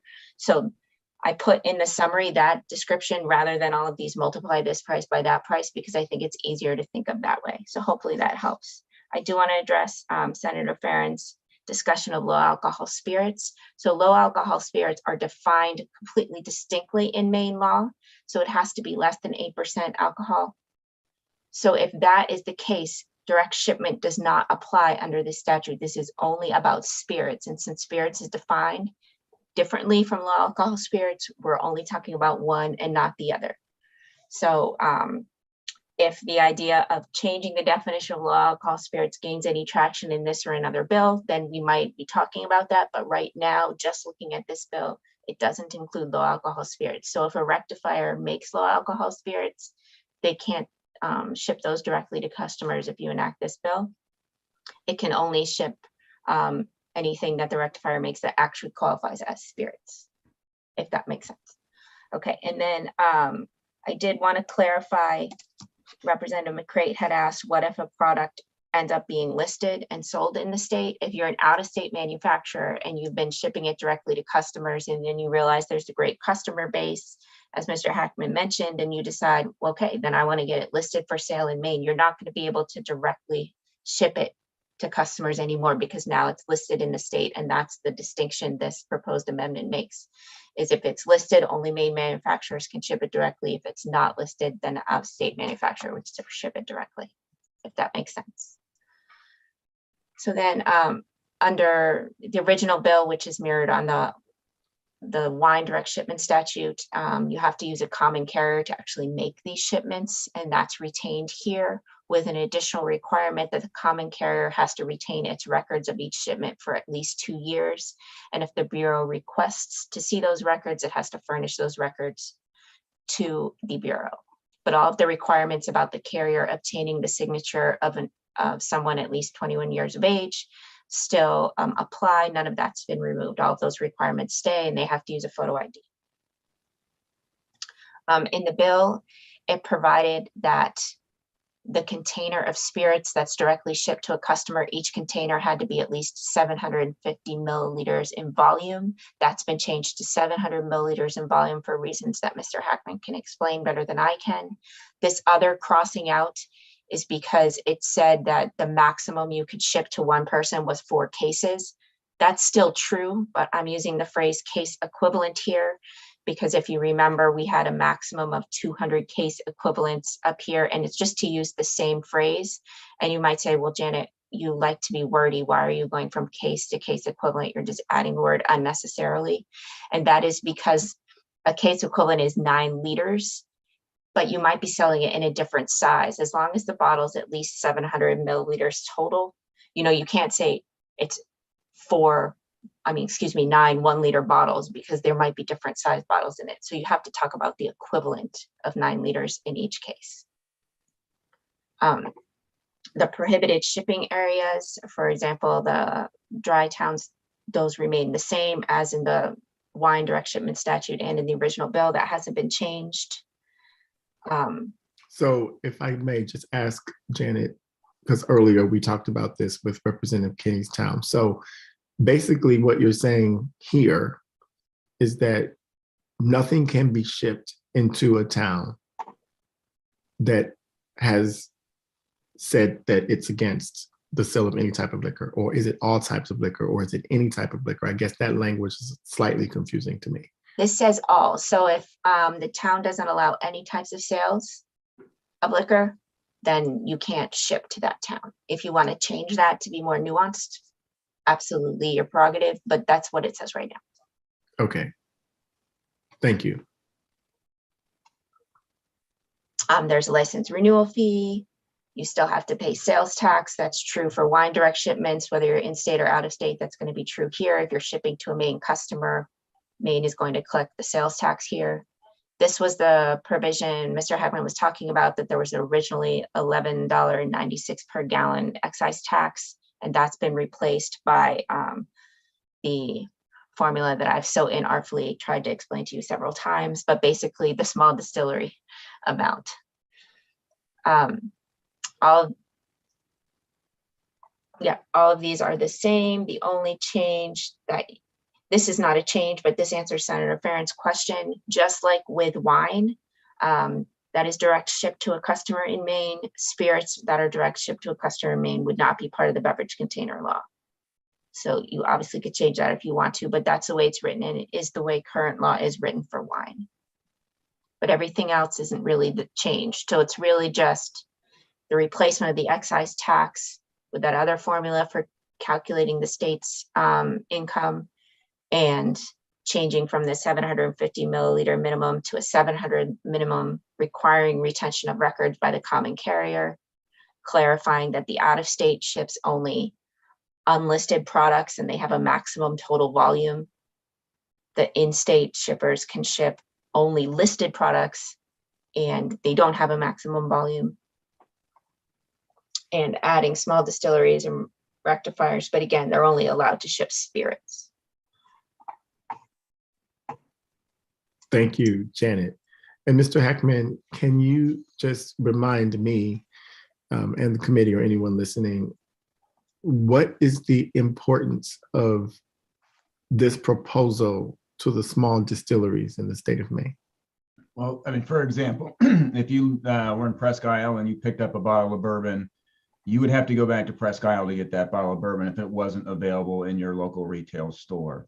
Meanwhile, that Presque Isle distillery could ship their product to a customer in Kentucky. So for the small distiller that's in state in Maine, this allows them greater ability for a consumer that is in another portion of the state that can't get access to it with retailers. We've certainly had discussion with the retail community about bringing products into the system, but there is a volume level that you've got to be able to supply to the system. I'll let others speak to that, but if you're shipping one bottle to Andy Hackman and Union from Presque Isle, it's unlikely I'm going to be able to go down to the corner market and get that bottle through my retailer. Just me personally, the only person in Union asking for that bourbon. So from an advantage perspective, it is allowing that Presque Isle distillery to ship to its consumer in Maine the same privilege that they have to a consumer that's in Kentucky. And then from the reciprocity standpoint, as I alluded to earlier, there are states that are having challenge or that are looking to put up restrictions on states that don't have reciprocity for distilleries shipping into those states. So that's the benefit to an in-state distiller in Maine trying to get greater access to their consumer base that's local. So an in-state distiller who may currently be able to ship out of state, that could change if that state says you can no longer do it unless we can ship to your state? If the reciprocity becomes a problem, yes, that would be a problem. Representative Kinney. Thank you, Mr. Chair. Couple of things. The first, I'll go to, because Mr. Hackman just mentioned this. So currently, some of our small distilleries can ship out of state with spirit? If a state doesn't have a reciprocity issue, they can ship from Presque Isle to Frankfort, Kentucky, but they can't ship from Presque Isle to Union or Portland. Okay. And then my other question goes to the bottle bill that Senator Farron brought up. I got the impression that we can sell direct to consumer with wine currently in the state, and that's exempt from the bottle bill? Yeah, so we model language from the wine statute. For 14 years, we've had direct shipment of wine, and that's how that's structured. If the committee wants to look to mirror the bottle bill language in here, we'd be welcome to work on that. But we truly look to make this as consistent with wine direct shipment that we've had for 14 years as possible. Okay, that's a concern I have. Anything in-state should have that bottle bill on there because our redemption centers are struggling and need that. If they're taking the bottle in and it never was paid on it, we've heard from redemption centers that that's a real problem, and it sounds like we've created it. So I think that does need to be rectified. Thank you, Representative. Are there any questions or comments? I have Director Minio here from Bablo. Chairman Chiazzo has a question in the meanwhile. Thank you, Mr. Chair. I guess to Mr. Hackman, and maybe this was in the analysis, and I'm sorry, it was a lot to take in all at once here. How do you propose tracking the supplier when they meet that 200 case limit? Who does that? How's it tracked? Who records it? Is it self-policed? Is that something the department will have to track? How is that going to be accomplished? Yeah, we have proposed annual registration and notification to the department, and we would track it through the common carrier provision so that any shipment would be tracked directly. If there was an enforcement issue, we put in their language that Bablo can check with the common carrier. And we'd be happy to work with the department on frequent reporting or more frequent reporting if that's necessary. But ultimately, it's self-reporting through the common carrier. Is that what I'm hearing? Or yeah, it's similar to how it is in wine. Mm-hmm. Follow up, Mr. Chair. You may. Thank you. Does this open? And I assume it does. Janet, did you want to jump in? Sorry, if you. I just wanted to point out that, yes, the common carrier has to keep records and everything, but there's a provision that mirrors the wine statute that says that the direct shipper has to submit its own report to the Bureau annually, and that's in a format that the Bureau requires. So they could require all of the numbers of cases and everything else to be reported. So there's two ways. But it is self-reporting, though. It's not like we're monitoring shipments and keeping a tally somewhere so that it automatically triggers them. Okay, thank you. Mr. Hackman, obviously, if a distiller decides to ship out of state, and there is reciprocity, that does open us up to return on the back end. Is that correct? if there's no reciprocity in Maine for direct shipment? If they want to ship to Ohio, let's say, and I'm using this as an arbitrary because I don't know the laws in other states. If they ship to Ohio, once this local distiller sends it to Ohio, if Ohio has reciprocity, then all the distillers from Ohio can ship into the state. Is that correct? So if they had reciprocity back with us, they could ship into Right. Maine. Yeah, that would be how this would operate. Yeah, a small distillery in Ohio could ship to a consumer in Maine. If you're visiting Ohio, I'm from Cincinnati originally, and yeah, if I wanted to ship a bottle directly to myself, yeah, there would be that reciprocity. But again, they would hit that volume threshold. So if it became something that if I started ordering more than 200 cases, we'd be registering the product. Janet, sorry, I'm sorry to defer, Mr. Chair. Janet has. I just want to clarify, reciprocity is a concern that was given as a reason to propose this bill and the amendment to the bill, but it is not required by the bill. So a Maine customer could receive something from an Ohio direct shipper, even if Ohio doesn't allow direct shipment into Ohio. This is about Maine customers, and we're not imposing any reciprocity requirement. It's just that other states do right now. Final question, Mr. Chair, if I could. You may. Mr. Hackman, so he says it's not subject to the beverage container laws. Who's going to pay for the processing of all of those returnables that get put into our system? Well, they wouldn't be tagged, and that, I mean, it's the same question for wine right now, but it wouldn't be tagged to have a deposit on it, and it could go into your normal recycling bin. We passed extended producer responsibility last year in Maine, the EPR law for packaging, and this would be under that. So I would assume it would be directly under the extended producer responsibility law from last year. So there would be funds flowing from this sector into the extended producer responsibility structure that Maine DEP is working on. Okay, thank you. Representative Kinney. Thank you, Mr. Chair. Back to that, the bottle bill again. I believe we were told with testimony that it goes by the barcode that's on there. So I remember back in the day when there was a little tiny sticker that was stuck on the spirits and wine bottles because they're 15 cents as opposed to the nickel that's on other bottles. But now I notice that when I purchase it, it's on the actual label itself. And then of course, if we've got a barcode and that's what's being used for the redemption, it seems that that's going to require new labeling for and an additional barcode. But I have barcodes on some of my products. It's not an inexpensive expense for the business. So I'm trying to figure out how this is going to work. Are we going to have a different barcode, and then that barcode will be kicked out at a redemption center? But at the redemption center, they don't necessarily have the barcode. So I think this is a very valid issue that is of concern to some of these businesses. Representative Wood.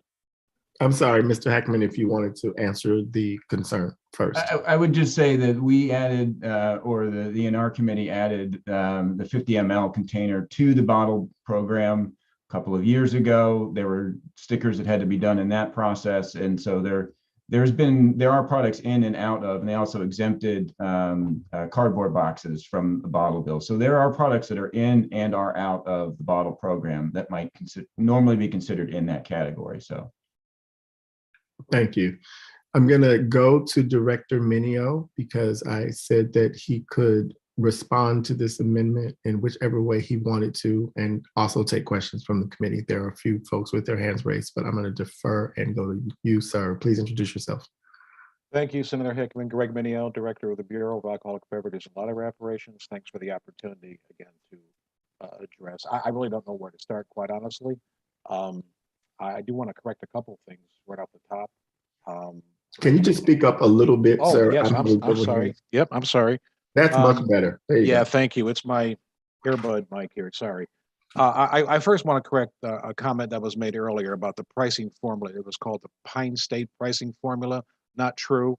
It is the Bureau's pricing formula. Okay, that's number one. Number two, about the notion that the distillery, the in-state distillery in Presque Isle would have to have somebody come there and get the product that they make. It's very simple. The product can be then made available in a local agency liquor store. That agency store could have it in 2 days, and the consumer in the Presco area can go there and purchase it. So as far as the accessibility or the availability of products like that in in-state distilleries, it does not necessarily mean that our consumers are underserved in that sense.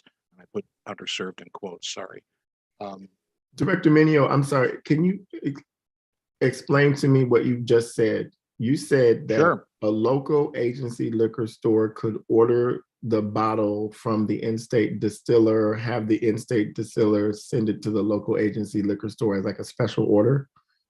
They would just get it through the system, just like they do now. It does not have to. It does not have to go through the system necessarily, but it would get to the agency liquor store in that area, and it might take a couple days. Even if it went to the warehouse in Augusta, it still would be available within a day or two, and the next shipment at that agency liquor store, and they'd be able to provide it and sell it to the consumer. And I just want to remind folks that the chat is not to be used for any comment on the bill. I do believe that I will ask for someone in the industry to also respond to what's in front of us, as we've done previously with other bills. And so please hold your powder until I call upon you. Thank you. Director and Senator, I just was reminded by one of my team members that the agency liquor store would have to actually order it from the state, not from the in-state distillery. So but again, this happens all the time.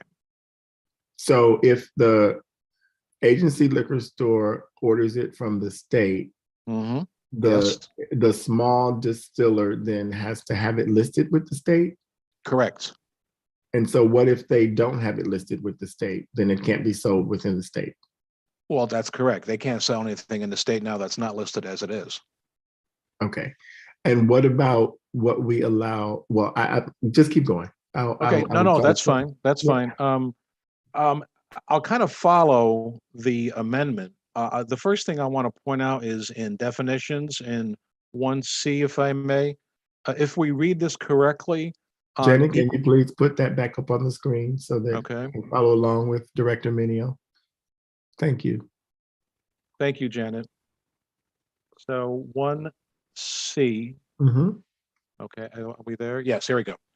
Direct shipper discount rate means a percentage equal to the percentage discount off the retail price established in section 606 sub 4B for a small distillery license under 1355A.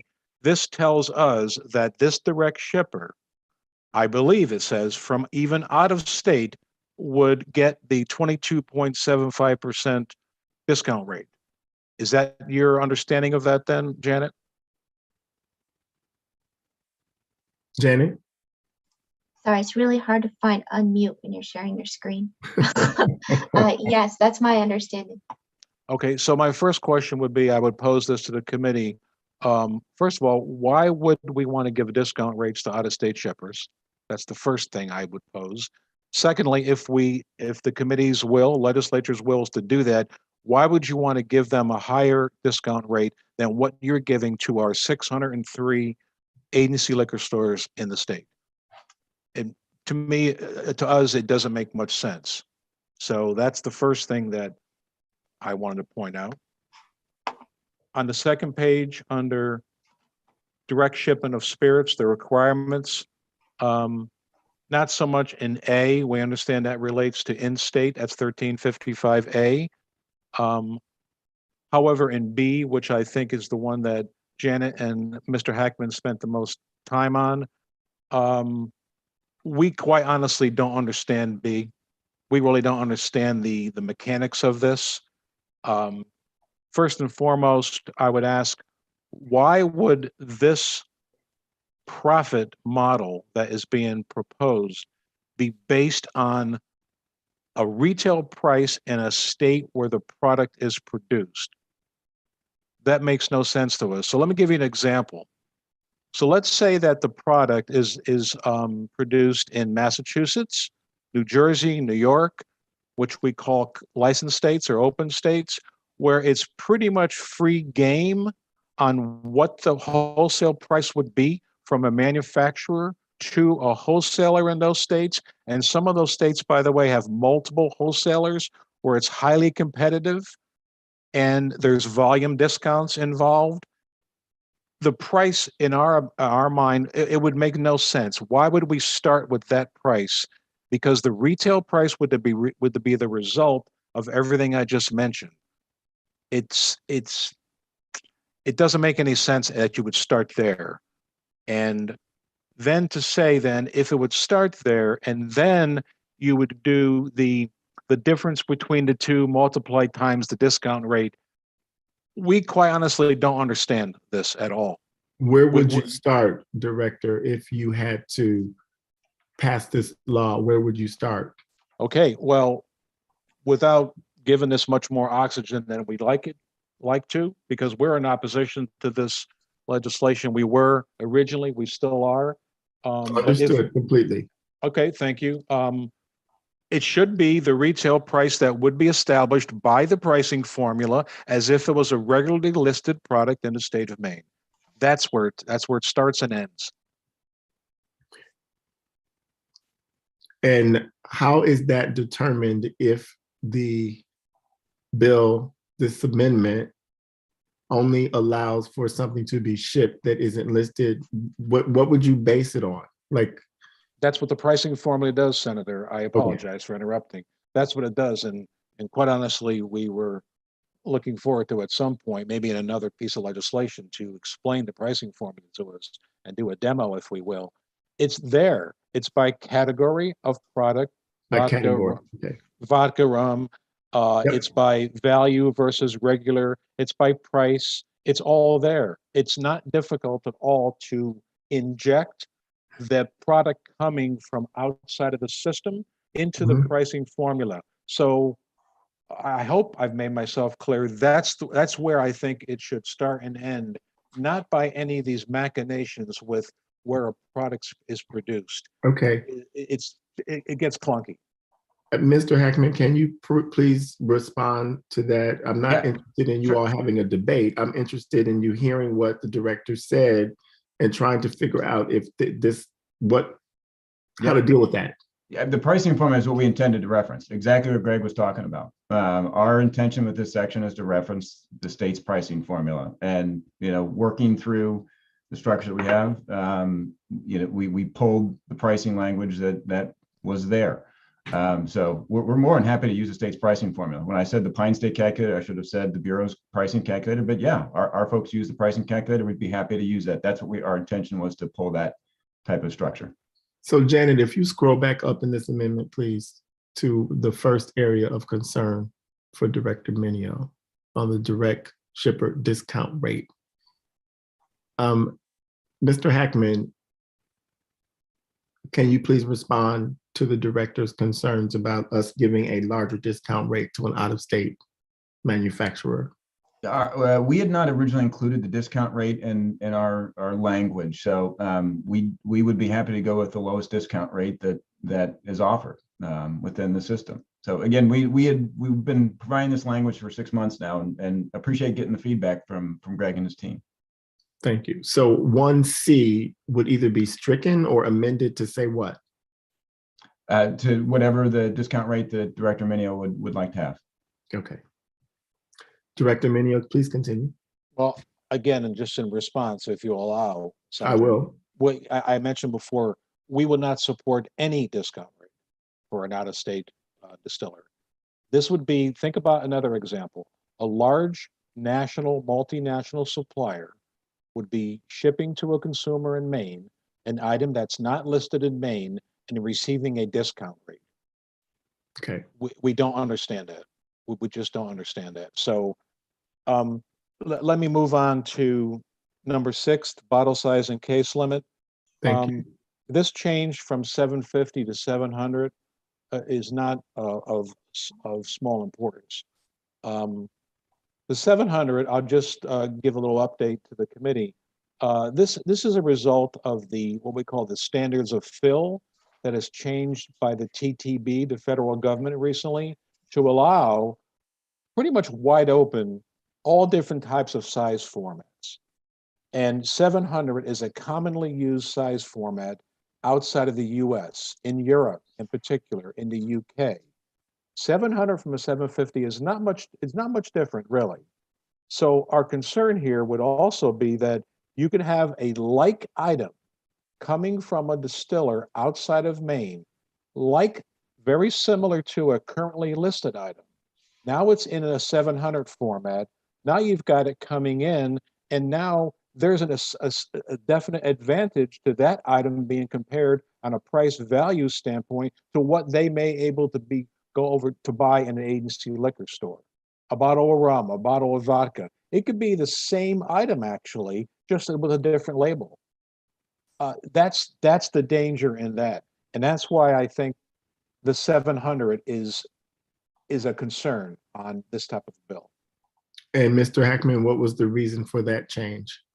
My understanding is that that's the way the marketplace is going, and there will be, because of the TTB approval at the federal level, there'll be more products looking to be listed at the 700 ml level. We're not looking to make a major change through including 700, but because it's been approved at the federal level, we wanted to if there's going to be a transition in the marketplace to the 700 ml, that we thought would be reflected here.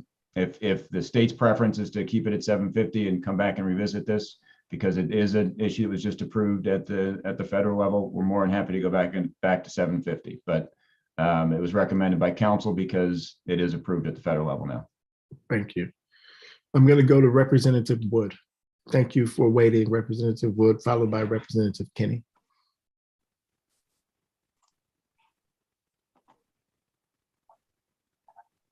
Oh, thank you, Mr. Chair.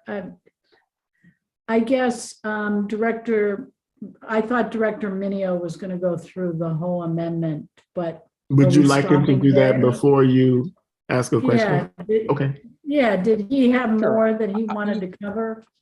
Thank you, Representative. I just got a couple more things. Yeah, if you go to the next page, under 12, under violation, let's get down there, Janet. Number you 12. Said 12 violation. There you go. Yep. Thank you.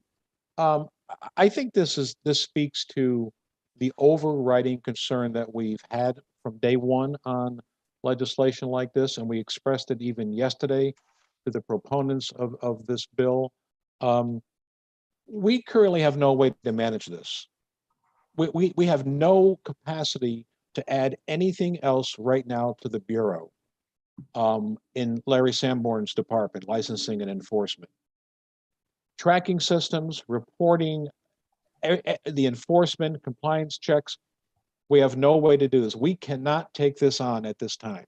And this is not something that I'm exaggerating at all. So this is just an example of this is just one more thing being added on to this department that is already stretched. I feel a responsibility to tell that to the committee. The last thing is on the beverage container law.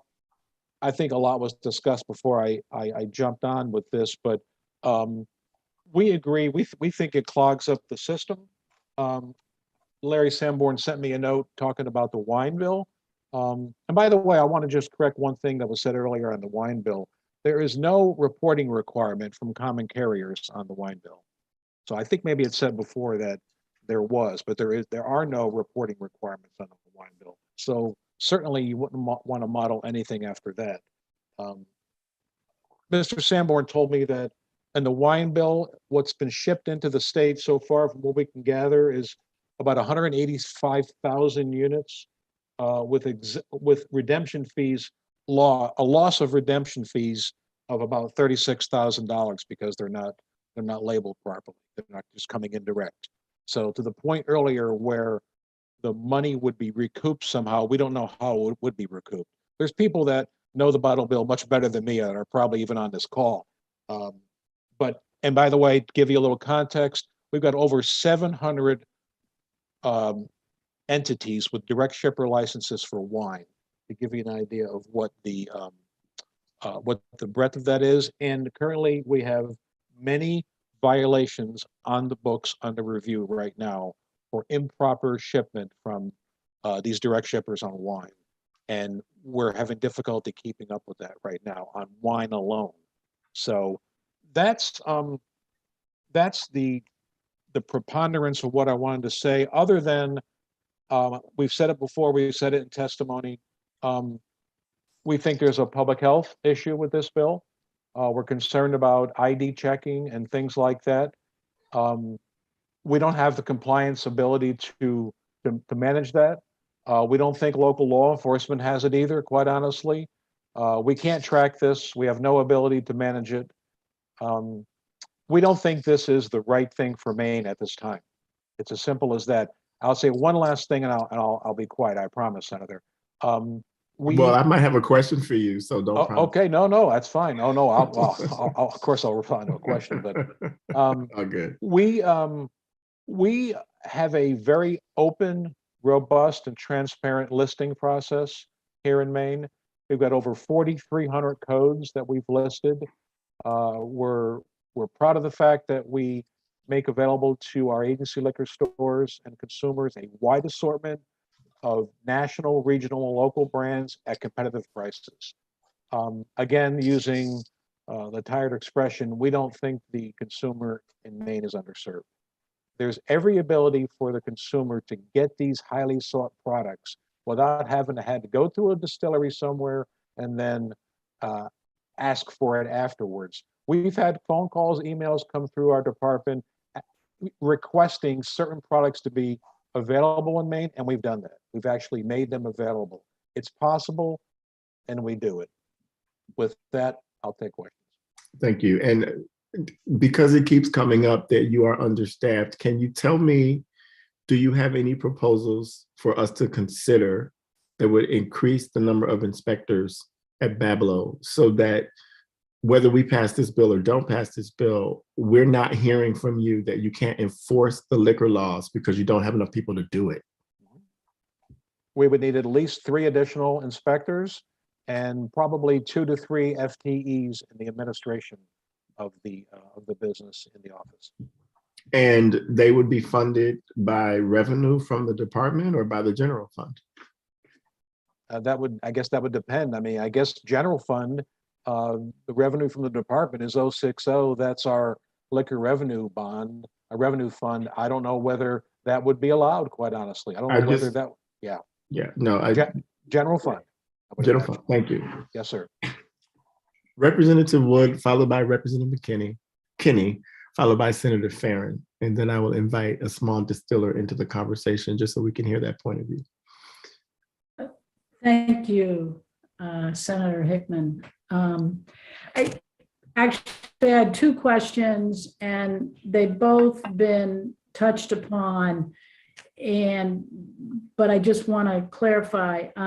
The example that we heard early on about if there was a bourbon that was distilled in Presque Isle that I liked, I'd have to go back there. And I thought I'd remembered from the spring hearing that anybody could make a request at their local agency store to get that added. And Director Minio just said that again. I don't know if it's appropriate right now. It seemed as though Mr. Hackman wanted to speak to that issue also. So I don't know if we want to do that right now. Would you like to hear from Mr. Hackman? Yes. And the other thing, Representative Wood, is I have invited Mr. Dave McConnell here, who is a small distiller. Can you please introduce yourself, sir? Certainly, thank you, Senator Hickman. I'm Dave McConnell. I live in Falmouth, and I'm one of the co-founders of 3 of Strong Spirits, a small distillery in Portland. Thank you. So if you have a question that you would like to ask of him directly, Representative Wood, please do that. But repeat your question one more time for my edification.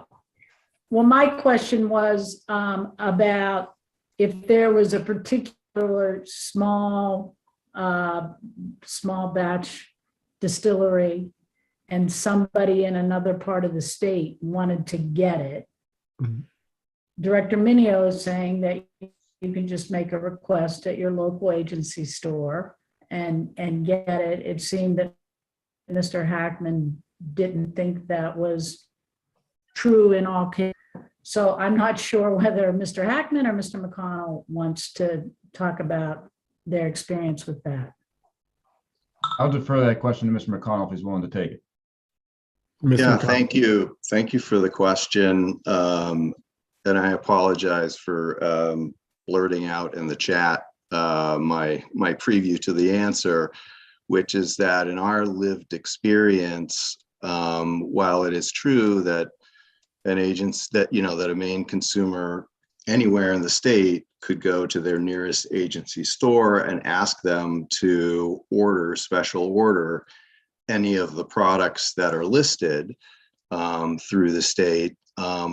Not all retailers, particularly in some of the more outlying areas, have the bandwidth, the capacity, and the willingness to be able to do that, which I completely understand. If you've got only so much linear shelf space, you're going to have, Bacardi and Captain Morgan's. In our case, we make small batch premium rum, and you're not going to have room for a really excellent Maine rum.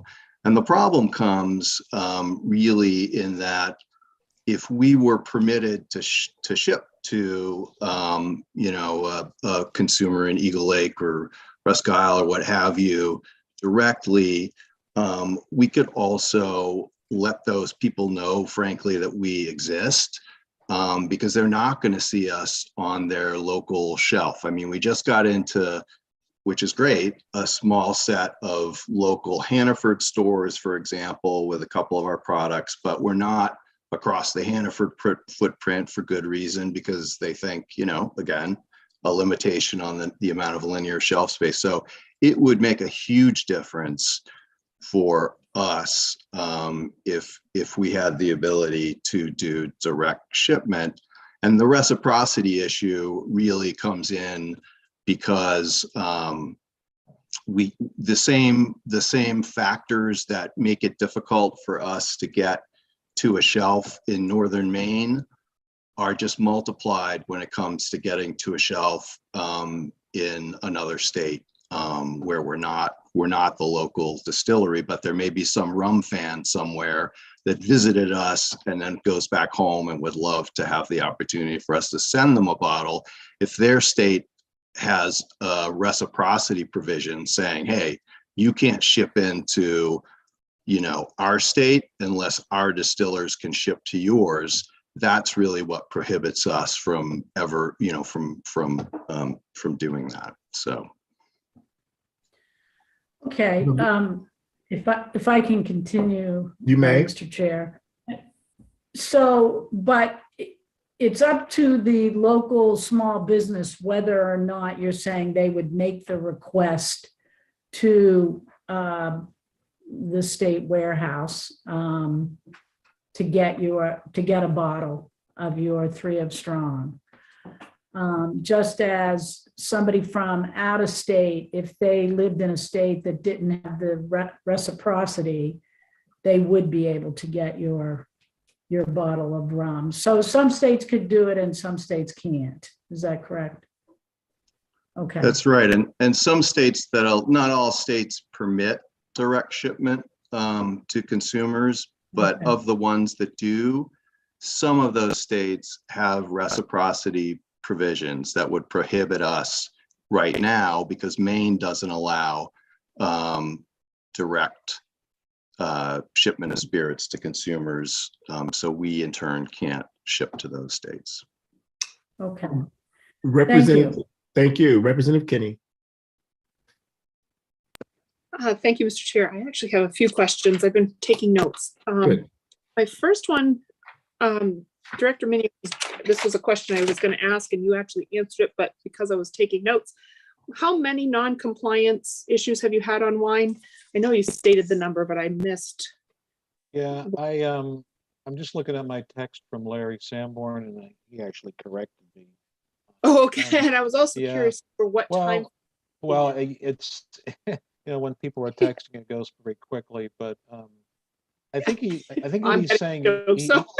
He's saying that there's he's calling them overship violations that are under review, and he's got one supplier in particular And there are, I'm not sure if I'm getting this correctly. Actually, if it's okay, can we ask Mr. Sanborn to come in? I mean, I think he's Here? on. He is, yeah. I Let apologize. me- I don't want to, I'm reading his text and I'm not really understanding it myself. That's So fine. I will wanna- invite him in. And Representative Kinney, if you have any other questions, you may ask him while I move Mr. Sanborn into the room. Another question, I think this would be for Director Minio or possibly for some of the distillers. Do we have any distilleries whose product is not a listed product in the state? In other words, only they can sell it, or are they all listed because of the way the state works? They're all listed because that's All that's listed. the only way you can sell it, either at your facility or in the state store, agency Okay. liquor store, sorry. So Has to be then, listed. okay, so then my next question would be for the agency liquor stores, are they able to purchase only one bottle for that customer, using Mr. Hackman's example, that lives in Union and doesn't want to have to travel to Presque Isle for that product? Can they order just one bottle for the one customer? And can they request a deposit or a full price? Because they'll know what the price is that they are going to charge. So could they? No, they wouldn't. No, they wouldn't have. They wouldn't be requesting a deposit. They wouldn't need to. They But would just, where we're talking about shelf space, I don't know. I don't think it's feasible. I just don't think it's something that we've come across. I think they can just simply order the single bottle. It would be there in a couple of days. They'd have it there for the consumer, their customer, or consumer to come in and buy it. As far as the shelving situation, I understand Mr. McConnell's concern, and I get it. But if it's a one-off, remember, it doesn't go on the shelf. It's something for the consumer that wanted it, kind of like a special order. However, we would agree that we would love to see more agency liquor stores carry the in-state distilleries product. Isn't that what the model's all about? And now I understand there's capacity issues, there's supply issues. They're not able to provide to all 600 and some odd stores. We get that, but that really is the intent of the model, to make available all these products to everybody at the ready, if you will. So yes, they can go ahead and order a single bottle if they want to. Right. And then I think my last concern or question, we had bills on Monday, that some public hearings on marijuana, and there was issues about pop-ups saying, yes, I am 21 years old. So what happens with these direct to consumer purchases if they just say, yes, I am 21? I realize that the ID is supposed to be checked by the carrier at that point if it's delivered.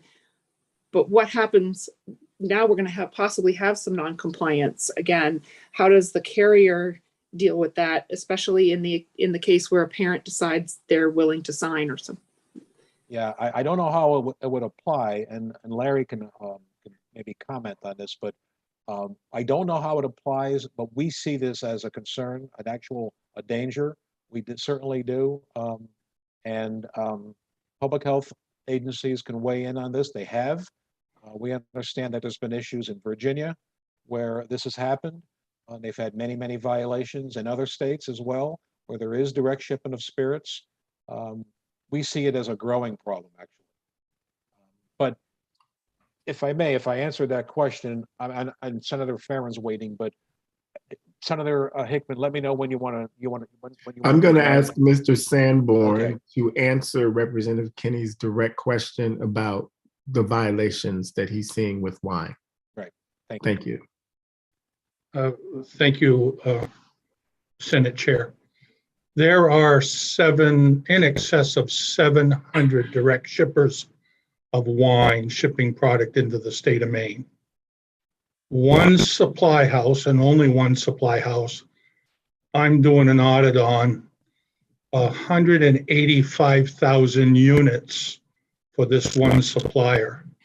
That's about $36,000 in bottle redemption fees. That's 15 cents plus the 4.5 handling. I'm not exactly sure why the division director is doing the bean counting on this, but nobody else can do it. So I'm trying to audit and see where we are.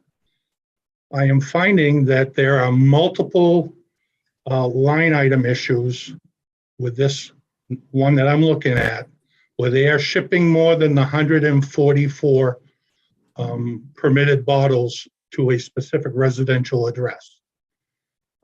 That's going to come with some remedy, I guess, whether it's a violation against their direct shipper's license or a phone teleconference or something like that.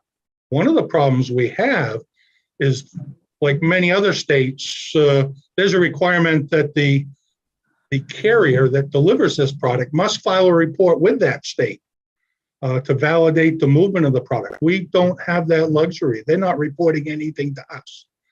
So annually, we get one report, and in the case of this place, it was huge. It was so huge, it came in a cardboard box that was about 14 inches high, and it was all paper. We asked them to supply it in Excel spreadsheet. I have no remedy or oversight for what goes on out in the community, your concern or potential concerns about delivery to youth. I don't have the assets, but 185,000 units from this one supplier, and that's about $36,000 in redemption. Thank you, Mr. Sambo. And Senator Farron.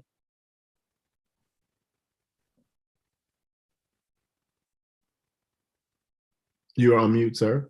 Yeah, there we go. I was trying to get there.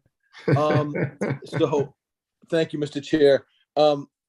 Director, you've made it pretty clear your concerns through, and I know that the chair has worked with Discus and others to try to find some way forward on this, and I hate to let all of the work just kind of drop and move along. So one of the thoughts I've had, and I've had some discussions with folks, is about if we couldn't support where we're at now, possibly offering an amendment as a resolve to direct Bablo to study this a little bit more and look at things. And maybe we can even make it a little more encompassing to do the direct wine shipment piece. And if we're going to be opening up the liquor contract and having that as part of the RFP process, and I'd be interested in your thoughts as the director of Bablo about that way forward, if there's some chance to direct your enforcement pieces and maybe kind of look at this as a stakeholder piece. Well, thank you, Senator.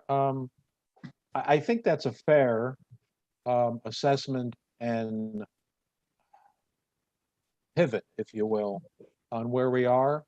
I'll say this, and I've said it to the proponents of the bill, that yeah, we probably do need more time to look at this.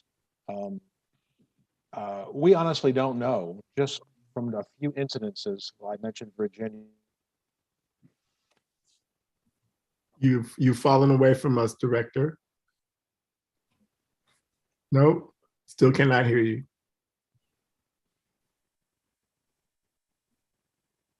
Still cannot hear you. Really? There you are. There you are. Okay. Now Okay, so this looks funny, but I'm gonna thank you. It might be my internet connection is getting a little weird here. So we really don't know. So would a study be appropriate? Yes, I think probably. I think we would be interested in participating in that. I think it would be a fairly extensive study, and yes, I would just say in general, to answer your question, Senator, that yes, we would be happy to participate in something like that. And I think it speaks to what I said earlier, that we just don't think Maine is ready for this right now. And you also mentioned something about, and we're going to talk about this in 1750, as far as the next spirits contract. This is something that we had identified way back, even in the Bureau, as something that we probably would want to identify. The idea of direct-to-consumer is probably something that we identify and consider as part, possibly, of the next, of 2.0, we'll call it, on the next contract. So I think that probably, with the study in mind that you're suggesting, I think aligns itself well with what we'd be preparing for in the RFP and beyond in the next spirits contract. Thank you, Director. Follow up, Mr. Chair? You may proceed. Yeah, I just wonder, I have talked with the bill sponsor, and I know Mr. Hackman's still here, just kind of, obviously they'd like to see the amendment and things go forward, but just kind of wondering what their thoughts are on that proposal as well. Did you want to hear from the bill sponsor who is actually in the lobby? Sure. I will invite. Bring him through your wormhole. I will invite Senator Stewart. This is his bill to our conversation and ask Senator Stewart to introduce himself and tell us where you are on your legislation, sir. Thank you very much, Mr. Chair. Appreciate the opportunity to address the committee. I was having a great time just hanging out in the waiting room, listening to all you intelligent folks bat this one back and forth. I'm Trey Stewart. I represent District 2 in the Senate. I think in listening to you all pretty eloquently on both sides, I think there's arguments on both sides that are compelling, and certainly some issues that need to be resolved. And I think a study would probably be the best way to do that, which is why we had sort of aired that prior to today's hearing, depending on how it would go. Obviously, from our perspective, we'd rather just have the amendment go through. But I think a study would make sense, given the concerns that were raised today. And I think hopefully there's some language that was put forward to that effect. I don't know if that was shared with the committee or not, but that was sort of the contingency, if you will. Happy to answer any questions anybody might have at this point. Thank you, Senator. So I will ask Janet if she has any proposed language or if she needs permission from someone else to share it with the committee. Senator Farron, I know, was working on it, but he just disappeared. Janet? I have no permission to share anything on it. Okay. And because we do, any amendment needs to be shared by a committee member, not just the bill sponsor or an advocate. Representative Kinney. Thank you, Mr. Chair. Some of the things that have been being bounced around in my caucus and with a few other people are around the idea of a study to, one, audit the wine direct to consumer program, make sure stakeholders are involved, which it's my understanding have not been so far, retailers, distributors, because in all honesty, just as we're seeing with other parts of our jurisdiction, people are coming back, want more, they want more and more and more and more, and beer is going to be next. As far as wanting to be able to do this, they're currently excluded. And we have a lot of microbreweries in the state of Maine that they're going to want to be able to deliver direct to consumer as well. So I don't think this bill is ready for prime time. I think we do need to look into what the issues are in the current wine direct to consumer program. I think we definitely need to fix what's going on with the bottle bill, because and again, I'm going to go back to the ones that are the redemption centers that are struggling. At some point, if we don't have a redemption center to be able to take those bottles back, at what point do we just do away with the bottle bill altogether? But that's going to be a huge revenue loss to the state of Maine. So I would be open to a motion, and I don't know if Senator Farron, I see he's back, has an actual amendment already worked on. I'll defer to him to see if he's willing to let that be shared. And most likely I'll be willing to second the motion at that point. Thank you, Representative Kenny. Senator Farron. Apologies for that emergency phone call, but I'm back. That timing is everything, right? So yes, permission to share that amendment that we worked on last night, and maybe actually tweak just a little bit with a couple of the conversations we had to this afternoon. Thank you, Senator Farron. Janet, if you are able to share the language that we now have permission for you to share. And in the meanwhile, Director Minio, I see your hand is raised. Did you have a comment? Yes, thank you. Well, the one thing I want to add, and again, I know you probably get tired of hearing this, but even with a resolve to require the Bureau to do a study, we're going to need help. There is a capacity issue with that as well. I don't know exactly what that would entail, but we will need help on this. So when it comes time to weighing in on this amendment that we're now looking at, we're going to have to ask for help in that matter. We can't take people off their day job, so to speak, to work on a study. So, and by the way, and so that's that. And also, we don't see this as something that would be done in 1 year. I just don't think it would be done in 1 year. And my recommendation would be that it's something that is done and is done in time for the beginning of the next contract. Okay, thank you, Director. So Senator Farron or Janet, you can walk us through this proposed language. Janet does a much better job than I do.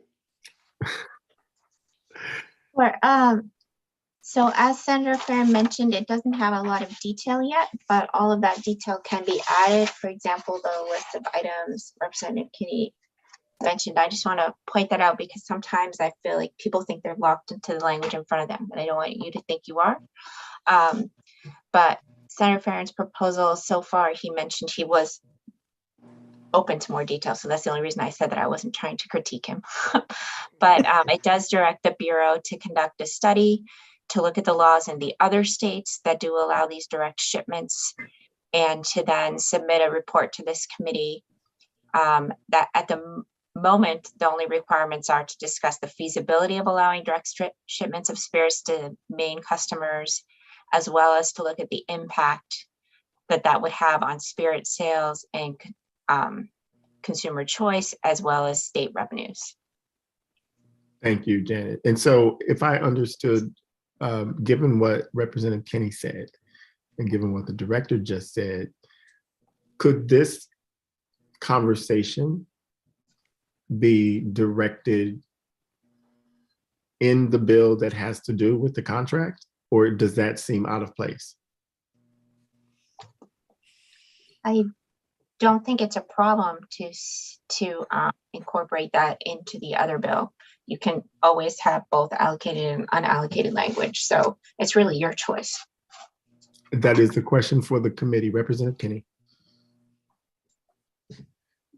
Oh, sorry, I forgot to lower my hand. I'm still listening. Okay. Well, we have an option in front of us. Representative Kinney, you have laid out some other suggested detail to a resolve that you would like to see. And we have a suggestion from the director that the time that it would take to do all of this should fold into the beginning of the next contract. So the question is, what is the committee willing to do? Senator Farron. Yeah, I think we can work on some of the language. I like where you're going, Mr. Chair, with making sure that we put it into that whole distribution piece and access with the liquor contract. However, with this one here, and maybe let's not complicate it, seeing as how we are going to be going into that liquor contract, could we just take this piece, and like Janet said, it's pretty innocuous as far as just looking at other states and having Babel come back to us. Maybe we just add to this, looking at the direct wine shipment and the bottled bill piece with this piece, with the stakeholders, kind of like what was supposed to happen with this carryover piece, and just keep it really kind of focused so we can put more stuff into the liquor contract. That's where I'd be more comfortable leaning towards with this amendment, adding the direct wine shipment in the bottle piece, and not trying to overburden the department with too many details, knowing that we're going to be talking about the liquor contract. Representative Kinney. Thank you, Mr. Chair. I think one of the things that I'd like to see, I agree with Senator Farron. I'd like to keep this sort of separate for now. And with the report back to committee from the department or from the resolve, to allow this committee to then report out a bill that could either be incorporated into the next contract, because the next legislative session is when we'll probably finalize any kind of contract for the state, even though we're trying to get the framework begun this session, that we'd be able to report out a bill put into the resolve. That would be something I would be interested in. And I don't know if we've got a motion yet, or if I can put that into somehow word that I make a motion, we do this way. So Representative Kinney, you have made a motion. Ought to pass as amended with the resolve. And Janet, can you please outline what you have heard from Representative Kinney that would be in the motion?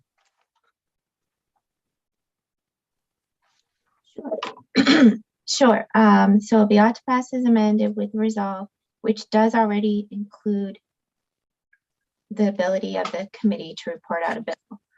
So I think that's covered. So you could start with Senator Farron's amendment, and then you would add an audit, or I would maybe use instead an examination of any issues that are involved in the direct to consumer shipment of wine currently.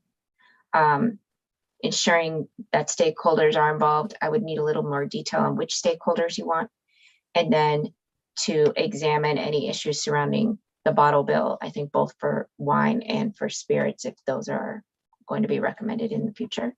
The other thing, other than knowing more about the stakeholders, is there was an idea to change the date. Mhm. And I'm not exactly sure what date would work best. So. Director Benio, do you have a comment on what date might work best, or any other comments, since I see your hand raised? Yes, thank you again for the opportunity, Senator Hickman. First of all, we agree that it should be separate, completely separate from 1750 and the RFP for the next contract. That's number one. Okay, that and that is, yes. And Great. also that with the date, I think I mentioned before, we don't think a year is long enough, especially with what we have to do with the bandwidth that we need on the current licensing and enforcement modernization project that is going to start very soon once we have a contractor on board. That's going to take a lot of time from the department as well. So the two things I want to leave you with is that I don't think February of 23 is far enough down the road, and we need help to get this done. That's what I want to say. Thank you. And when you say you need help to get this done, does that mean that you need more staff? Yes, sir. Okay. Yes, sir. And by the way, one more thing, we would agree that, yes, the wine direct to consumer should be included. I didn't mention that before. Okay. It should be included this as well. Thank you. I'm sorry, Mr. Senator. No problem. So are you asking for the staff to be included in this bill, or are you going to propose a different way for us as a committee to up the staff in Babylon? That's really my question, because I know a fiscal note could include the staff that you need on this resolve, or not, depending upon how we get this funded. We know we have a supplemental budget coming up. I have no idea what will be in it from your department, but I'm wondering, I'll ask you directly, will you be proposing in your supplemental budget that we add staff to your department? No, I think we would take the former option you mentioned before. This will be a fiscal note on this bill for staff and or consultant. Thank you. Representative Harrington. I guess I just don't understand, if we can provide staff for the study, why can't we provide staff to make this bill a reality? It's a great question, Representative Harrington. Does anyone have an answer to that? Because we are talking about enforcement for the most part. We've been talking about that with every bill. Enforcement, enforcement, enforcement. So I guess it's up to us as a committee to decide how to give the department what it needs through a mechanism. Representative Kinney, you are on mute. Thank you. Sorry about that. I pressed the lower my hand instead of the unmute. It sounds like one of the problems we're having with this, and why we're trying to study and find out what's going on with the wine direct to consumer, is there's not enough staff to enforce that program. So we need to find out what's wrong there. I do agree. It seems like there's some other things we're trying to put in the cocktails to go. We're trying to do some of these other things within the department. And the recurring concern seems to be that there's not enough staff in Bablo. So it seems like we do need to increase staff and figure out just what's going on wrong in the wine distribution part of this. So that staff, maybe we could have it be provisional to go when we report out a new bill, that the staff becomes permanent. Because we've certainly had temporary staffing positions put in other departments in the past, and I'd be open to something like that. And then back to Janet's question about who the stakeholders, I can give some information there, looking at people like the retailers, the distributors, the redemption centers, and of course, obviously the Bureau, wineries, and beyond. I guess, I don't know, we can kind of tweak that if we need to. Okay, thank you. Senator Farron.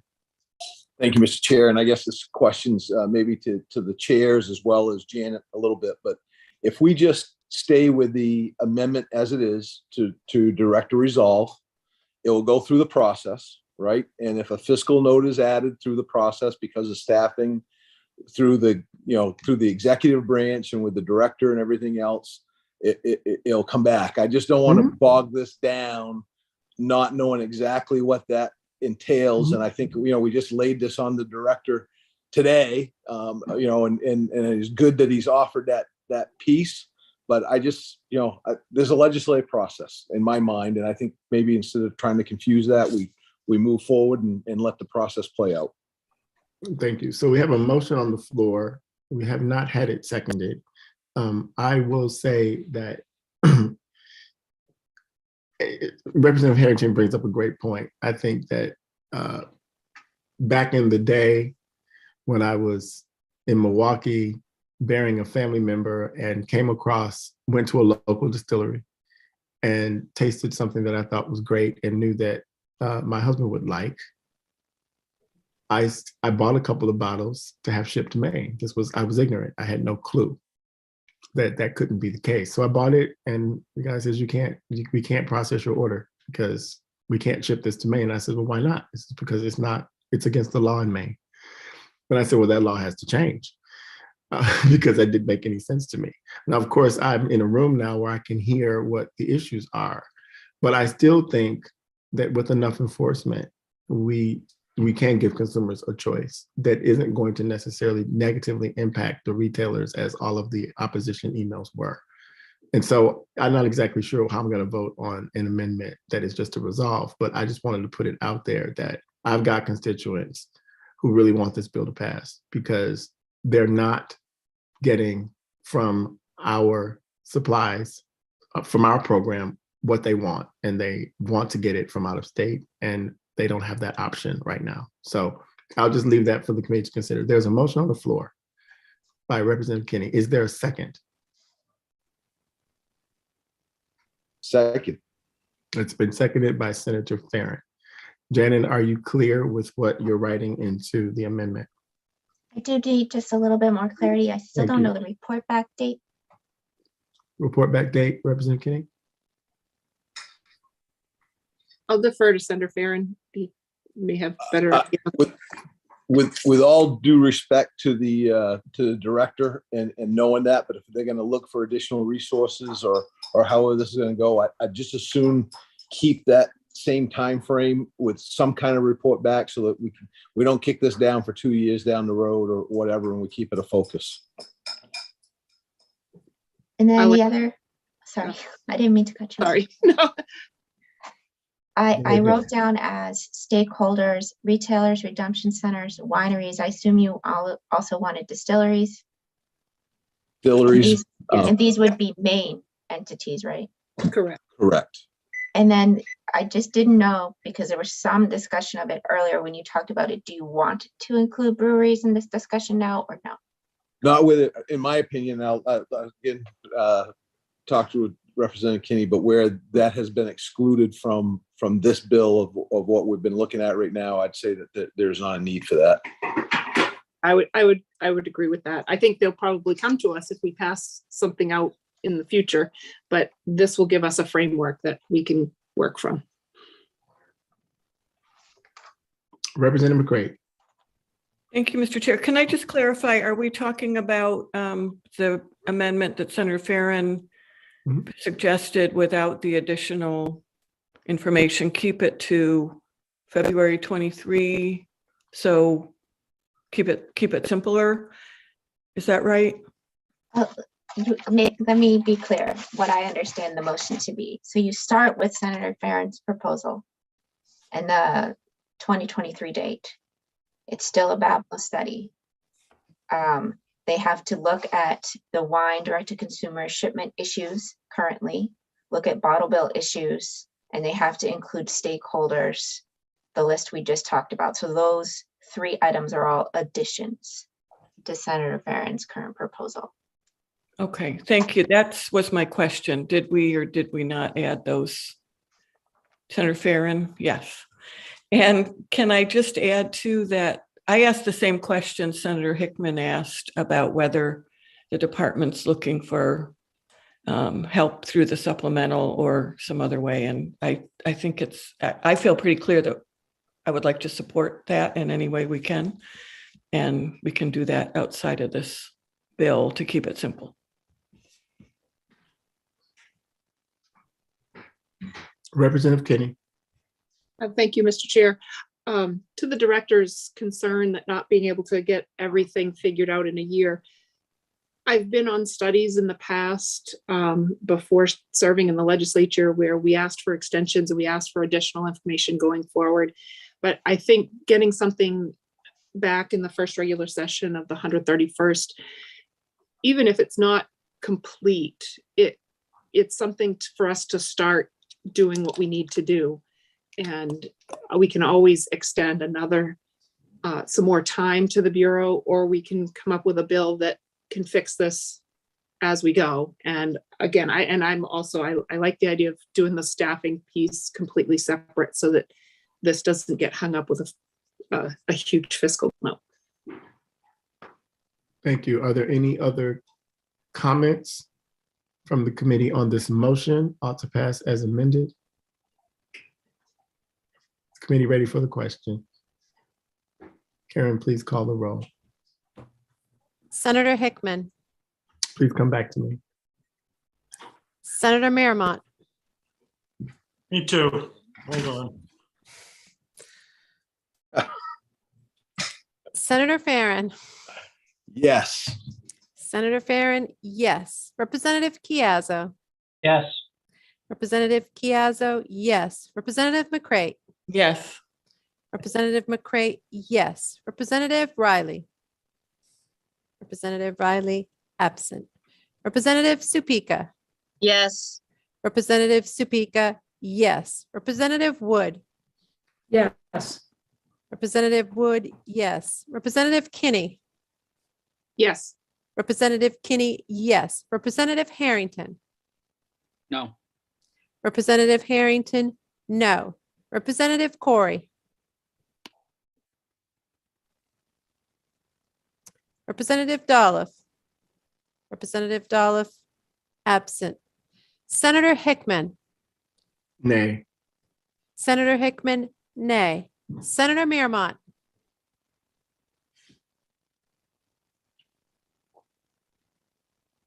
Nay. Senator Miramont, nay. And Representative Corey. Representative Corey, absent. 6 in favor of the motion, 3 opposed to the motion, and 3 members absent, Mr. Chair. 6 members having voted in the affirmative and 3 in the negative, the motion prevails. Representative Harrington, what is your minority report? Ought to pass with the amendments that Andrew Hackman suggested and agreed upon. There was a couple, I believe. Okay, I will join that report. Two. I will May I close. clarify which, are you saying use Senator Hickman's proposed amendment and change?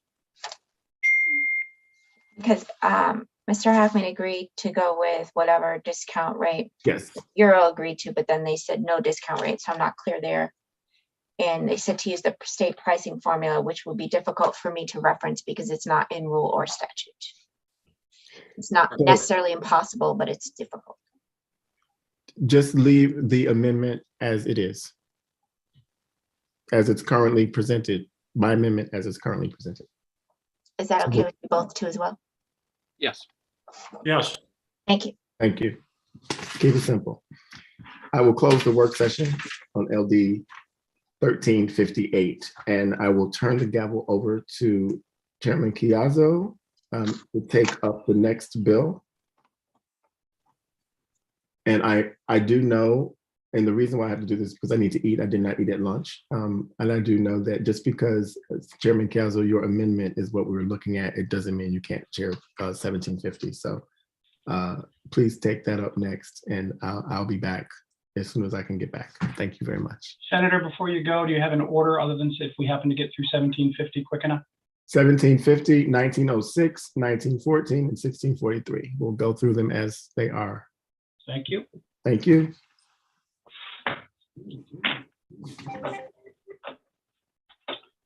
All right. So having said that, let's open the work session on LD 1750.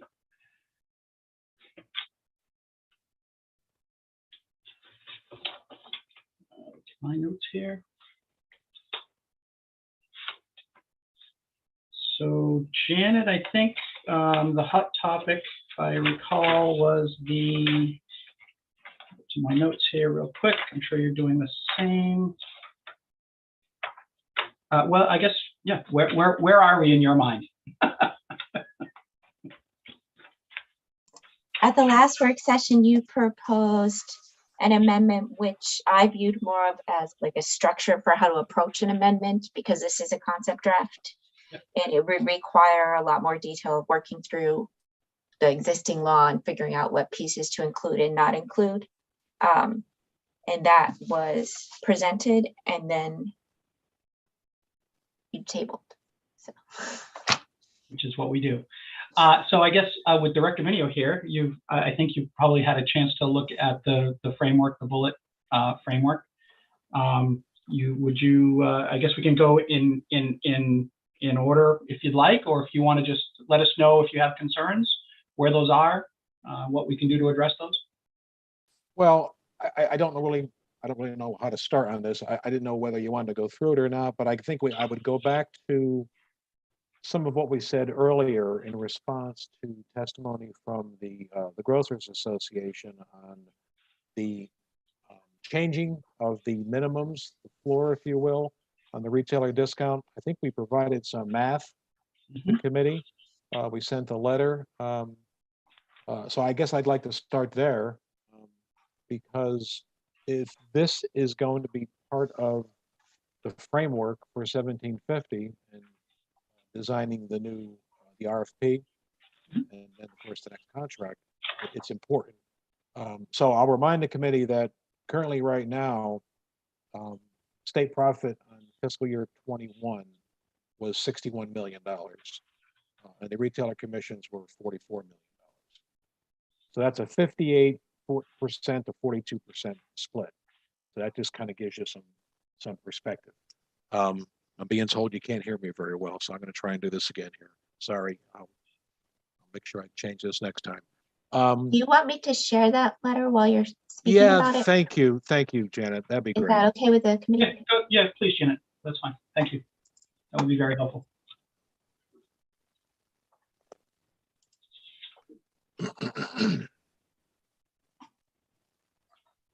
There we go. Thank you so much, Janet.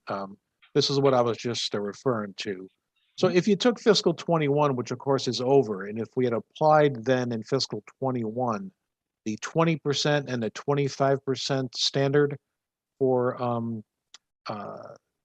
the retailer discount, that would have looked like this.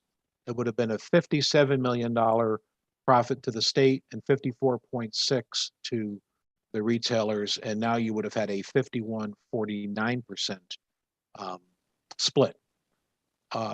We show it this way only because there's only a couple, three different levers that we can pull that quite honestly determine the operating profit and then the resulting transfer to the bond bank.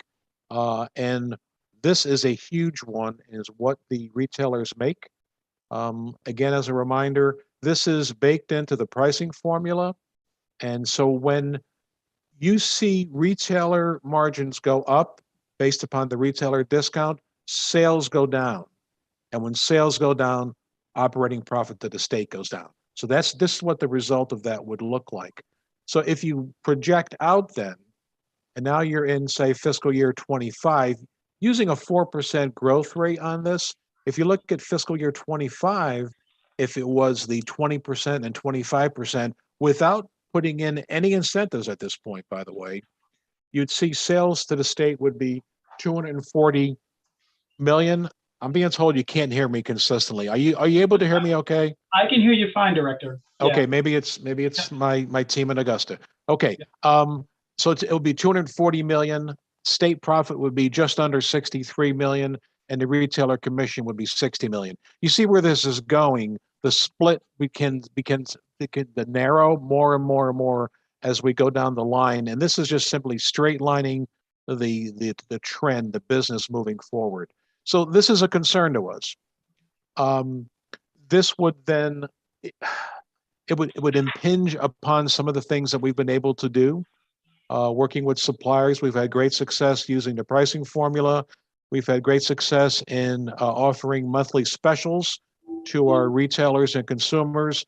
It would detract from what we'd be able to do because we would just not have the money to work with. So that's the first thing that I wanted to point out to the committee. Let's see. Let's go down. There we go. Well, there it is right there, actually. If you want to look at that table right there, I guess I didn't realize that we had it laid out. I forgot we had it laid out like that. You can see the growth. You can see the disparity and how it tightens as you go down through the years to fiscal year 21. I think I mentioned before that our growth rate has been significant throughout. It's been very successful. We've grown. You see the compounded annual growth rates for the business throughout. We've been very successful. I will say this also, that I don't think anybody anticipated this business model being as successful as it has been.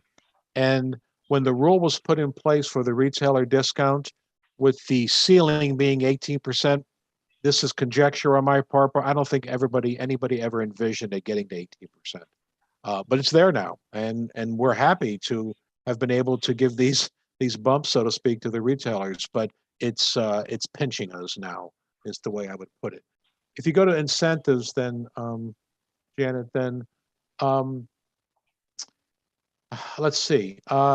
Talks about adopting rules biennially to provide sales incentives. We would favor just a simple, predictable, performance-based retailer incentive structure established at the outset of the next contract, and one that sets clear expectations and goals for retailers, enables the state to reliably project revenues, and doesn't really create the administrative burden of perennial rulemaking. We think that we can do that.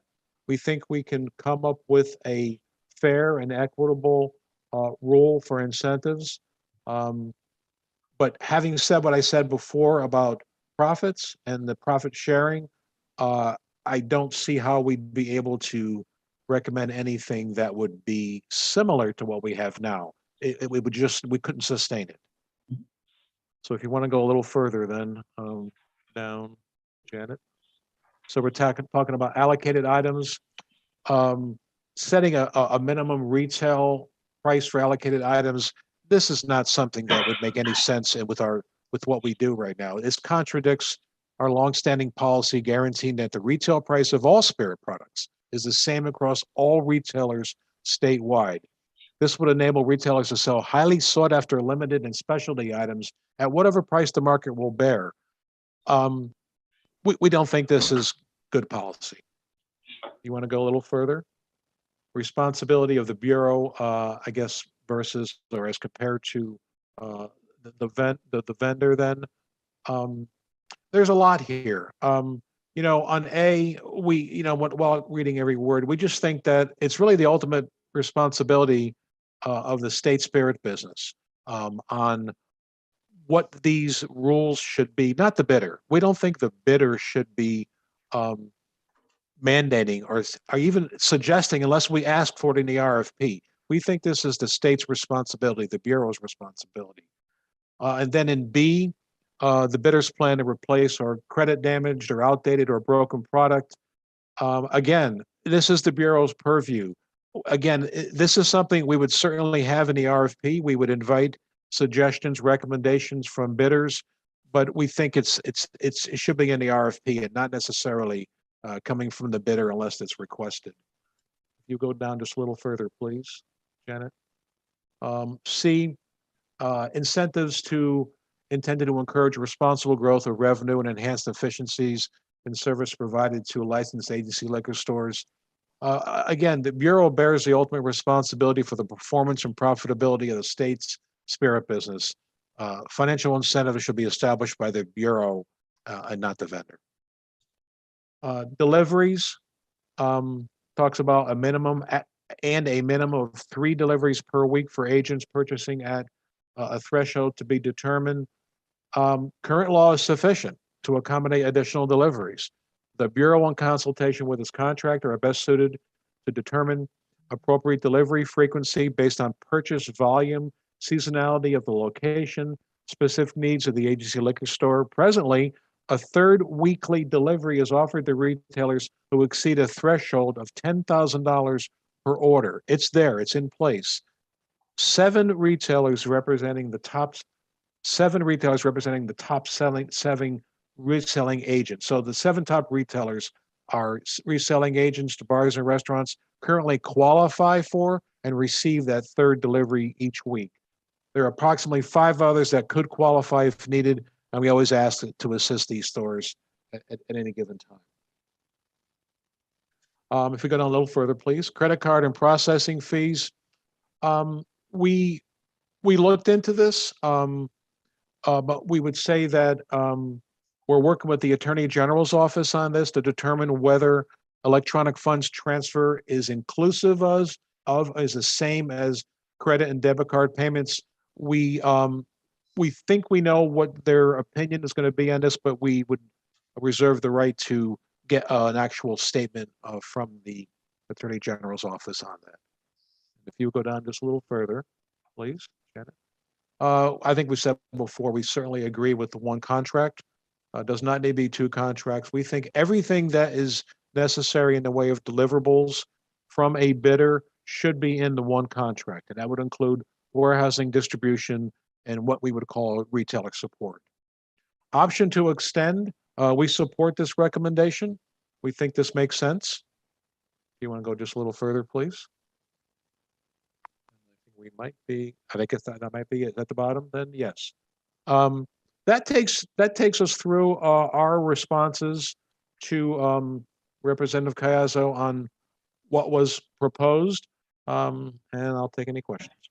No, and I appreciate that, Director Mannion. I know this was this was mostly a counterpoint to the Maine Grocers amendment. That certainly wasn't what I had proposed. I think I really like the spread of the sales numbers in terms of the discount rate. I think that's critical, and I think that's, I really wanted that to spur the discussion amongst the committee. I mean, my approach is, if it's at about 20 now, averaged out to 20, I don't think that should be the floor. I think that, if the floor before was 16, we compromised that a little bit, understanding, of course, that's going to limit the Bureau's ability to put incentives on the contract, because we want to keep that split as close as we possibly can, with the state being more positive. So I think the contract as it's working, as it was implemented now, is working. I think it's working very well. I certainly don't want to upset the apple cart. I really was looking to just try and make any tweaks or any adjustments that we felt like we could learn from improvements on, if you will. So that was my basis for this, but I think certainly the committee needs to have a discussion around the discount rate, and do we want to put that on the front end, or do we want to, the higher we make that, the less incentives are going to be. I will say, my thing is, if we put it in the base rate, I think everybody, and correct me if I'm wrong here, Director, the base rate means all the stores participate at the same level. With the incentives, I guess I would ask you, how fair are the incentive programs? Meaning, do they tend to benefit more the bigger retailers like the Hannafords and the large volume people, and do the smaller outlets see a lot of benefit from those incentives as well? How do you even that out, if you will? No, I think that's a good question. I'm not sure how we even it out, but right now, certainly the large retailers, agency liquor stores, definitely benefit more. There's no question about it. It's just a matter of critical mass. The smaller retailers, I don't think they benefit that much. I'm sure they're happy to get it. They've been, I think we've By rule, we've through incentive, I think the rate's gone up 4 or 5 times, I think, in the past 7 years, just because of the business being so robust. And remember, when it goes up from 16 to 18 or whatever, it goes up for everybody. But no, I think it certainly benefits the larger retailers. Absolutely. Thank you. Senator Farron. Thank you, Mr. Chair. Director, I appreciate your walking through those responses. I guess just from a high level, and we talked about that this bill is going to have a lot of back and forth as we move on some things. Are there any responsibilities in the current contract that you're looking or you'd like to see switched to the responsibility of Bablo self-performing? I'm not sure I understand the question. I mean, we have our mandates, our responsibilities, and those types of things are incumbent upon the licensee. So those are the retailers. If you're talking about the contract, the contract itself, yeah, absolutely. I mean, there's things that we would have in the RFP that we would require the bidder to respond to. I don't know if I'm actually answering your question, but no. In the RFP, right? If you're having those specific requirements that you're asking the bidders to respond to, and right. Are there any tasks currently in the contract that we have that the bidder is responsible for, that you would be looking to change any of those responsibilities to bring under the responsibility of Bablo to self-perform?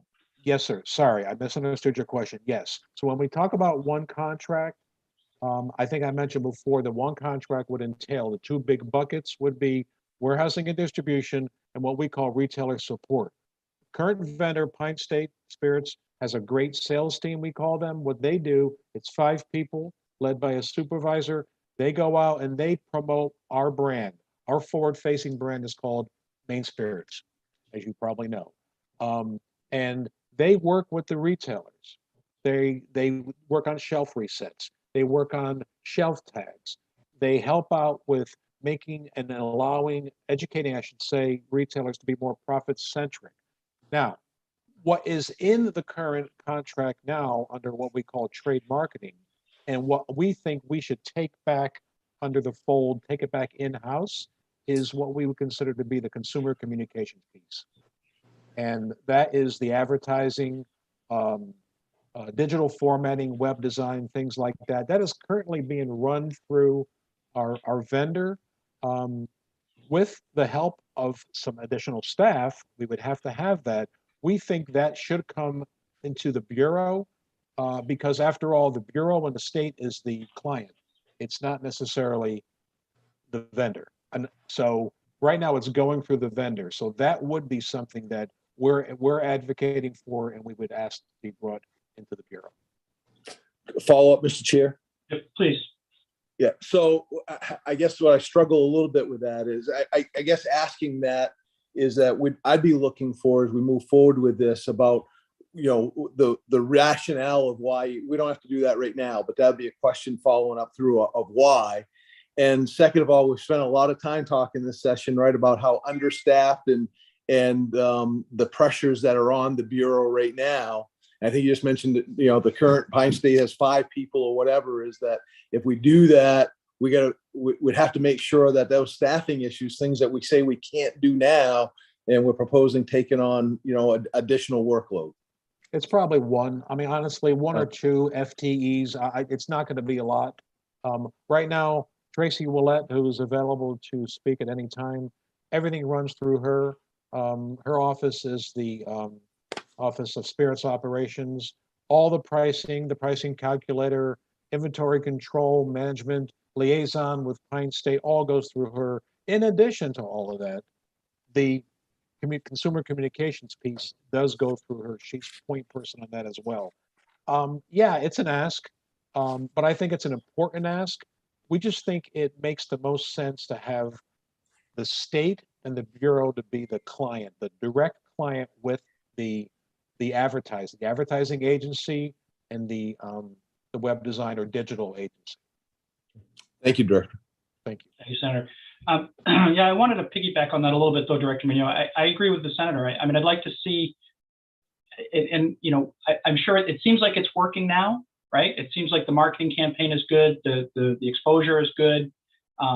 I guess I would wonder, I would wonder why we would want to shift that focus if we can have those resources either be expanded on or developed through the contract with a third party and not have that overhead that we have. What are the benefits of us pulling that in? And are we going to see it, any impact or any kind of negative impact on the marketing campaigns that we're seeing out there, which I think are, to your point, highly effective at this point, right? Right. So, Yeah, it's something we could take another look at. I guess it just goes back to my days in the private sector, the traditional model of client vendor. It's a direct relationship. I am not in no way suggesting that Pine State is not doing a good job as intermediary, if you will, on the state's behalf. No way. They do a wonderful job with this. I would just say, ideally, we would like it to be the way we suggested it. And again, though, unfortunately, it comes with a price tag, and we would probably need at least one FTE to do it.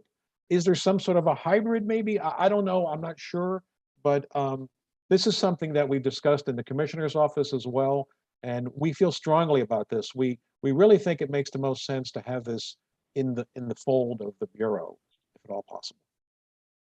So I did bring Ms. Willett in if you wanted to have her weigh in as well. I don't know if there was something you mentioned. No, sure. Tracy, are you on? And Representative, it's okay if you don't mind me asking the question. Absolutely. I don't mean to be moderator here, but Tracy, did you want to just touch on a little bit of what you do involved with consumer communications then? Not what you do in totality, would take the rest of the day, but just concerning consumer communications then? Well, I think, and thank you for bringing me in.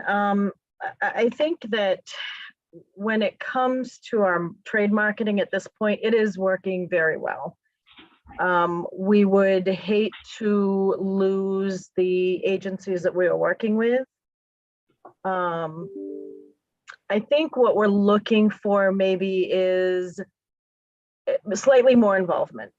I think right now we do have meetings that Pine State is holding that we're not involved with, and maybe that's the type of oversight rather than funneling some of the information through Pine State, that we're just involved with all of it. Mm-hmm. And I don't think that's going to take on a huge burden. But I think it's just more involvement on our end, as opposed to taking on the entire thing ourselves. And Director Mayor, again, not to put you, Ms. Willett, on the spot here, of course, but I guess I'd be curious to know, why wouldn't that be something we could do in the terms and conditions of the contract, and just say to make sure that Bablo has representatives present or something along those lines, rather than putting it into the framework of the contract to say we're going to require you now to go outside or do it separately. I'm not arguing one or the other is better. I just think when we're talking about allocation of resources, we always have to be cognizant of that. And what happens if we put this in this contract or this proposal framework, and you don't get the funding for it, right? And now then what happens, right? I guess I would say, as a fallback, as a plan B, I'm not going to say it would not work if I use the word hybrid, if we built more into the RFP and the deliverables from the contract, from the vendor. Again, I use the word ideally. I still think it makes the most sense to have it in-house. If I think we're going to lose this, though, because we don't get the FTE, for example, well, then, of course, we'd have to revert to plan B. We'd have to do what Tracy articulated, and that's correct. I mean, yeah, I think we would have to be more involved. I'm not suggesting it's not working now, but anytime you have somebody in the middle, no matter who it is, all good intentions, doing a great job, there's going to be some things lost in translation. There's going to be timing issues. It just happens that way. That's just business. And that's why one of the first things I mentioned to those in the commissioner's office early on was that I felt strongly about bringing this back in-house. So I'll leave it at that. I really don't know what else I can say on it. Anyway, that's kind of where I am. Would that be something, Director Mayor, that the department would want to propose as some kind of amendment, or would you want us to just address that in some kind of language structure? I think we can build it into the contract, into the RFP. I think we can. And I think the key word is oversight, and Tracy mentioned that. Yeah, I think we probably could do it. I don't mean to be hanging my hat on this thing. It's not the most important thing in the world, but it certainly is something that has been so successful and important to the delivery of our messaging. Everything we've done, the mobile app, for example. I mean, I don't want to go off, but I hope you've seen it. I hope you use it. The mobile app is so robust. It's the envy of many other control states. We do great things with the mobile app. That came from these partnerships and relationships with these vendors. And yes, Pine State has been involved in that. I just think we need to find a better way. And if we are able to do it through the RFP and contract requiring more oversight from the Bureau, then yes, we could probably make that. Okay. And I'm wondering again, I'm not trying to put you on the spot here, Director. So I was looking at there's 3 amendments to the current contract, and usually that, and I'm reading into this. If I see amendments, that's typically things that are left out the first time that get caught as you start working through some experience. Is there anything in these 3 amendments, contract amendments, that you're aware of that we should be looking at in terms of incorporating into the structure? I'm going to have to beg ignorance. I'm sorry. Can we ask Janet to remind me what the amendments are so I can and take a Janet, look at you those may have it or share them? Yeah, I think if you could put up on the screen, that would be helpful too, Janet. Thank you.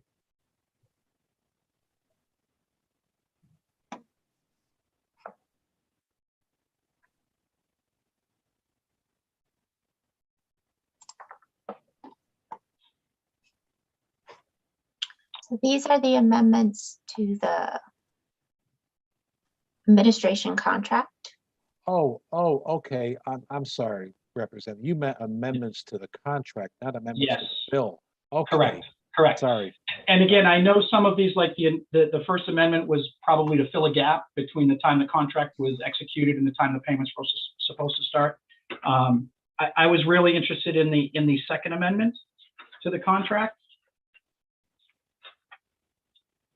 That looked like it was fairly substantive and had some hard numbers in there. So I don't know if that's currently what we're doing, or if that's been amended, or if that's something that we just don't want to touch in the RFP process. It's going to be part of the contract no matter what. No, I think it's probably something we'd want to leave in the RFP. What this really is this is about forward buy of product. This would give the ability, would authorize the vendor to purchase on behalf of the state a quantity of products, of spirit products, that would be in the state and in the warehouse of the vendor, that would be what we would call outside of bailment. In other words, that would not be owned by the supplier. Bailment is anything that's owned by the supplier. This would be something that would be done ad hoc, something for special promotions. I believe we may have done it once in my tenure here. I can't remember. My team would probably remind me. And it was done for what we called a truckload sale. I think we called it, just for a marketing term. I think it's something we probably should leave in. Okay. That's our opinion. Yeah, and again, like I said, I think most of these can be included in your RFP package as bullet points. I just want to make sure we're not missing anything major that we need to roll into the framework of the RFP, if that makes sense. Let's see, what is this here? This is on the. This is the 3rd one. It's about 50 milliliter bottles. Okay. This is just on tracking the. I have not looked at this in a while. I mean, I'm sorry, you're kind of hitting me with this right now, but. No, I know. I apologize for that. Yeah. Again, Director, I'm not looking for details of why we're doing this. I just want to, like I said, make sure that there isn't something in the contract that we need to put into the stature, the framework of the RFP process, right? If all of this can be handled in the contract evaluation, then I'm perfectly content with that. I just want to make sure we're not missing something that should go into the structure. I'm just asking my RFP coordinator right now what he thinks about that. Just give me 1 second. He's listening. It's all about bottle deposits of the 50 ml, the nips, right? Exactly, on that one right there. I don't. I'm not hearing back from him, so I don't know whether. Can we bring in Mr. Poulin, if you don't mind? Yeah, absolutely, absolutely. This was unexpected, so if you don't mind, I'm asking for a little help here. No, we have nothing. We have a lot of lifelines, Director. Okay, good. Thank you. And Mr. Poulin was the RFP coordinator, so I think he's in now. Or coming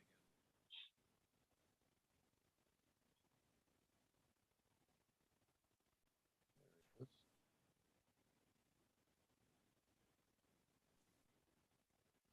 There you are, Tim. If you could address the 50 ml deposit, please, and the addendum to the contract. Sure. Representative Chiazzo, thanks for allowing me to speak this afternoon. Yeah, so that contract amendment was all due to the change in the law that required the 5-cent deposit on 50 mLs. So we had to amend the contract because there was no provision in the current contract with Pine State for them to manage the redemption processing for 50 ml bottles.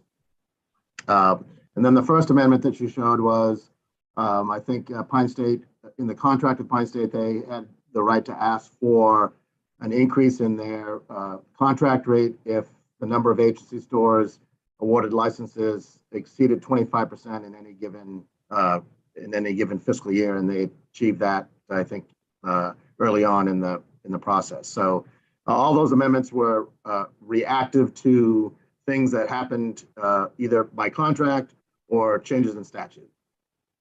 And so I guess, Tim, if I may, it's not necessarily saying that this is something we would put in the RFP on the incentive for the above 25% on the growth of stores. We haven't given that a lot of thought, but it's in there now. Yes, that was a negotiated item with Pine State at the time we awarded them the contract. So again, that wouldn't be anything that we might ask for. It might be something that a bidder might ask for, is to establish some incentive for them in their performance.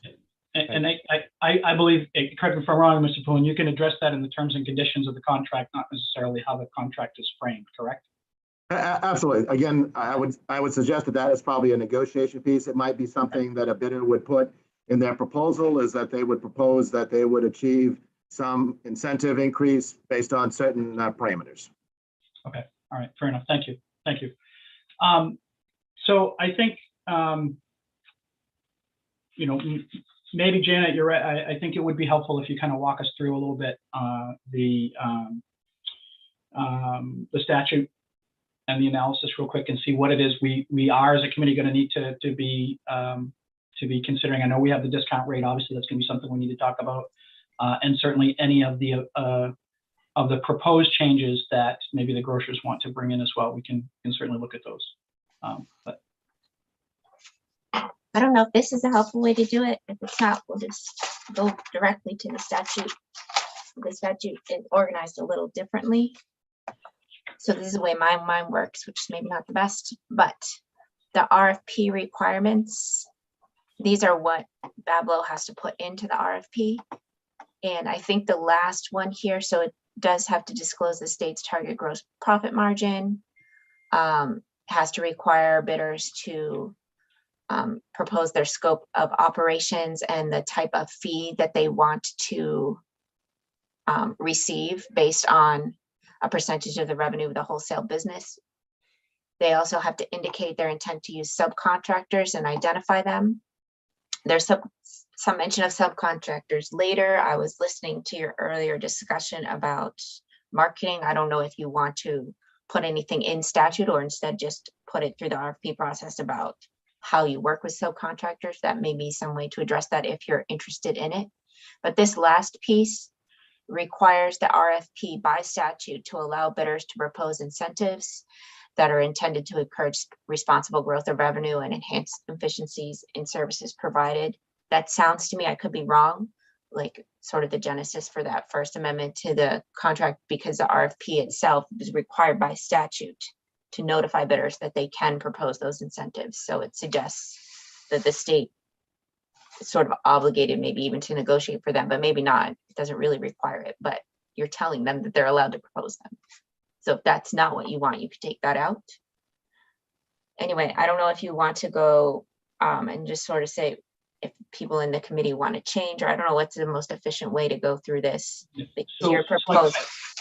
I guess, Janet, what I would ask is this is what we have currently right now, correct? Correct. Okay. So I guess the question for the committee is, I don't know, I hope everybody's taken a look at this by now and taken a peek. If there are any concerns or questions regarding this, it is pretty lengthy, but you know, it's an important piece. Anybody have any questions or concerns regarding the analysis? I would say up to, I guess, issue F, right? Right, so these are all the current requirements, and if you wanted anything changed, because your proposed amendment said to go through those and see if you want anything changed, so. Correct. So that's just so the community, that's what is existing right now. That's what is built into it. You know, this is what we'll, if we're good with that, then that's great. And we can move forward. Certainly if people want to weigh in, they can certainly weigh in. I think, you know, to me, the real crux of the things that we're going to probably want to address with this are going to be, again, the discount rate and the issues around the pricing formula, right? That have come up, and you know, how do we want to, what do we want to include in this? And that would be that section 11, I think it is, in Janet's analysis. I was going to switch to your proposed amendment, but okay. I didn't know what you wanted to go to. Sorry, I'm trying to find it. 11. It's page 3. Thank you. Oh, those are 2 eyes. Oh, sorry. Sorry about that.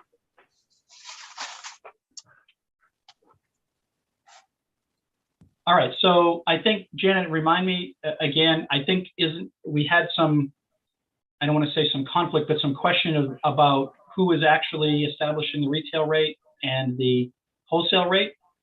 But is that clarified with this now, or we need to clarify that? So currently section 90 is written, it's not section 90, it's a different section. Current law is written a little bit confusingly about it. The larger errors bill does address that. That language, you might recall, is also in 1906. So that's where the conflict is. It's not a conflict with this bill. And I think we as a committee, though, we thought we were going to make adjustments to individual legislative pieces and then tie it back into the errors bill. Is that correct, or do you recall something different? My understanding is that this bill before you now, it's about the spirits contract. It might have to do then with the calculation of the wholesale rates, because that impacts the profit to the state and the profit to the vendor as well. And I think my understanding, at least from the last discussion on 1906, was that was more about the retail price, which certainly affects all of those numbers, but it's slightly separate. So there might not be a conflict between the two. It obviously depends on what you do in 1906.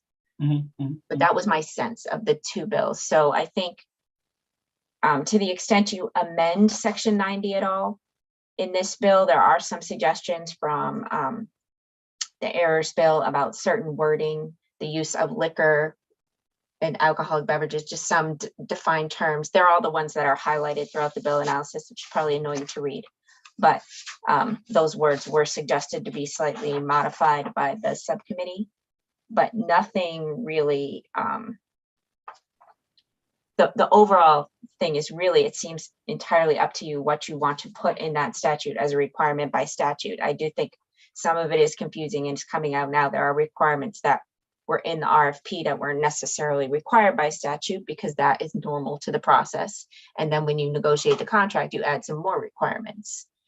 And I think the question you all need to answer is, do you want to add some of the things that were in the contract maybe as statutory requirements? Do you want to allow that more negotiation? I think those are the kinds of things to look at now. I could be wrong. I'm just trying to help frame the conversation. And then all of the issues you mentioned that came up about, do you want to address wholesale pricing, or the agency liquor stores discount rates and things like that here as well, because those issues were all raised at the public hearing. All right. So I guess again, those are questions really for the committee to answer, right? You know, how does the group want to proceed? I mean, I'm certainly we can keep everything as is and just continue moving forward and pull bullet points out, or we can have that debate amongst this group of do we want to address the pricing formula and include it in here. I know there was some questions also about taking provisions from a few other bills and putting them in here.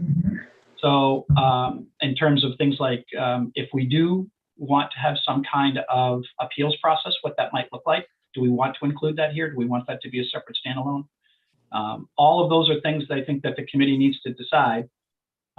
So I guess my suggestion to the committee would be that we take a peek at this, not necessarily vote this today, of course, because there's still a lot of things that need to happen, but these are the kind of things we need to be thinking about collectively as a group. What do we want to be in here? Are we comfortable with the proposed discount rates? How many of the suggested amendments from the Grocers Association do we want to take up? And are we comfortable with the one contract, giving the contract extension, basically the bullet points in the amendment that I put forward? So, Senator Farron. Thank you, Mr. Chair. I don't know if I got answers to the questions you throw out there, but I'll throw my 2 cents in. I think you're on track. There's a lot to digest here, and it's a big deal with this RFP. And I know it's just that you know there's back and forth and validation and everything else. Just off the top of my head, the appeal process, I think we all heard, is an important component. Obviously, had legislation into that, and we're going to talk about that. And I don't know if I'm prepared to say that it needs to go in the contract until we hear 1906 and decide what to do. I'm good with putting things into the contract. I think we've heard from the director and the agency that, you know, having more definitive, you know, bright lights so that people know where they stand and what the process is better. As far as the discount rates and things, I think we spent a lot of time this morning talking about impact of businesses. And I think it's a pretty fair assessment that everyone knows inflation, minimum wage, energy costs, a whole bunch of things have impacted a lot of folks. And I think we really need to listen to what the industry is saying about what those increased costs have done to them. And we need to take that under advisement through this piece. I'm not 100% sure. It's why you get the big bucks and you get the gavel.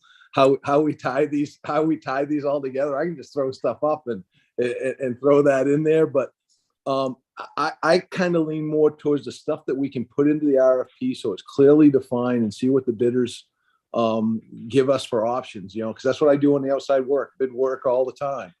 And the more you can put in there, so you got clear distinctions, I think we're better off. And so, like I said, I don't know if I answered any of your questions, but this conversation is very, very important. And the liquor contract's a big deal. I thank you, Senator Farron. Mr. Poulin, did you want to add something? Yes, thanks. When Jen was head up her analysis, one thing that caught my eye that I wanted to mention is one of the things that we had to do, and it was a COVID-related issue, in terms of the performance standard that's in law that we have to use to determine that performance standard for Pine State on the trademarking fees, because I think the law says that we have to use basically the control state average, and during COVID, the control state average was like 10% growth, And so that put us in a difficult situation to try to establish what a reasonable performance standard was going to be in a year of COVID, not knowing what was going to happen to sales. Were sales going to continue to, be, very robust, or are things going to flatten out and kind of fall off? We were fortunate that it continued to be robust, but I think that is an area that we probably need to look at more closely. What's a reasonable performance standard to have in a contract for either the trade marketing component or even the administration part? So it's something for the committee to consider as well. Yeah, and I would say, I totally agree with you, Mr. Poulin. I don't think anybody could have foreseen what was coming. And we can't obviously get into legislating every little small detail of it, because then we handcuff you in terms of your contract negotiations. But I'm wondering if that would entail some kind of, we call them escape clauses, right? Something in there that says, in the event of an emergency or something, the commission or the department has the ability to suspend the terms of the contract or do something in agreement with the vendor. There's so nobody gets penalized, kind of thing, right? So, Absolutely. And I think that, overall, the contractors worked very well for us. But I think, as Director Minio said in his testimony on this bill early on, is that we know so much more about how to manage this business than we did back in 2012 and 2013, as we were working with the legislature then and the governor to, put this framework together to understand what we needed to do. No one kind of knew what we needed to expect. And so some of these things that we put in there, at the time, the business was performing well below the control state average. And so that was part of the reason to put some of that performance standard in there to motivate all of us, to do a better job at, achieving better growth rate. And, we've done that successfully, of course. Yeah, no, I agreed. So Janet, if I can be so bold as to try and make sure I've captured what it is we need to do moving forward. So we've got, we have to make decisions on the 1, 2, 3, 4, 5, 6, 7 bullet points on the amendment in terms of finalizing the details on that. Senator Farron mentioned a potential appeals process, putting that in there. Do we want to take that under consideration? The discount rate is included in one of those bullet items. And then I think, Director Minio, if I heard you correctly, do we want to put something in there that shifts some of that marketing responsibility or direct-to-consumer responsibility over to the state? Is that? Yes, I think we'd like to do that. I guess I can't have my cake and eat it too, though. I think you talked about, well, if we need an FTE to make that happen, then Plan B would be, like I said before, and maybe that's not giving you the answer you need right now. I guess tell me. I mean, what do you need to know from us? I mean, we would like to put it in that way, but if we have any concern about it not going through because of the fiscal impact, our need, then I think I said before, yes, I think we can gain the proper oversight by baking in the needs and the deliverables in the RFP to the bidder. So I think we could probably make that work. Okay. I hope that's okay in the way I phrased it. Yep. No, that makes sense. It makes sense to me, at least. And I think, if we as a committee do want to look at, we've got an amendment from the Grocers Association. We've got the department's rebuttal to that amendment. If we wanted to take those points up as well, that's something that we certainly could entertain. I'm more of the mindset, as I said, of if it's not broke, don't fix it. So I want to just kind of make sure that we don't. What we have now seems to be working very well. So I'm a little hesitant to make radical changes, but again, that's just me and whatever the committee is willing to or decides to move forward with it. So Janet, did I miss anything in terms of the things that we need to be looking at, and hopefully we'll be ready to discuss and finalize in our next work session on LD 1750? I don't think so. I think the only thing is, maybe if you have an idea how I can help you work through this better, because it sounds like we're a little bit at loose ends of how exactly to tackle it. If you have any ideas, just let me know, because I would like to be helpful. I'm just not sure what you all want to do and where you want to go with it. Understood. As always, it is in our hands, our capable hands as a committee. Representative Kinney. Thank you, Mr. Chair. I guess one of my questions, maybe for Janet, do we have anything in the committee room for materials on this that have come through that would be available to us? Well, all of the things that are in the electronic committee file should be available to you in folders when Karen has a chance to do it. I know she has swamped with a million things to do. And if you prioritize that you want certain things, we don't have other materials other than that. You do have Section 90, which is the current law on the contracts in your binder and also posted on this electronic committee file.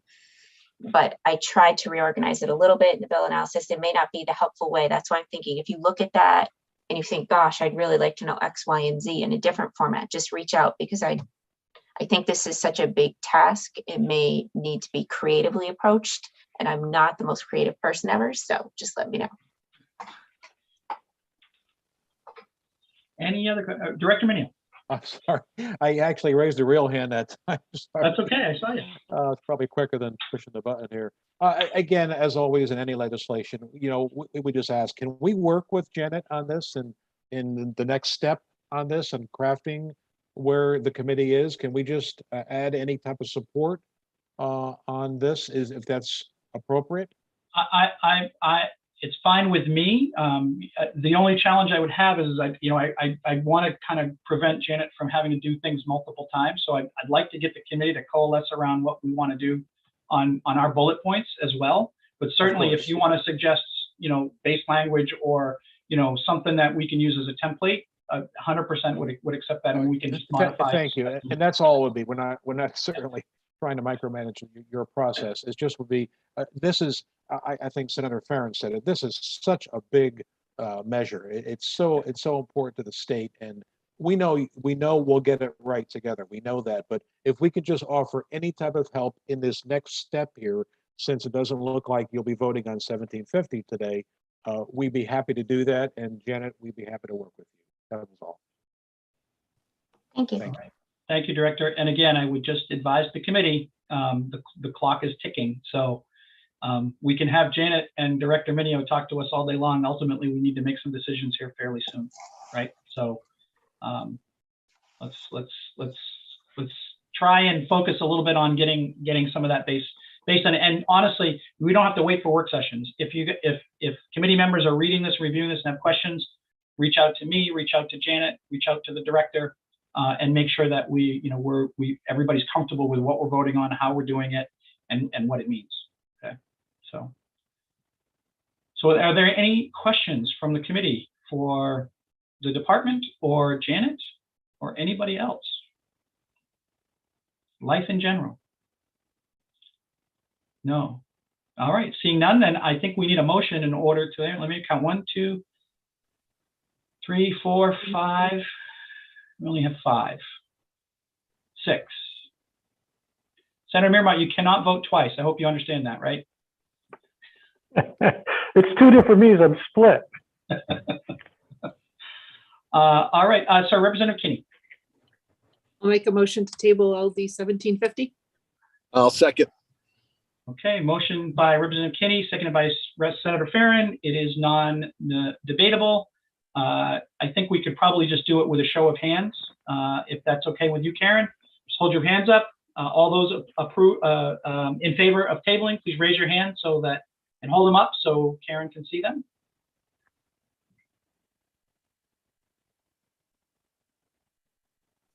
I got 10. As did I. Thank you, Karen. Oh, good. So that concludes the work session for LD 1750. The distinguished gentleman from Hollowell. No, that's not right, is it? My apologies, Senator. He is back. Hopefully his batteries are charged. And I am happy to turn the gavel back over. I am not, my batteries actually are not charged. I am looking at the clock and I'm seeing that it's 4:36, and I know that folks have a hard stop at 5. So when I look at what's in front of us, to get a vote on today. I apologize for everybody who's listening and watching who may or may not have your bill discussed. It seems to me that we have time to do one more bill. And in that light, since I know the amendment to 1906 was just given to the department, I think last night, is that correct, Director Minio? Okay. And 1643 is 1643. It seems like 1914 was about the closest that we have been to maybe getting to a vote. And so I'm going to recommend that we take that up. And before we do, I have to ask the committee this question. We still need to vote these other bills out. Well, at least the ones we can vote out. And Friday is a day that we have open that we cannot do cannabis because we don't have our analysts for cannabis, but we do have our analysts for liquor. And so if we only take up one more of the rest of these bills today, on Friday, morning or afternoon, what would be the preferred time for the committee to meet? If you could just weigh in with a voice, morning or afternoon. Kenny, Representative Kenny. Thank you, Mr. Chair. My personal experience with State of the States, I would be fine with either morning or afternoon. I would actually probably prefer morning so that we could be done earlier in the day. Okay, Representative Chiazzo. I'm not to be conflictual with Representative Kinney. I would prefer afternoon because I need my beauty sleep because clearly I never get enough of that. Representative Topeka. I'm flexible on either time. Okay.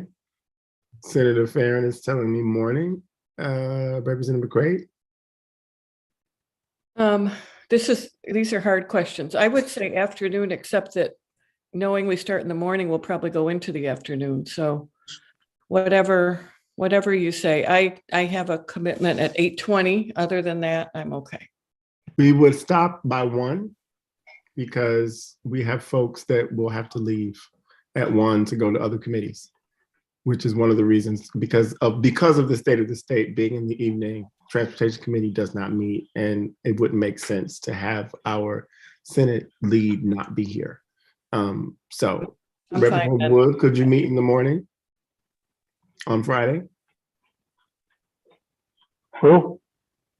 Representative Wood, I was asking. Oh, I'm sorry. Well, I do have some other meetings in the morning that, I mean, if we're going to meet, obviously this is my priority. Okay. Representative Corey? Yeah, I'd like to do the morning if possible. I just want to get it over with. I think that this is probably going to be one of those less traditional state of the states for people that have been around for a while. Anyways, I don't imagine people are going to be out to all hours of the night after the state of the state having fun with their colleagues. So I'm okay getting started in the morning. All right. So what we'll do is Representative Chiazzo. Thank you, Senator. I've just been made aware that I'm going to change my vote because we will not have an analyst after 2 p.m. So I am happy to go into the morning. Okay, great. And to accommodate. No, nobody asked me. Yeah, well, we have a majority now. It was going to be whatever the opposite of Representative Chiazzo, but stop it. All right, we're gonna meet Friday morning to get finished with this work. Representative Corey. Just real quick, I want to register my vote. I wasn't here when you took the vote on LD 1358, which was the direct shipment bill. I'm going to just go a straight out not to pass on that. So I guess I'm creating a third report, but that's fine. ONTP me on that. Thank you. So with that, Chairman Chiazzo, I'm going to ask you to keep the gavel and we will work LD 1914. And we will. Happy to do that, Senator. I am the one with the hard stop at 5. So okay. If you have to leave before we vote, then I'll take it back from there. But as you can see, I've got like a glare in my face, and it's just anyway. Go on. I just want to be clear. I turn into the pumpkin at 5 o'clock. So no problem. That's my fault. I had to put a laundry basket up to block the light, Senator Hickman. I could just, yeah, I just don't have time to do all that. I just want to get through the work. So it's 4:41. Let's see if we can get a vote in 20 minutes on LD 1914. All right, so we will open up the work session for LD 1914. I am hoping we haven't, since our last meeting, our last discussion, we have not had an opportunity to reconvene the stakeholders again. I know there were a lot of concerns around this bill, and understandably so. And again, I want to apologize for potentially creating more confusion than necessary. I think that's what happens when we all walk out of a room with a concept and then we start looking at the details and go, okay, now it makes sense. So I can give you an update. I've had superfluous conversations, if you will, with some of the stakeholders, certainly with the folks at Rosemont, and I think their conclusion was that certainly the way the department interpreted the how the flow of product would move, basically out only through the spoke. That's not what they originally thought, but they are okay with that if that helps for the department in terms of tracking, and with the understanding that hopefully if an exception needs to be made, I think as Mr. Sanborn had mentioned, that could be made on a case-by-case basis if necessary. So hopefully that would alleviate some of the department's concerns. I know there was some questions, and I have Representative Crockett, I have emailed him, and hopefully he'll be able to jump on. I know there were concerns about this upsetting the three-tier system. I will let Director Minio speak to that if he's willing to, but my impression is it doesn't upset the three-tier system. It just changes it in a way that it changes it in a way that still protects the traditional distributors. But I will not put words in his mouth. I will let him address that for sure. Yep. Thank you, Representative. Yeah, I think I voiced that when we had our stakeholders meeting, which, by the way, I thought was a very good meeting that you convened. I don't think it impinges or erodes the three-tier system. We don't see that. There's other things at play session that certainly I could say do, but not this. I don't think so, because it still maintains a retailer buying a product from a wholesaler. Wholesaler gets the product supplied to them from the supplier. So it maintains the value chain, if you will. I think the one thing that we talked about just even this morning about this with Mr. Sanborn, and he's here, and I would like to have him come in. And if I may, I'm sorry. He's in. Okay, I was just going to say that there was a lot of discussion over what I think I coined the phrase the hub, right? That you talk about the store that would be the only store within the defined wholesale territory to send or transfer wine products from that store to another store of a like-owned company. I think I said that right. I thought, Representative, that the retailers, in particular Rosemont, and the wholesalers represented by Ms. Timberlake, I thought they were in agreement on that. So I would say that we would support that, and we think that is the way to go. And I'd like Mr. Sanborn to talk about why, if you want to hear it, why we think it would not be as good for us as far as the lift we'd have on maintaining this and managing it. So if I may, Representative, can you call on Larry Sanborn, please? He's in. Mr. Okay. Sanborn, you're welcome to respond to that.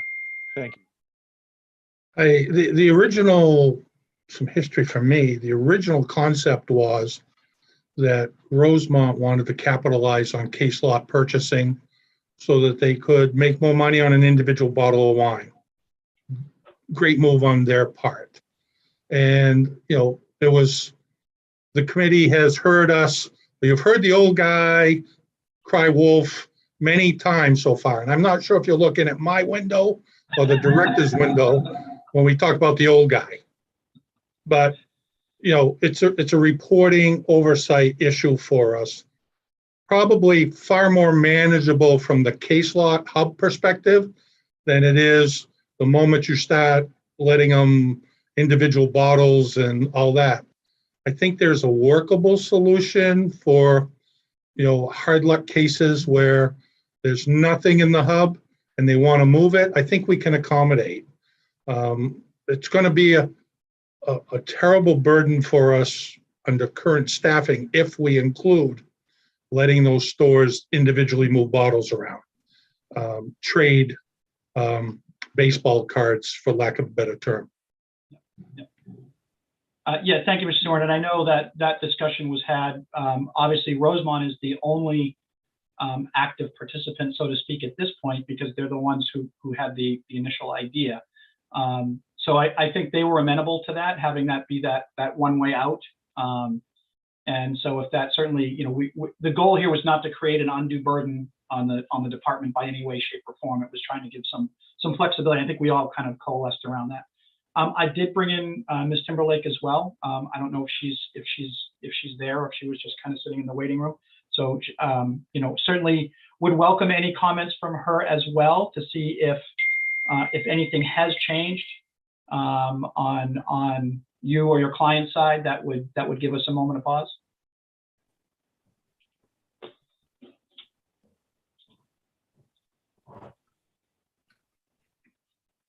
Did that work this time? Now you're in, yes. Yes. Boy, technology hubs. Thank you, Representative Chiazzo and members of the committee. I am Cheryl Timberlake, Executive Director for the Maine Beer Wine Distributors Association.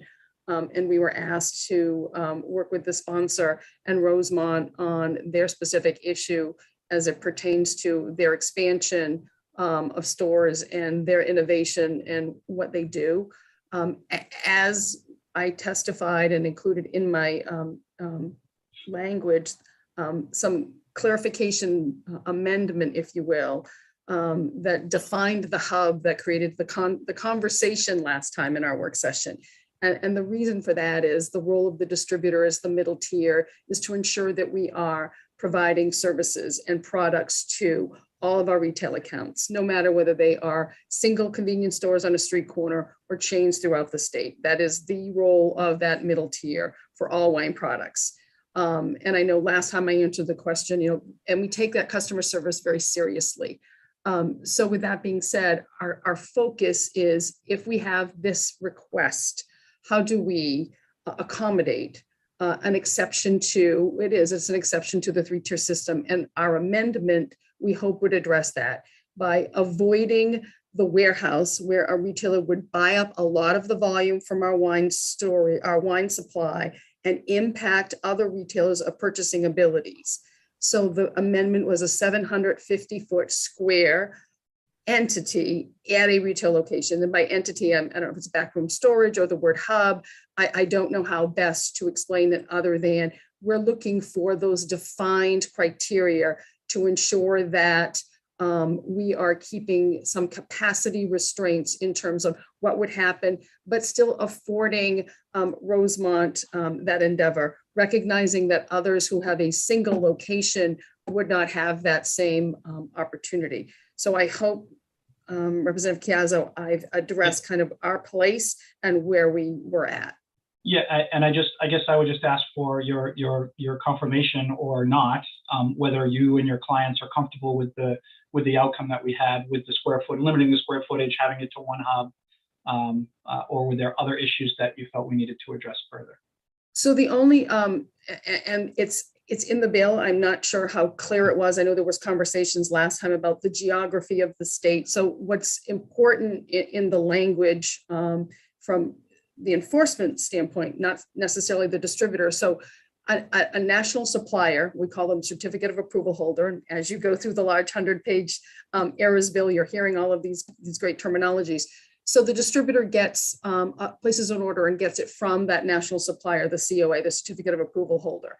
It comes in, that certificate of approval holder assigns it, and that geography of that distributor and that wine product is critical to the terminology of this bill. So I just want to make sure that that's understood, because initially there was these concerns about where is the store located, whether they're commonly owned and can transfer the wine given those parameters, and how you track that product. And those geographic territories from the distributor standpoint play into the parameters of the bill. And it's there, I just would defer to Bablo in terms of their ability to do the track and trace. Yep. Director Minio, would you like Mr. Sanborn to answer that, or did you want to jump on that? Well, no, I'll let Larry answer that. I think we said before that the whole idea of the hub is just the way to go. It just mitigates anything, a lot of the work that we'd have to do. But Larry, let me let you chime in on that, and also everything else that Ms. Timberlake just mentioned, please. Yeah, for us, the easiest lift on managing this is going to be the hub piece.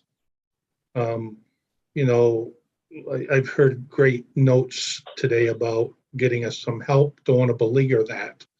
We'll try to make it work.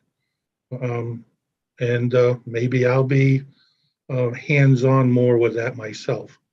To ask us to track those individual bottles of stuff, again, I'm not sure that's a great concept and very difficult for us to manage.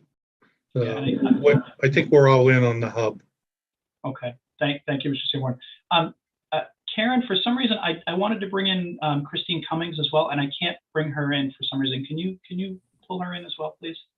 And Representative Crockett is now able to join us as well. So I think so. Hopefully, we've addressed the committee's concerns about the ability of the department to regulate it and manage it.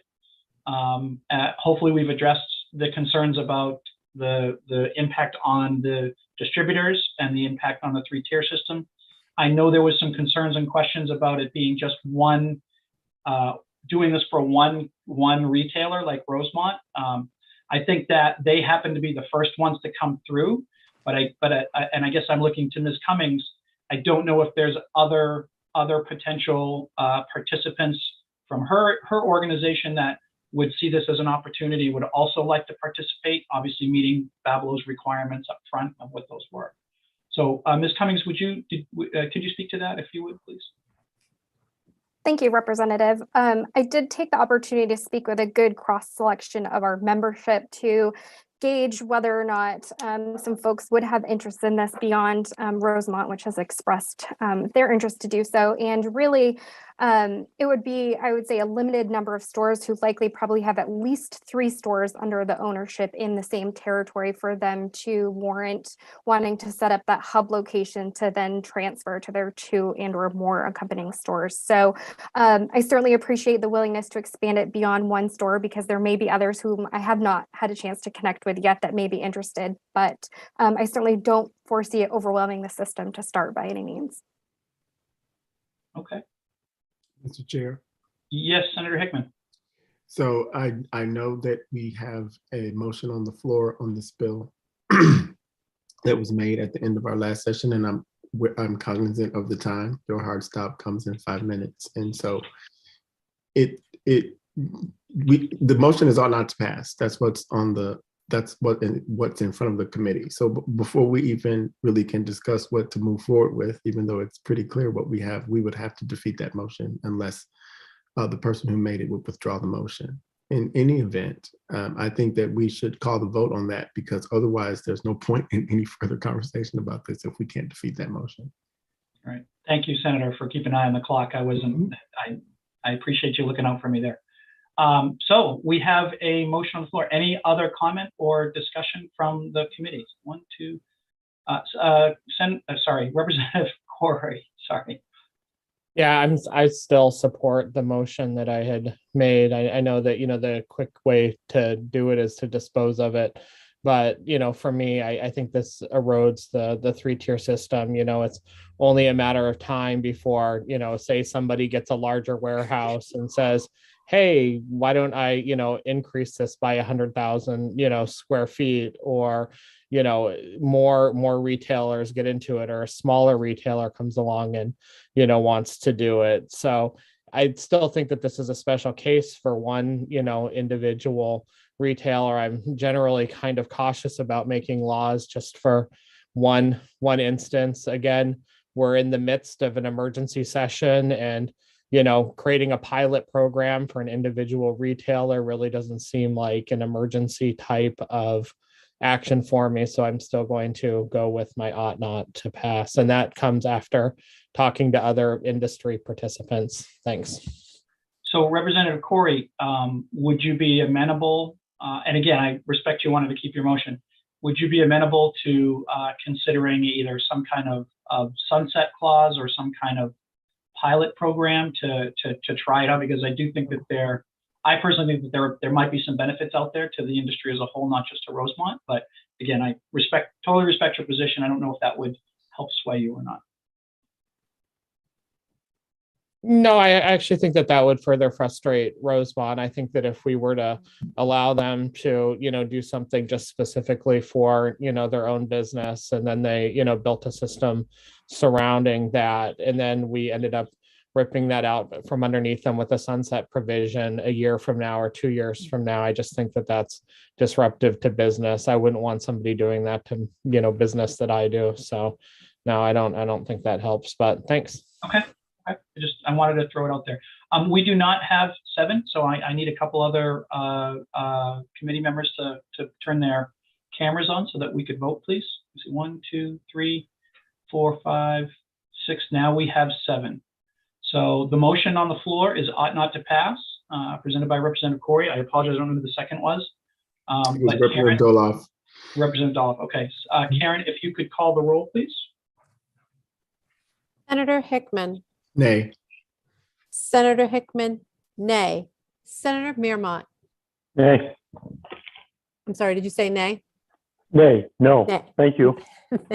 Senator Mearmont, nay. Senator Farren. Representative Chiazzo. No. Representative Chiazzo, no. Representative McCray. No. Representative McCray, no. Representative Riley. Representative Riley, absent. Representative Supika. No. Representative Supika, no. Representative Wood. No. Representative Wood, no. Representative Kinney. No. Representative Kinney, no. Representative Harrington. No. Representative Harrington, no. Representative Corey. Yes. Representative Corey, yes. Representative Doloff, absent. Senator Farren. Senator Farren, absent. So 1 member in favor of the motion and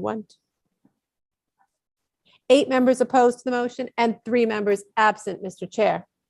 Thank you, Karen. So 1 being fewer than the majority, the motion fails. Mr. Chair. Senator Hickman. I move all to pass as amended. Thank you, Senator. And your amendment would be? Everything that we have been discussing so far. Excellent. With Very no precise. sunset clause or anything else. Just put this into law, and if it doesn't work, we'll repeal it. Janet? May I clarify that would be the stakeholders proposed amendment from the last work session? And I just want to clarify whether you want to include the Bureau's request. I can't remember if it was the Bureau's request or their agreement and somebody else's request, but to allow on a case-by-case basis, not a case of wine, but like an individual basis, the transfer between non-hub stores.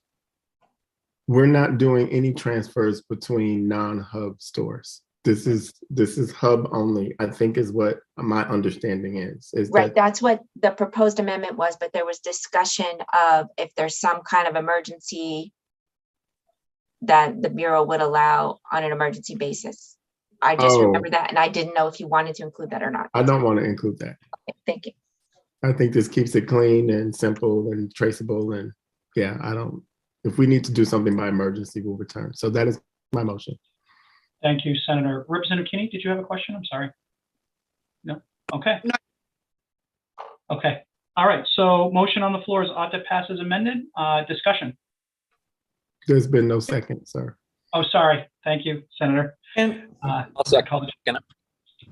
I saw Representative Harrington. I had Representative McCray. I saw her first. So motion by Senator Hickman, seconded by Representative McCray.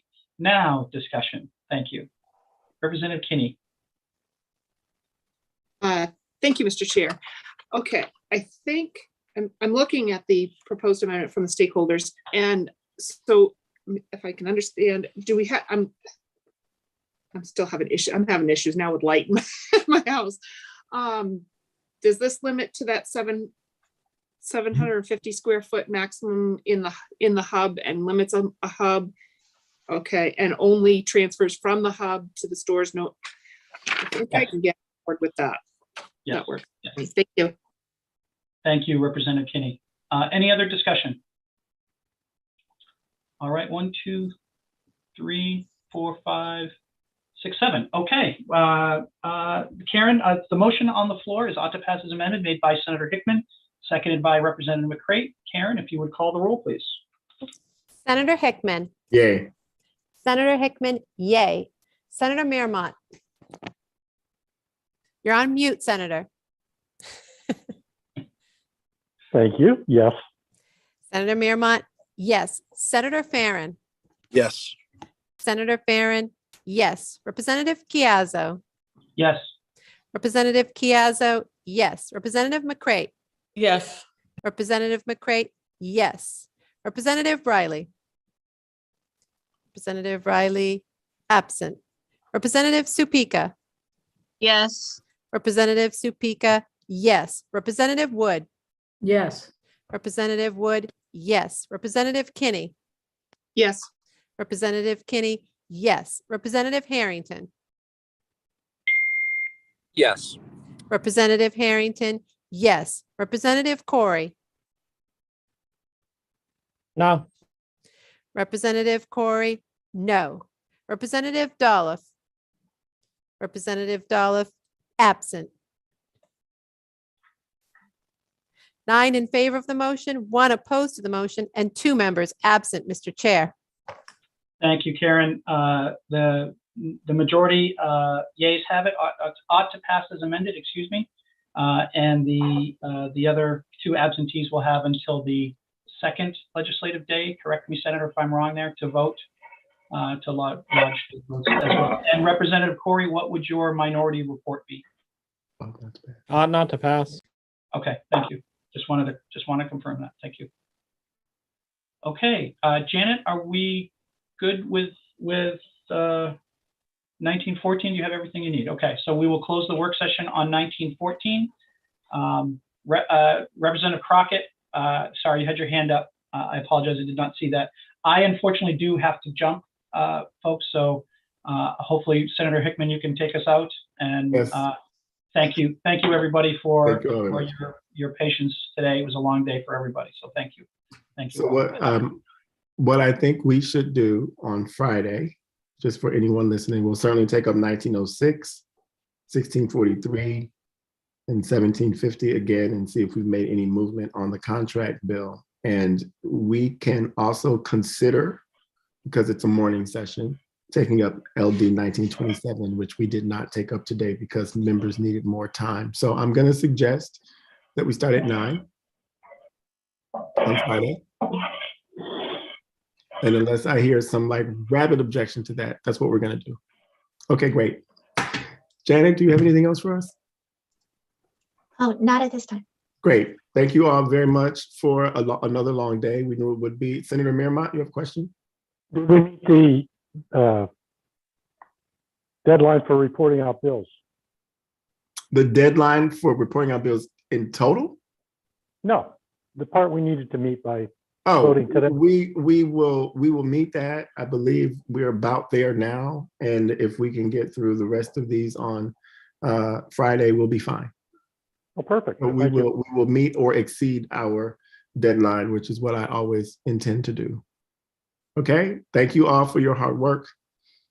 Good stretch. Thank you. Thank you, staff. Sorry we didn't take a break in the afternoon. I apologize for that. Representative Kinney. This is going to sound kind of funny. If it's appropriate, move to adjourn. Oh yeah, I was going to say that we are adjourned. We don't have to take a vote on that at this point. So we stand adjourned until Friday at 9. Thank you all very much.